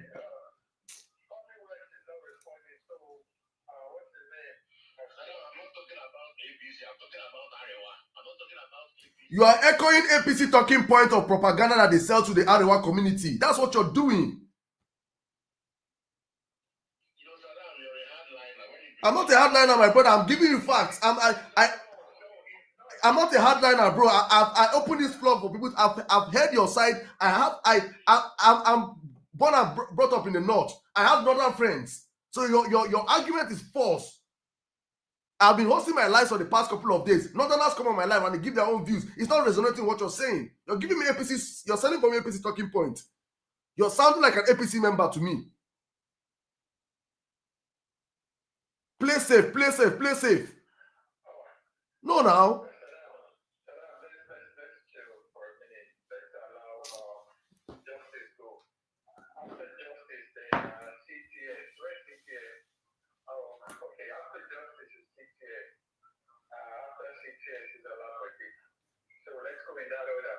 3 minutes. We're about to round this up.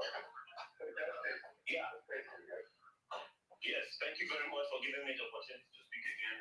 So now, distinguished members of the Vawulence space. My position is that the U.S. government needs to, step in and help Nigeria with terrorism.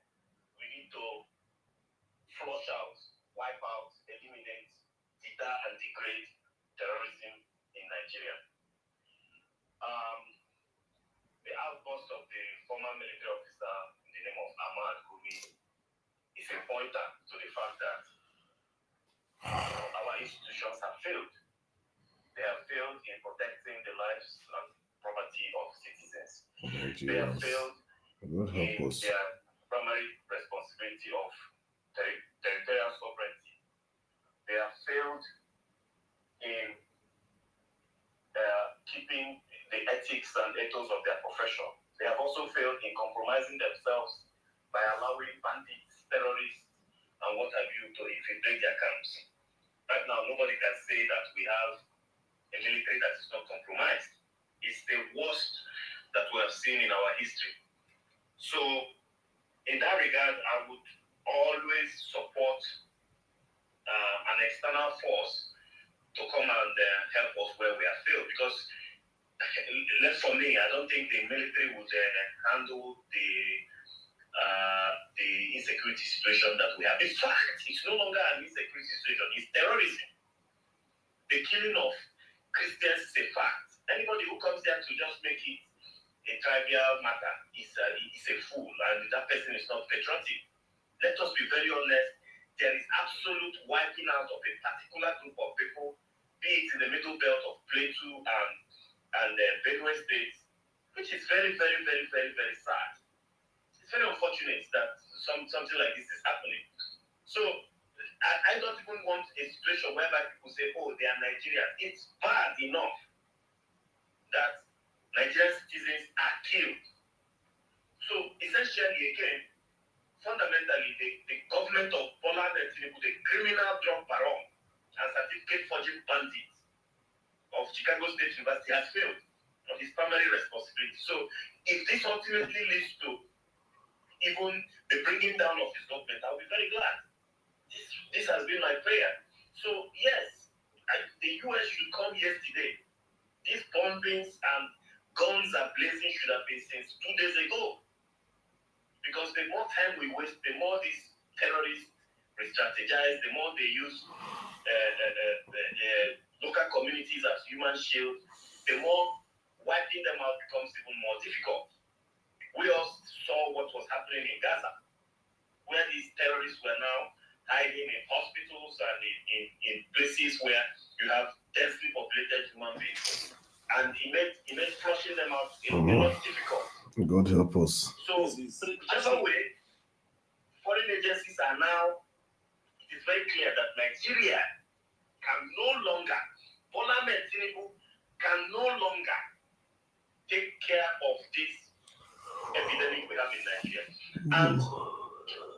And before we allow this thing to snowball into a regional and perhaps even a sub-regional engagement where we now have terrorists emboldened the north to probably sack a state, kill the governor and take over. It is high time we involved world powers to let us, bring a breather again on this particular issue. This is my position. US should have been in since 3 days ago. Because I believe they are going to hit when nobody expected it.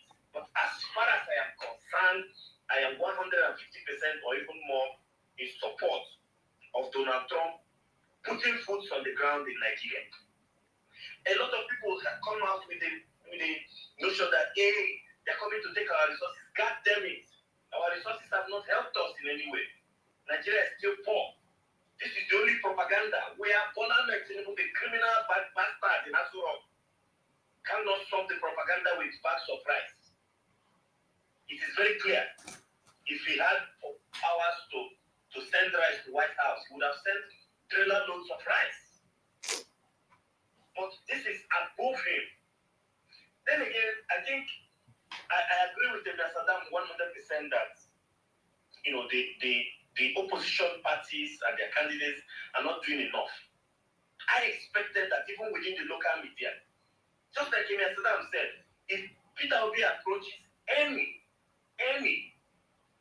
of the news media outlets we have in Nigeria, they will grant him audience. This is a time to be on the news. This is a time for Nigerians to see that, oh well, even if we have a dastardly hopeless government that is sharing Bibles and bags of rice, we have an alternative. Atiku has gone quiet for almost 1 week now. No tweets, nothing. Nobody's saying anything about what is happening in our country. Where is the patriotism? Where's the justice? Okay? So I agree 100% that opposition is not doing very well. I don't expect that at this point, we, the ordinary citizens, will be the ones to advise the opposition on what to do. Peter Obi and his handlers should, actually, even if he's not going to the international media right now. What about Arise TV? When last was he seen on Arise? Okay? What about channels? Every day you see Wike, the Garulos Minister of FCT, coming to tell us nonsense. But at least he's showing his faces. He's throwing it out there on our faces for us to see that, yes, they are still here. Even though his topics are just nauseating and does not help anybody. But he has that airtime. That is how opposition works. In any civilized democracy, you have to make yourself available for questioning. You have to see, present yourself to have that, controversial stance that you are against this government that's sharing rice. Again, you see, we have a properly oiled Bola Tinubu government that loves to tread on propaganda. Even when he knows that President Trump and the US government have these details, probably even when he goes to toilet to shit out some of the drugs in his large intestine, there in Asura. They know. US knows what is happening. But you see that Bola Tinubu still finds time to do propaganda with something as grave as the massacre of human beings in Nigeria, the killing and genocide of Christians. Today, we were seeing banners and protests of people in Lagos without police saying America should leave Nigeria alone. Something that has gone global, something that everybody around the world is talking about Nigeria and the menace of terrorism. But Bola Tinubu, the criminal, still found a way to insert, his Ronu bandits into a peaceful protest, carrying banners, with the inscriptions of America leave Nigeria alone. So this is a government, however illegitimate, that understands media, that understands being out there, propagating a particular propaganda. So I expect, and I honestly, wholeheartedly agree with Premier Saddam that the opposition is not doing enough. We need to see more of them on national news talking and raising awareness that yes, right now Nigeria is overwhelmed. Our security architecture is overwhelmed. And a lot of people are finding it difficult to join the army and the armed forces. You can understand with me that in some parts of the country, southeast, south, there were statistical reports that people are, turning away from the military. Because, of course, that is the region that is most educated. Yes, in finalizing my point, that's the region that is educated, and they understand that the armed forces right now is hugely compromised. You arrest terrorists, instead of you to send them to hell, you rehabilitate them. Terrorists, you rehabilitate them and put them in the most sensitive in the most sensitive unit of government, defense. So it makes it very difficult, right? So finally, whether Trump and the intervention in tackling and wiping out terrorism is going to unite or further exacerbate our problems. It's left for us to find out. But wholeheartedly, America should put boots on the ground if it involves giving them all our crude oil for us to have peace and for people and our brothers and sisters in the Middle Belt to stop having bloodshed every night, to stop all the gory videos and pictures that we see online every day, then it is very, very, very, very welcome. Donald Trump and the US, please send in the troops and wipe off these criminals for us. The criminal dog baron, Tinubu, this is the propaganda that rice will not solve. I yield the mic. Thank you. All right, let's hear from Olafode.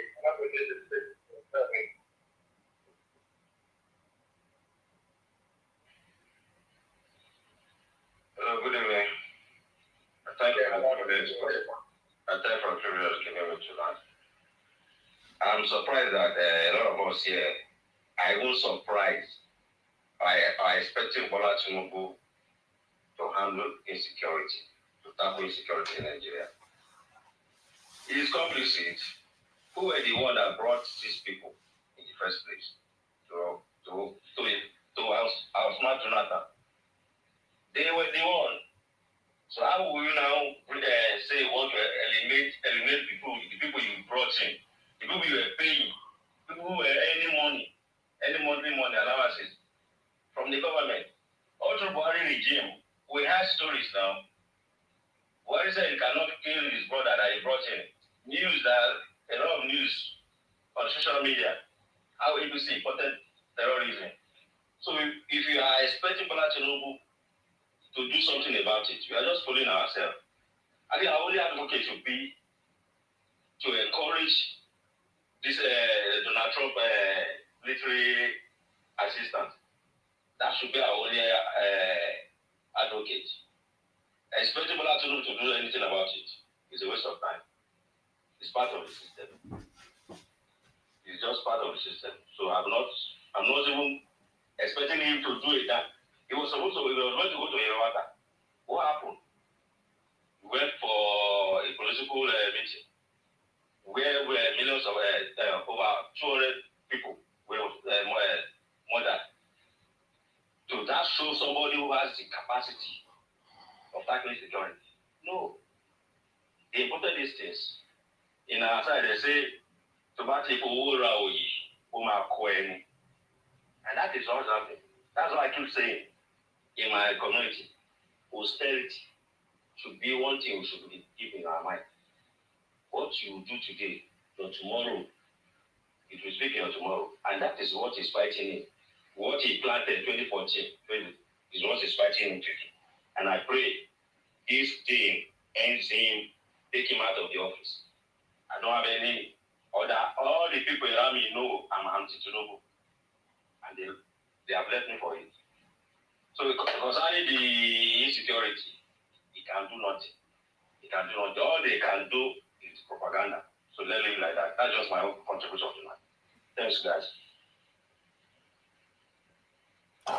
So, let me say one thing before I drop, please. One thing before I drop. What I wanted to say was, Go ahead. I'll be very quick. If Tinubu wanted to really solve insecurity, right, it would have been the moment this threat started, he would have used that as an excuse to go and maybe unsign the deal he signed and actually solve insecurity. But he has not done that. So I just repeat you now after this period pass. Good night. That's all.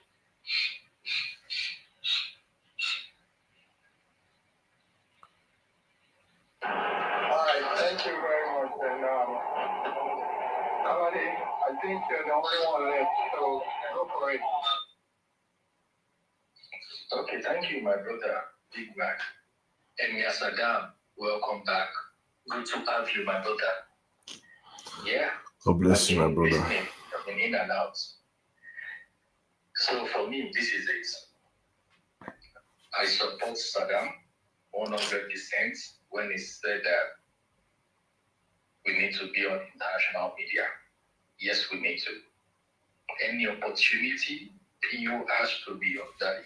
Any opportunity he gets to be on there, he should please pick it up and go there and advocate for both our Christian brothers and right now Muslim brothers who are saying that they are also being killed. There's a way you can frame your word that would now look like the champions for those guys. There's a way you can frame it. So if any opportunity shows up, it should all be, if they can find their way there, they should be there. But one thing for me is this. I know we do not have an opposition in Nigeria. It pains me, but that's the simple truth. So that's why I don't bother myself. So what I don't like hearing is when people just like, oh, opposition are not doing this opposition. I'm like, which opposition are we talking about? Like, which one? Do we have one? You get it? So, but to our own person, to our own principle, that is the simple truth. That will go a long way in rounding up. I'm not pure. I'm not in his mind or his head. That is what I would love to see happen. But if for whatever reason he feels or he has reasons to remain neutral the way he is, then I would advocate that his foot soldiers should not wait until he calls them before taking up that mantle and doing what is needed. We need to lynch on this. This opportunity should not just go by without us. It's like we need to detour it. We need to write on it. We need to come now on this. We need to.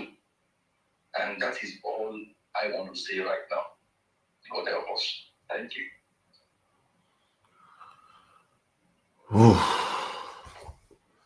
Man, thank you very much, my brother Kaladi. Thank you. Big Man, you want to say something?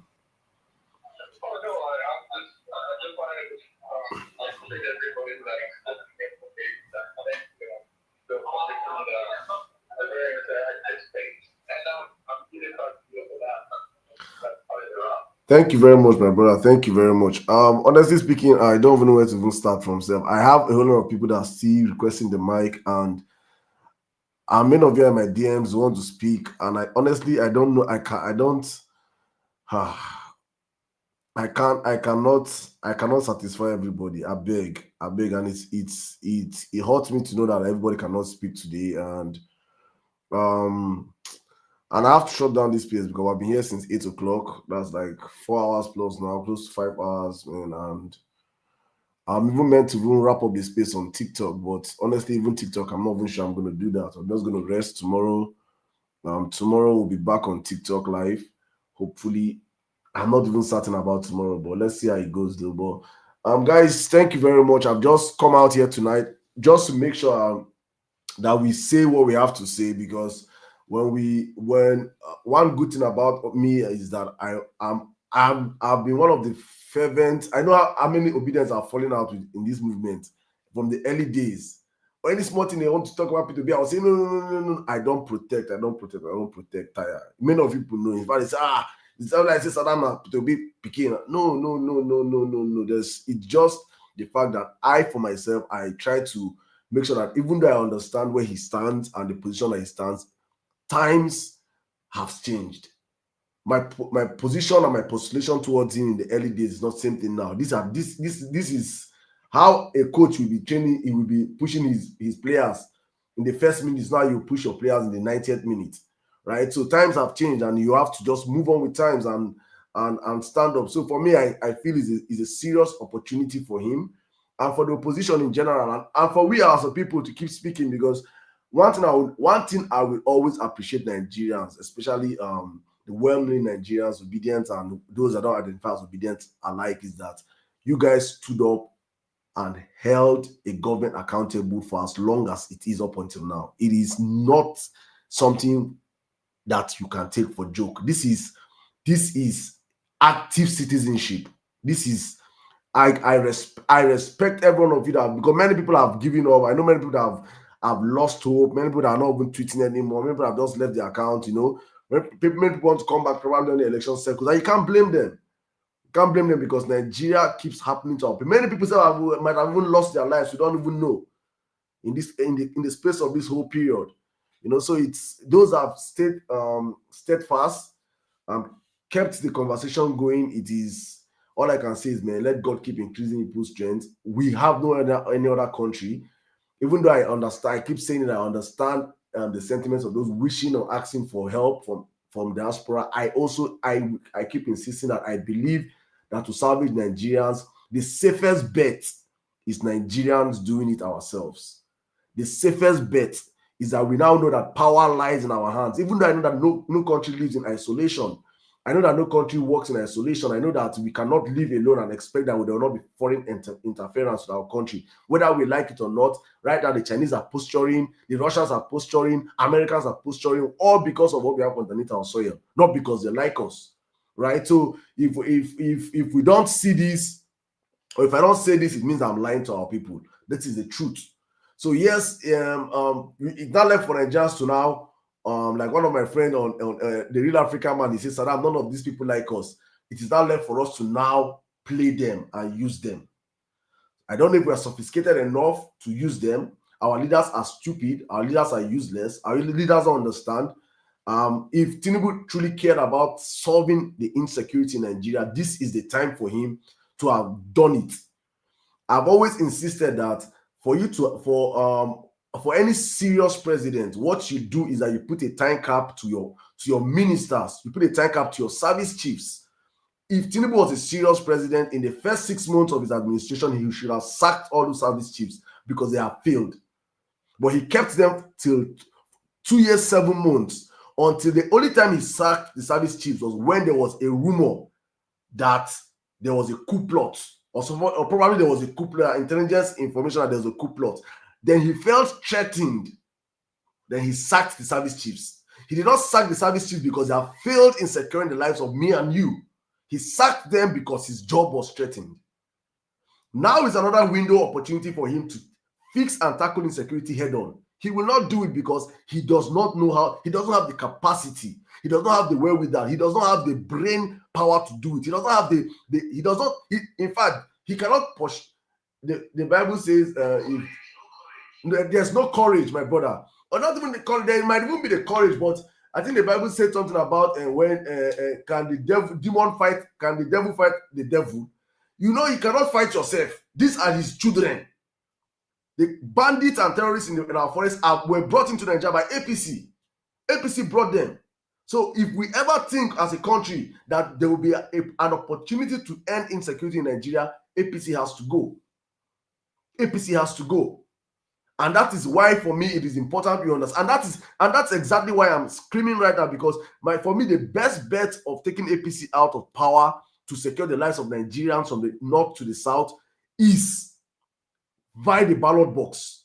And the only way we can get a semblance of an election that we can call a fair and fair election, that Nigerians can revolt if they try that nonsense of 2023, and the international body will pick interest in what we're saying, is the activities that our opposition leaders are playing from now till then.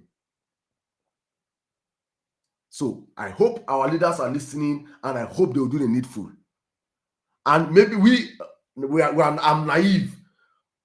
I've said what I want to say. If there are better ways they can act on what you have said and come out in a more refined way, please take it to them. This is what we are saying. If they have to do in a better way, let them do it. But please, we need their voices heard internationally. That is what leadership is all about. Making those hard decisions. So guys, thank you so much, all of you that have joined. God bless every one of you that contributed your voices. Those that could not speak, I am pleased. More than not taken to heart for me.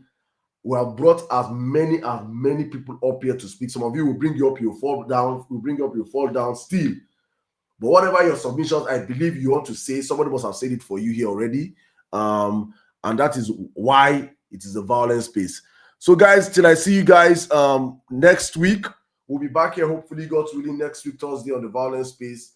But on the Emir Saddam show, we'll be back, hopefully tomorrow. If not tomorrow, we'll be back on Monday, man.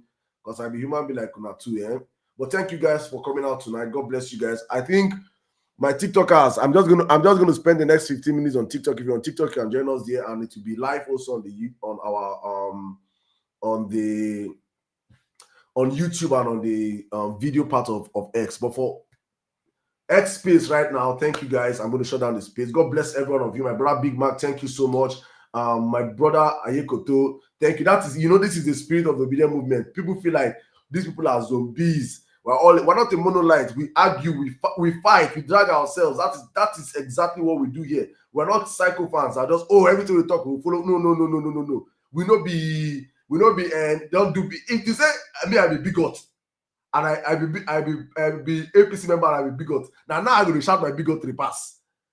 Now when they talk for our camp, you don't say for the camp, they don't tell them say don't do bigotry again. Just calm down. Now I go show say I believe. I go to shout. Yeah, Igbo go. But that's how we operate on the video side of this, and that is exactly what governance is all about: holding your leaders accountable. If you cannot hold your leaders accountable, you are a sycophant. You suppose they zoo. You're not supposed to do human beings day. So thank you to all of you that have come out here. I'm just going to call as many names. Well, meanwhile, join us on TikTok, please. I don't even post a TikTok link here, so I don't even know. Can somebody post a link for me if you're on TikTok? Just post it out there. For those that are up or here on X, you see want to join the conversation for the next 15-20 minutes. We'll be on TikTok to wrap up my people over there. Thank you so much, my brother Big Mac, Ayekoto, Justice, Mommy Anka did I see, Mommy Bolale, thank you so much, Dr. Bankole and Kolade, Oluwadamilare. Let's go on TikTok. I see Mr. Tony, Emmy Cruz, Brown Girl, Mama Wakiri, read about it. So you came on the Vawulence space and you just stayed there. No, they call my phone, my guy. Wilfred, Avril, what's happening, my brother? What happened to your account now? Mommy don't care. Almost see people. You guys came out tonight to incoming virus. What's good now? Don't too fetch. Roy, Mide, Estate, JR, my sister Temi Tope, thank you so much. Wake Up Nigeria, Akunimbul, Oladipo, Alternative, Wanderlust, Chuka Trips, Alaba. God bless you guys, man. Every one of you that came out here on X. I'm shutting the space right now. Let's go on TikTok and wrap up from that angle. God bless you guys. Good night and have a great weekend. Stay safe. My big bro Mag don't enter here. My TikTok people, have fun. I'm gonna request Michael. Let's just do like 10 minutes. 10 minutes, then we'll wrap up the space. Mickey, come here. Because X people don't scatter my head. X don't scatter my head. Ah, my God. God have mercy. I beg, request Mike. Come and help me. My ex-brother so agree. I hate to go and real politician. Is our politicians our politicians have been play safe. They have been play safe. Hey God. Oh my goodness. But it's all from a place of love. I understand, and I understand many PO supporters that defend the man and protect the man.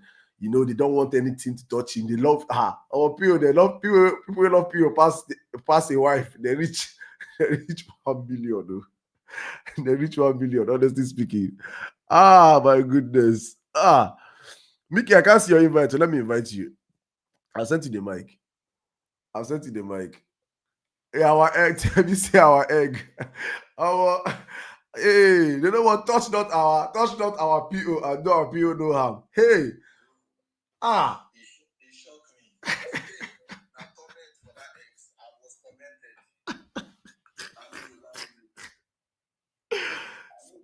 He goes, so now I want drag PO today. You don't say me I don't even drag himself. I was commented.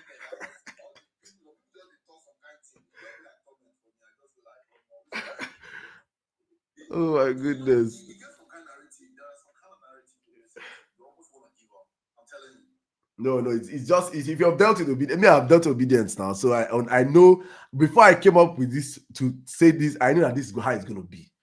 It's not obedient. Are very many. We have many fanatical supporters of PO that, and you can't blame them. Actually, you can't blame it. For me, I say this all the time that there are some things I know from inside, from the back, that if I look, Constance, please just mute your mic. Sorry, it pain me some things why they see, right? But when I look at the available candidates, there's no one like PO. And also, I'm calling brother, and also, I understand that this. I will not lie. I will not lie. At the end of this life, I will go tell myself, Sister Saddam Youssef, because I will not lie. I know the pressure this man is passing. Yeah. I will not lie. I know the pressure, and I ask myself, I say, Saddam, if it's you, will you do it? And can you take it?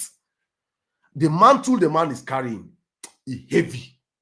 So I will not deny it. But at the same time, exactly. It's not new. It's not new. Some of us have not stepped into some level of politicking in Nigeria.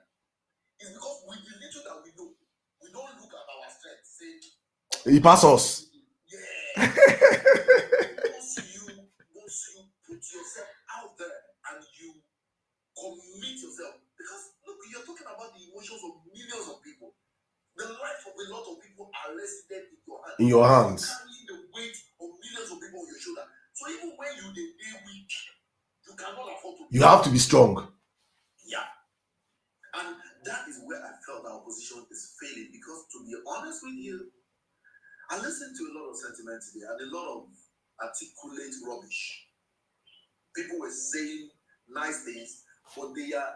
You could see that there is no depth. And I think you summed it up in one of the things you said when you said, "Is it that people have understanding problem? You cannot understand. You hear, you can be saying good morning and somebody's hearing good evening." Exactly. They think we are saying PO to go and say Trump come and invade Nigeria. Nobody's saying that. When we are saying that, let him go global and put himself out there. What people are hearing is that we're saying PO should go on Fox News and say, America, come and. Exactly. I'm like, exactly. And these are supposed to be educated. It's no, my brother. It's not. It's honest. It's a human nature. It's not even about education. It's the human nature. When you have a bias, that is exactly what the same thing I said about religion and tribalism, right? When you're biased towards something, when somebody is saying something, the moment person just talk your tribe or religion, any other way the person they talk. So like some people now, they don't want to hear say, the whole open space they call PO, even to celebrate PO.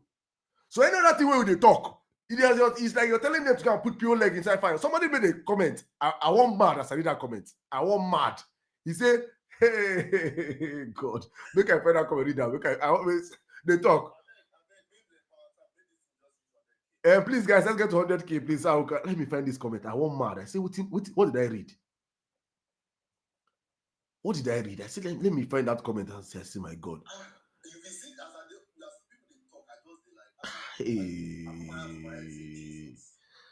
let me find this comment to this guy. I say, waiting. I say, for X. So I see this comment. I want my soul cry. My soul. Okay, see you. He say, go and speak. Join protests. Lead protests. This is how we lost Oyi of Oyi. Nigeria moved on after. Hey, God. I say, if there's anybody that I've always insisted that PO should never join any protest, not me. Yeah. I've always thought it's a trap. It's a trap. I've always insisted that because of the peculiarity of who he is and the nature of where he is, he has to pick his battles. Ayikoto was talking about strategy, and I believe that there were a lot of strategic moves that was suggested tonight. And anybody that is logical and is not coming with a biased mindset will see sense in it. Obedient movement they have snipers. Ah. I'm saying snipers, people who can destroy APC. Just give them 10 minutes. Put the TV on Fox News. My goodness. And give him 10 minutes. My goodness. Why is Deliveroo Rotimi? Why have you not pushed Deliveroo Rotimi to Fox News or CNN by now?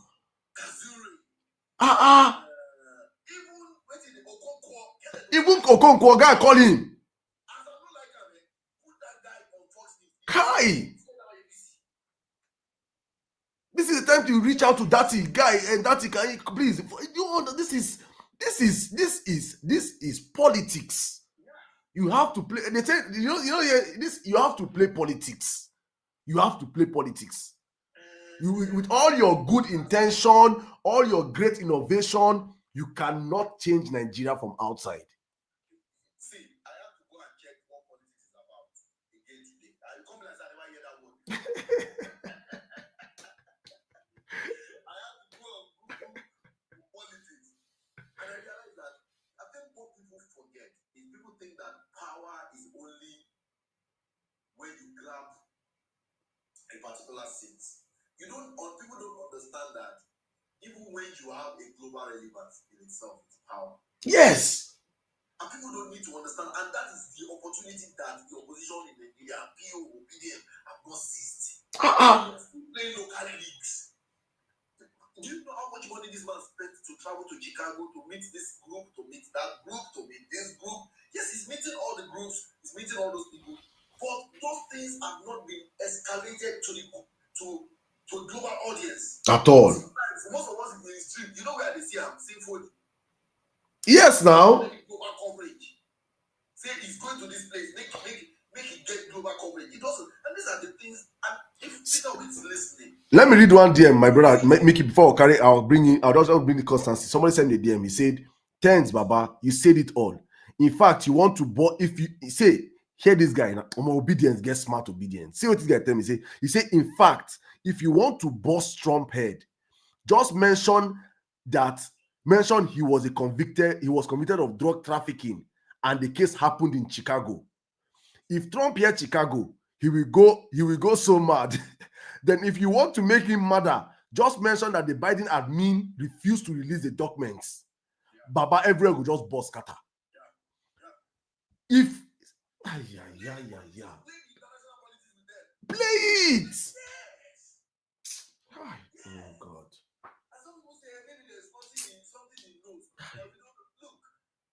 There is, see, if P.O. go on CNN, and by mistake just talk about Tinubu drug case, Peter will be the most loved man in the whole North. No, CNN, let him go to that CNN that are crying. The whole North. Dan Ganja, Dan Wiwi. Do you know what they call Tinubu for North? Dan Wiwi. Dan Kwana. Dan Sha. That thing when nobody get mind to talk, you go talk him. Okay. They not born Tinubu when they follow P2B talk again. Then go they fear him. Then go they fear the man.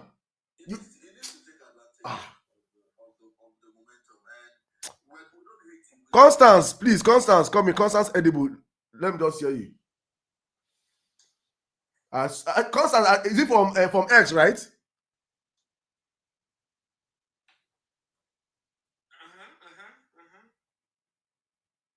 Now that if you mute your mic, I go blow you. I go blow you from here.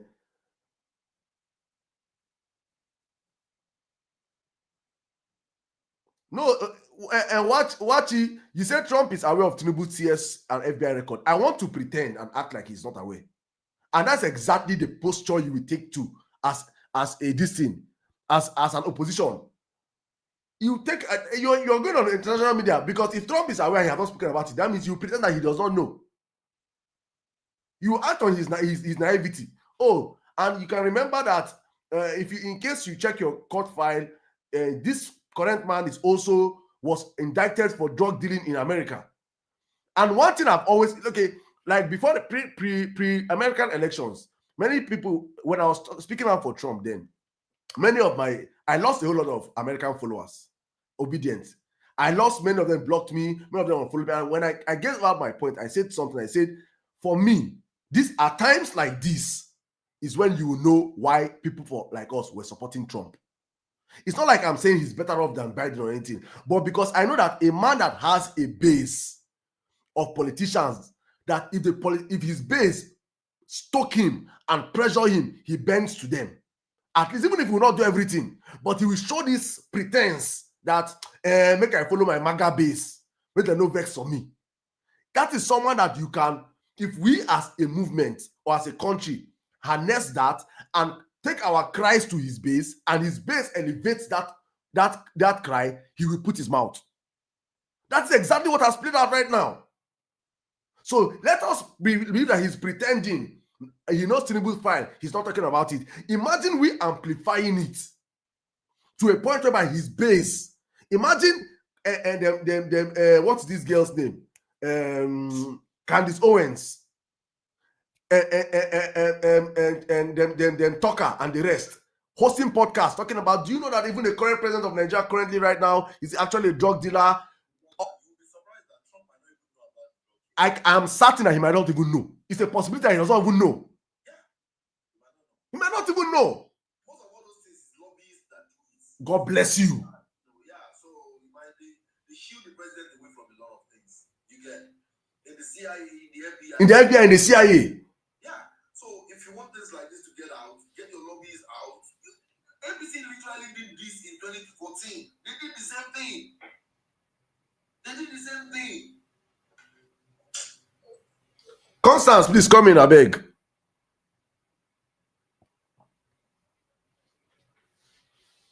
It's the same way like Tinubu don't know so many things happening in Nigeria now. Because when they enter and they're meant to talk to, when he's meant to do something, they will be singing for him, on your mandate, you shall stand. Then they will not tell him what is happening. I'm not even certain said that he even know that Trump wants to smoke him. I'm not even certain the man knows. Dauda, Constance, they worry me for Dauda get fast. So. Constance, you worry me finish for X. You don't come TikTok now, you don't want to talk. Dauda, I want to ask you a question.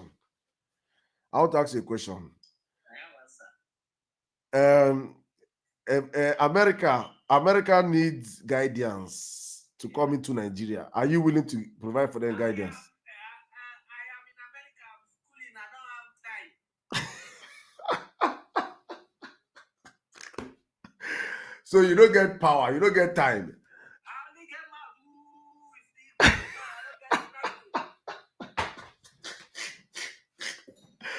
I don't see ABC supporter. I don't see Tinubu supporter. This is Tinubu loudest supporter on TikTok. No. See. All of them, they deny Tinubu. All of them, nobody want put mouth. Now, on your video. I guess some CIA people, they come my live now. This CIA now, you know, the CIA, they all the lives that they watch. On your video. On your video. On your camera. You get why? On your camera. On your camera, Dada. On your camera, please. Go where is he? Only hit one pie for here.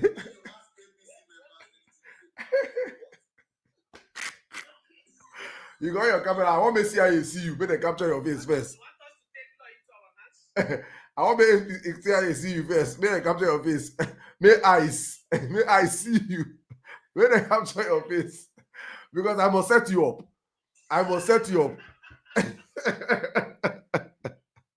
You must come back to Nigeria. This Nigeria what Tinubu they do away they small for America. You must come back.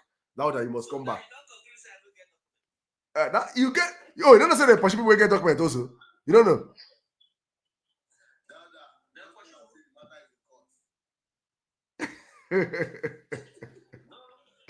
Oh yeah, now give your submission, Jerry. Welcome.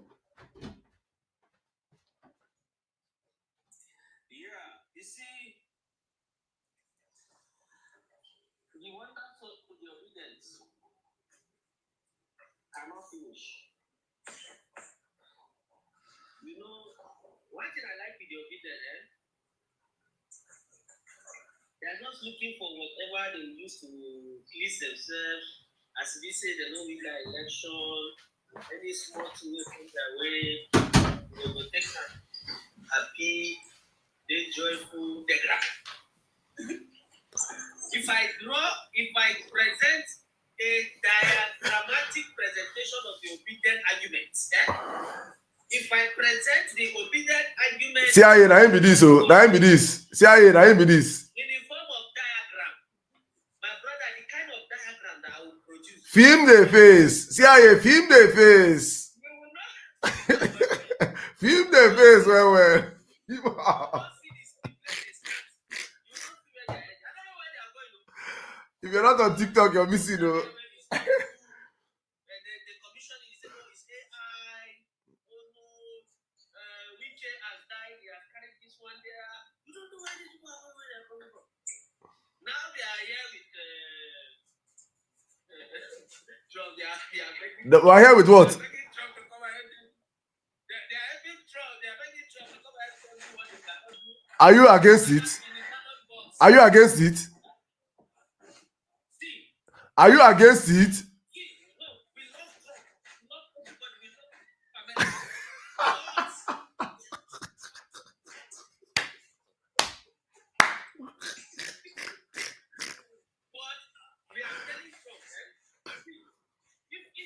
You're warning Trump.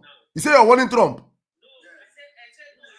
I heard you. You said you're warning Trump. CIA, take note.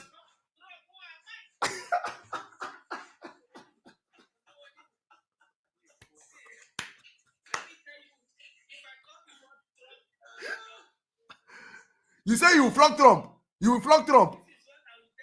If you see Trump, you will flog Trump. Ah. Ice.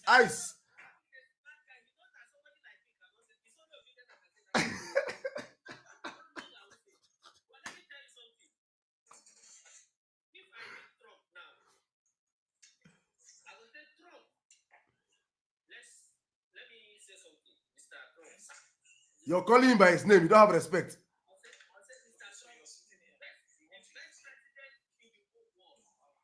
You don't have respect. You're calling him by his first name. I will say,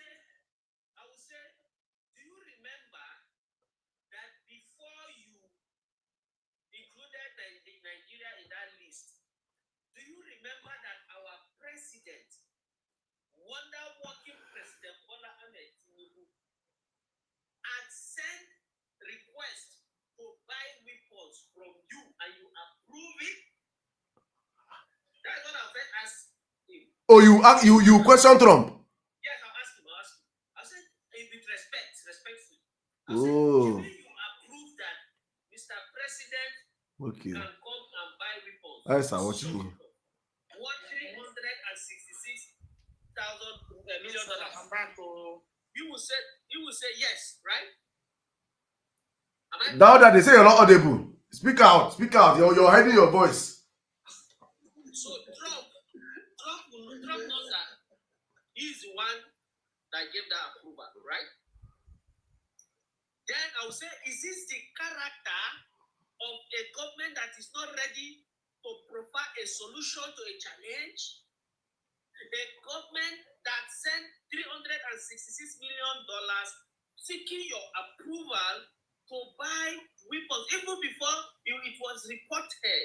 Before that government was reported, the government have already said, please send me weapons. These people that are disturbing us. Yeah, wait, now after when he's on, you will speak, please. Right? We need to handle them. So the president approved it. I said, this is the character of a leader who wants to take serious action. I said, again, Mr. President Trump, this man, President Bola Ahmed Tinubu, in the history of Nigeria, has the highest budget on security. No president in our history has budgeted money for security as he did. Is it not the character of a leader that is trying to provide a lasting remedy to the problem affecting the nation? By the time we give these two examples, you will see that. So wait now. I'm coming. So from what you're saying right now, Trump don't know anything. He doesn't know what you're saying right now, that Tinubu has came to buy ammunition, right? He doesn't know his job. That's what you're saying, right? It It is different from saying I will ask a question. No, you're insinuating from your question that Trump doesn't know his work. I want you to say it. You have to what you're saying. I'm making sure that I'm getting you right. You're telling Trump, wait, wait, Dauda, wait. Trump is a good man. It's not a matter of good man, but you're saying he's a good man that does not have sense, right? It is your mouth. Let's prove it here. You said that he does not know that, and Tinubu is paying money now. He's calling this man with names that I cannot even dare to mention. Is that not what you're saying? You're saying that he No. Okay. Okay, Dauda, do you agree with Trump on what he said that Nigeria is a disgraced country? My brother, whether Nigeria is disgraced or not. Yes or no? Do you agree with Trump on that? My brother, Nigeria is a very sweet country. I love Nigeria. Yes, you can love people when they pack shit, they like packing shit now. Do you agree with Trump that Nigeria is a now disgraced country? Yes or no?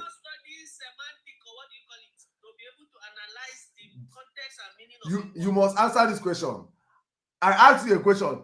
Do you agree with Trump that Nigeria is a now disgraced country? Trump was referring to a particular, not economically, but in terms of that security problem. So you agree with Trump on that, right? My brother, Trump is a good man.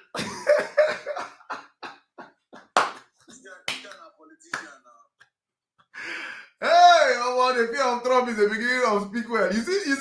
You see why I need this Trump issue to stay on this matter. Because even APC, this is for those that wait, mute your mic first. Mute your mic. For those that don't know what I'm interviewing, this is you know say when they say when they grant Abado, when you grant Abado finish, filter them. These are the ones where we say that the Bados of Abados. Where is like this? If you say that another person talk this way Trump talk, this guy will don't smoke and finish. So you see the fear of Trump, what is causing in APC camp. Kai! Is he? He's going to where is Obi? Obi is going to CNN. You know that today, Maetiala has been, they have been sanctioned on them. Any member of Maetiala. There's a vote. My brother, they don't take the election. There's a vote. Are you in support of it or not? Yes or no? Are you in support of it? Are you in support of it? My brother, anything that will make Nigeria better, I support. So are you in support of Trump's decision that he wants to send help and send help to take away the Islamic terrorists? He said he wants to help, right? Yes. And he's still talking about sending boots. Not boots on ground, by like drones. Even if you have to send boots. If no, let's even say if you want to send boots, do you have a problem with it? No, I know Trump will not send boots. If he said no, let's insist. Let's agree that he wants to send boots. What do you do? What's your opinion? That would be a word of illusion. America does not want to send boots into countries. No. I just don't forget about. He's a good man. He doesn't want their soldiers. No. Answer my question first. I'll just answer my question. My question is simple. Let's say worst comes to worst and they need boots on ground.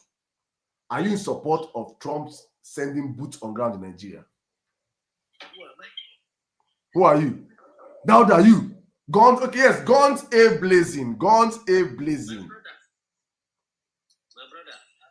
I know that Trump, it's not beyond the capacity of the wonderful president that we have in Nigeria to handle this matter. It's just that, so because of that, I know that Trump will not send soldiers because Trump knows that he has approved the purchase of weapons, and these weapons is going to engage this bandit in a different way. The bandits that are riding Okada. Are they bandits or terrorists? Are they bandits or terrorists? When you have precision weapons that is serving as drones and strikes. Are they bandits or terrorists? What? Do you call them? Why are you calling them bandits? Are they bandits or terrorists? That is the name that people have been calling them. Let me ask you now that. Do you think weapon is the problem? Okay, all the ones that they've arrested, why did they let them go? The ones they arrested, why did they let them go? The ones that are with their maker, why didn't you mention them? Which ones are with their maker? Do you know how many those bandits were neutralized. Well, how many? In which country have you ever seen and they rehabilitate terrorists? My brother, go Singapore. De-radicalization policy. Go Singapore. Singapore. Which terrorist is Singapore? Singapore has de-radicalization. I might have a friend. We did PhD with her. That was our job. She's a terrorist. No, they de-radicalized. Trump, he said he knows terrorists as a friend. So I hope you people, eyes, you heard it too. That so you're supporting so you support the radicalization of terrorists, right? No, you asked me a question now. Which country have I ever seen? And you support it, right? That is not the question you asked me. I'm asking you a second question. Do you support the radicalization of terrorists? No, what are people saying? What does it mean for us to keep talking about getting more weapons?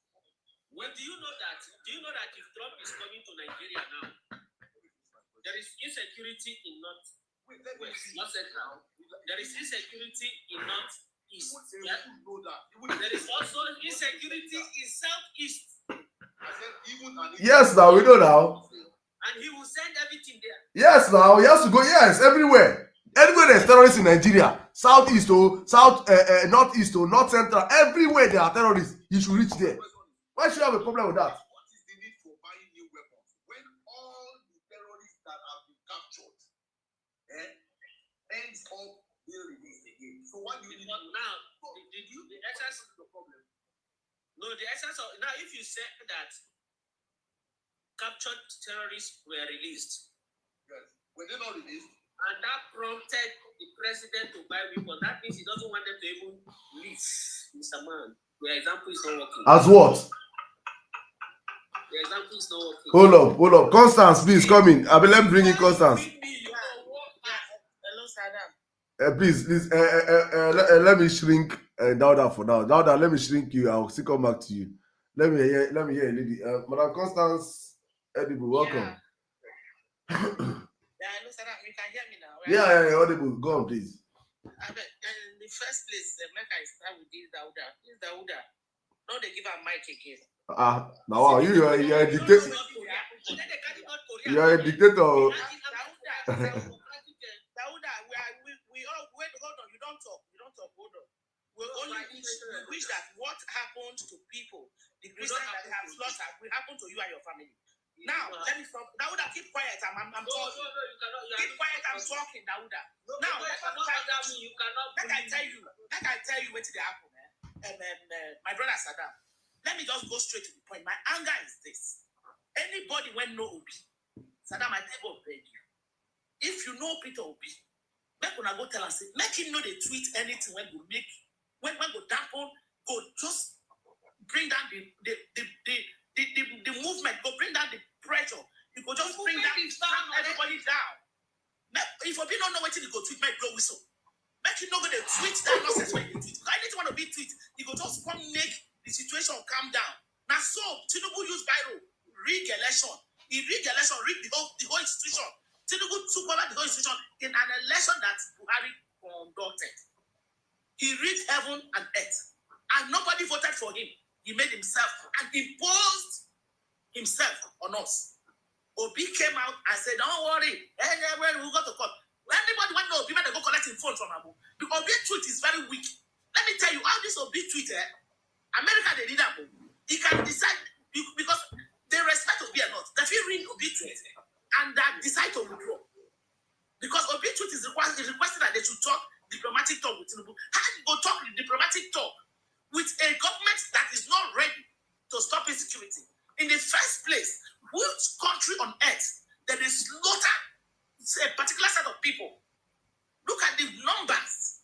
According to Trump, the numbers are just unbelievable. 200, 300 human beings that would like to happen to your family. The blood of people will be on your family. Which country they go slaughter people like that? What is worrying you? Obi to come out and be writing let us talk with the country diplomatically. Which diplomatic would they use to talk? Person say, I want to come and help. Now we kill the terror. Saddam, can you mute Dauda, please? When Dauda is Now, beat your mic now. I will let me see. Allow me to talk. What did you? You understand? If you pay, what did she talk? Pay you? Now why Trump supposed to hear your voice? Tinubu na criminal. Criminal drug baron that made Chicago University today does not have a Twitter account. Criminal when we say everybody know from the days of from Lagos. Criminal when we say what are we talking about? Who don't know Tinubu? Who don't know Tinubu? Who don't know Tinubu from Lagos that have put all the institution in the pocket? What do they call them? Wyatt had to delete post they made for Anambra. Everybody when you hear Tinubu, do you know that Tinubu is working with Hausas because that's the negotiation they have? He cannot kill he can never. You know if he tried, they don't want Tinubu to kill the terrorists. That is what Gumi is standing for. Gumi is saying it. Everybody is coming out boldly defending these terrorists. Where are our people?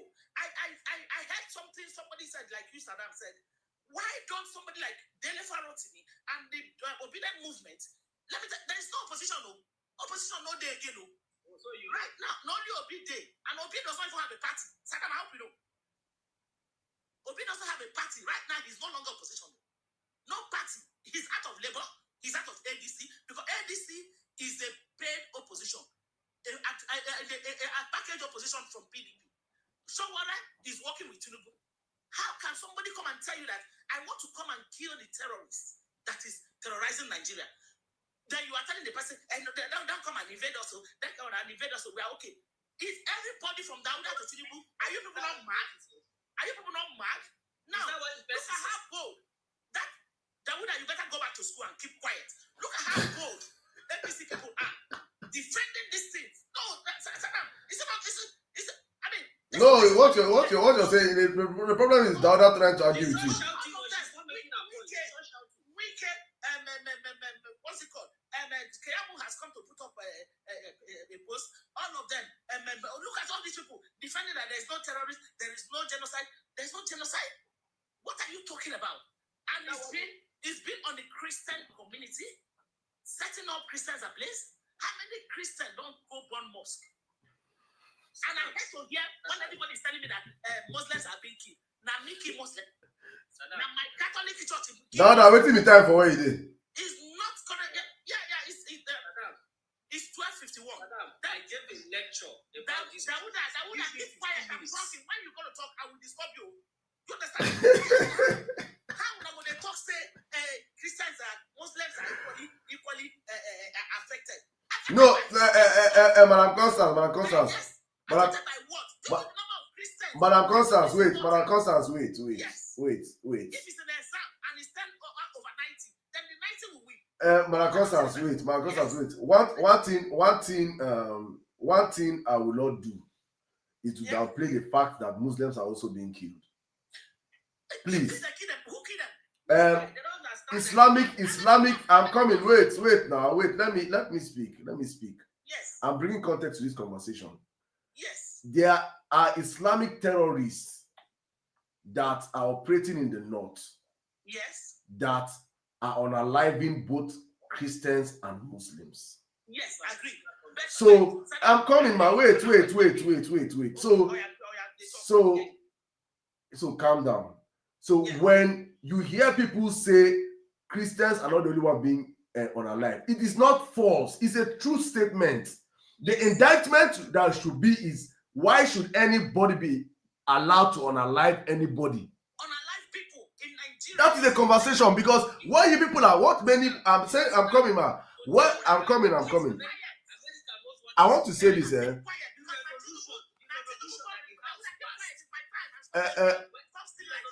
I'll drop you. I will drop you. And his gang were the one that reported this issue to America during the time of Jonathan. And America started taking all the data. You think America doesn't know what to do? Right now, Saddam, I'm looking for who knows Obi. Our problem now is Obi. Because America want to strike. And Obi is weak. Obi is not your problem, please. Obi, no, wait. Saddam, let me land. Obi's tweet is very weak. And that tweet can make America to decide.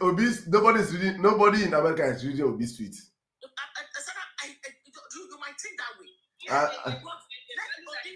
Obi's tweet is majorly carried by our national dailies. Yeah. Okay. Foreign when Obi, and that's exactly. I'm coming, man. I'm coming. I'm trying to help you. I'll allow you land, but you have to land right so you don't crash. Yeah. When Obi will make the right calls is when he steps into international terrains. You cannot be playing AFCON. You cannot be playing AFCON and be expecting to win World Cup. Right? Yes. So Twitter will not go and pick, except I would say journalists, Western journalists will not just go and pick Obi's tweet and amplify it. It could be a reference point in when they are giving their submission in their articles. Yeah. Like the opposition leader made this tweet.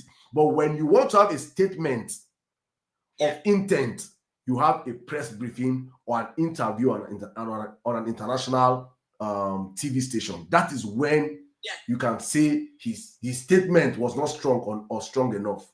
Okay. So that's why I want you to, so you don't overwork yourself expecting. So just please, go on. Please, just in 2 minutes, please. For me, what I feel is that let Obi not even go for even radio station interview. Let him sit down. Because if he even go for international interview, he will spoil the whole thing. He will spoil the whole thing because Obi is very weak. And the time you go there, go say, yes, we want to live as one. Who they live as one with animal? Who they live as one with animal? I see the kind of there is a problem in Nigeria. Who's in the pain? When they see Christians, they be slaughter. Make everybody talking on. Now when the papers like they put their fire, now my own are they talk. Now my own are they talk. What I mean, look at the way we get them. Nobody is coming out to speak for we the Christians. Nobody is coming out to defend, to say yes, there is a genocide and the rest. Saddam, you know that it's only the voice of that man. That true something. That reverend that was crying in the grave. That's the voice that amplified everything. No, it's not. That is just his voice is just part of it. There are people that are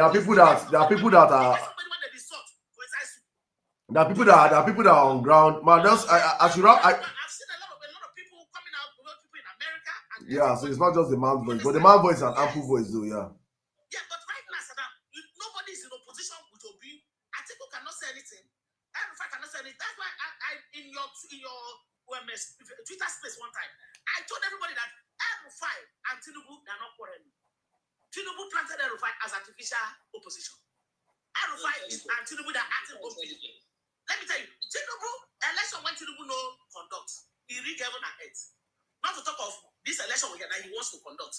He will rig everything. That is the only thing that is affecting Tinubu is international powers. Like this one in America is talking, and the evidences are there. The dead bodies are there. That is the only thing that I have seen when Tinubu don't take fear for his life. And this is how we keep pushing. But please, I will be looking for who know Obi. Let Obi not go for any time. Let just sit down. That's how you kill our morale. Let Obi go. Saddam before they start play. Let us mark it somewhere. If Obi don't interview, America will change their decision. You still that is yes. That is me now saying I'm being very light. That is naive. You being naive in what you're saying. You're being naive in what you're saying. Obi does not. No, man, I'm coming. You're spoken enough. So let me just come in here. Because you've said a whole lot of things out of emotions and emotion. I always tell people emotions is not real.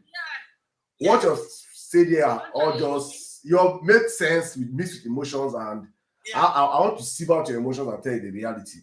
The reality of the matter is that Obi going for an international interview does not. You want him to say what you want him to say. You won't say what you want him to say, because what you want him to say is not the reflection of the reality on ground. That's what I want you to do. You have come out and say what you want to say now. This is not what he's going to say. You're not a politician. He's a politician. He's playing politics, so he will not say what you want to say. That's where he first, and that's where I'm coming. I'm coming. No. You can't tell him to sit down at home. He has a duty. Exactly. He has a duty to do what he has to do, and what he has to do must not satisfy you. Exactly. Okay. So you have to, you on your own, you have to know that he has to be. I'm going to do my work. It's not because of you. Yes. It's because of I have to do my work. If I look at what people tell me or how people insult me, I will not come and host my life. Yeah, that's true. So, but I have to come and do what I have to do. Yeah, that's true. Because I know that definitely, yeah, people, the other people come and say you be fool, you be this, you be that, you be this, you be that. I take it and laugh and move on. So you cannot, as a human being, you cannot satisfy everybody.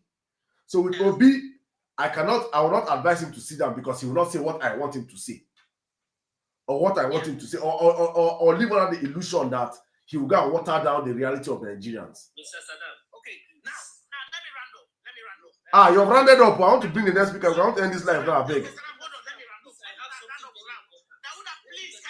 No. Two of you keep quiet, I beg, madam. Madam Constance, I beg. Let me, please, I beg. When I pity me, I've been sitting down for hours. Tinubu no send APC youth to go do protest. Tinubu was in front of protest himself. Obi they wear white. You see this thing. What you're saying right now again is still being naive. That Tinubu Obi would do it his own way. You cannot expect. Obi is not Tinubu. Is Obi a drug dealer? Please. Madam, I beg, I want to end this live. I beg, madam, you don't do.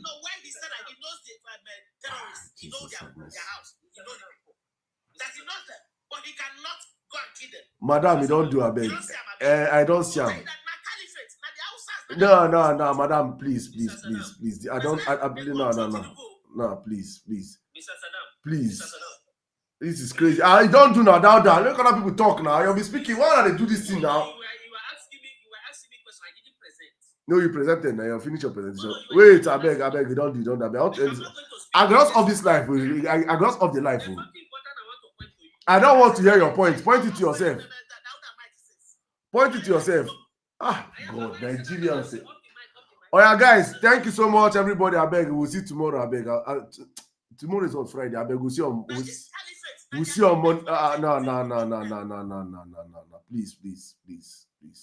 I beg, guys. I beg. We'll see on Monday. Thank you. God, this is online banditry. You are online. You would be online bandit too. Now you are the talk of. Now you and her be the same thing. I beg.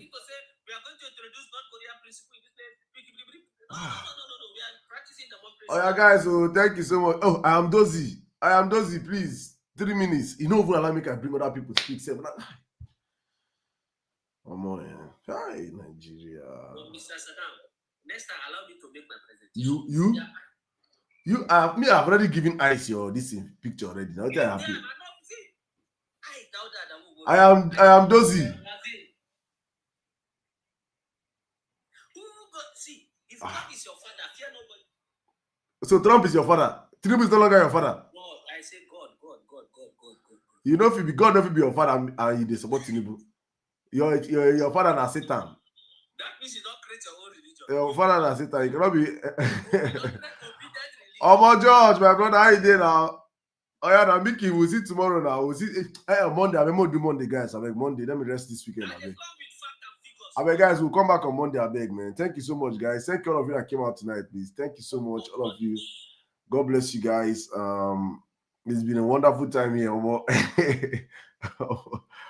the food I don't chop, my belly don't my belly they cry. If you say my belly, if I put this mic near my belly, and I go say Trump don't invade my belly. He they cry. Ah, God, Nigerians. Hey. All right, thank you so much, my brother. Thank you so much, guys. Thank you, everyone of you that stayed back for the after party of the Vawulence space. I hope you guys had fun. I hope you guys enjoyed it. Thank you for the 100K plus likes. Thank you to all of you that came up here, that listened and joined your conversations. I'll see you guys on Monday. Please, I'll come out tomorrow. I beg. I'll just make a rest. I beg tomorrow. See you guys on Monday. God bless you all. Good night and have a great weekend ahead. Cheers. God.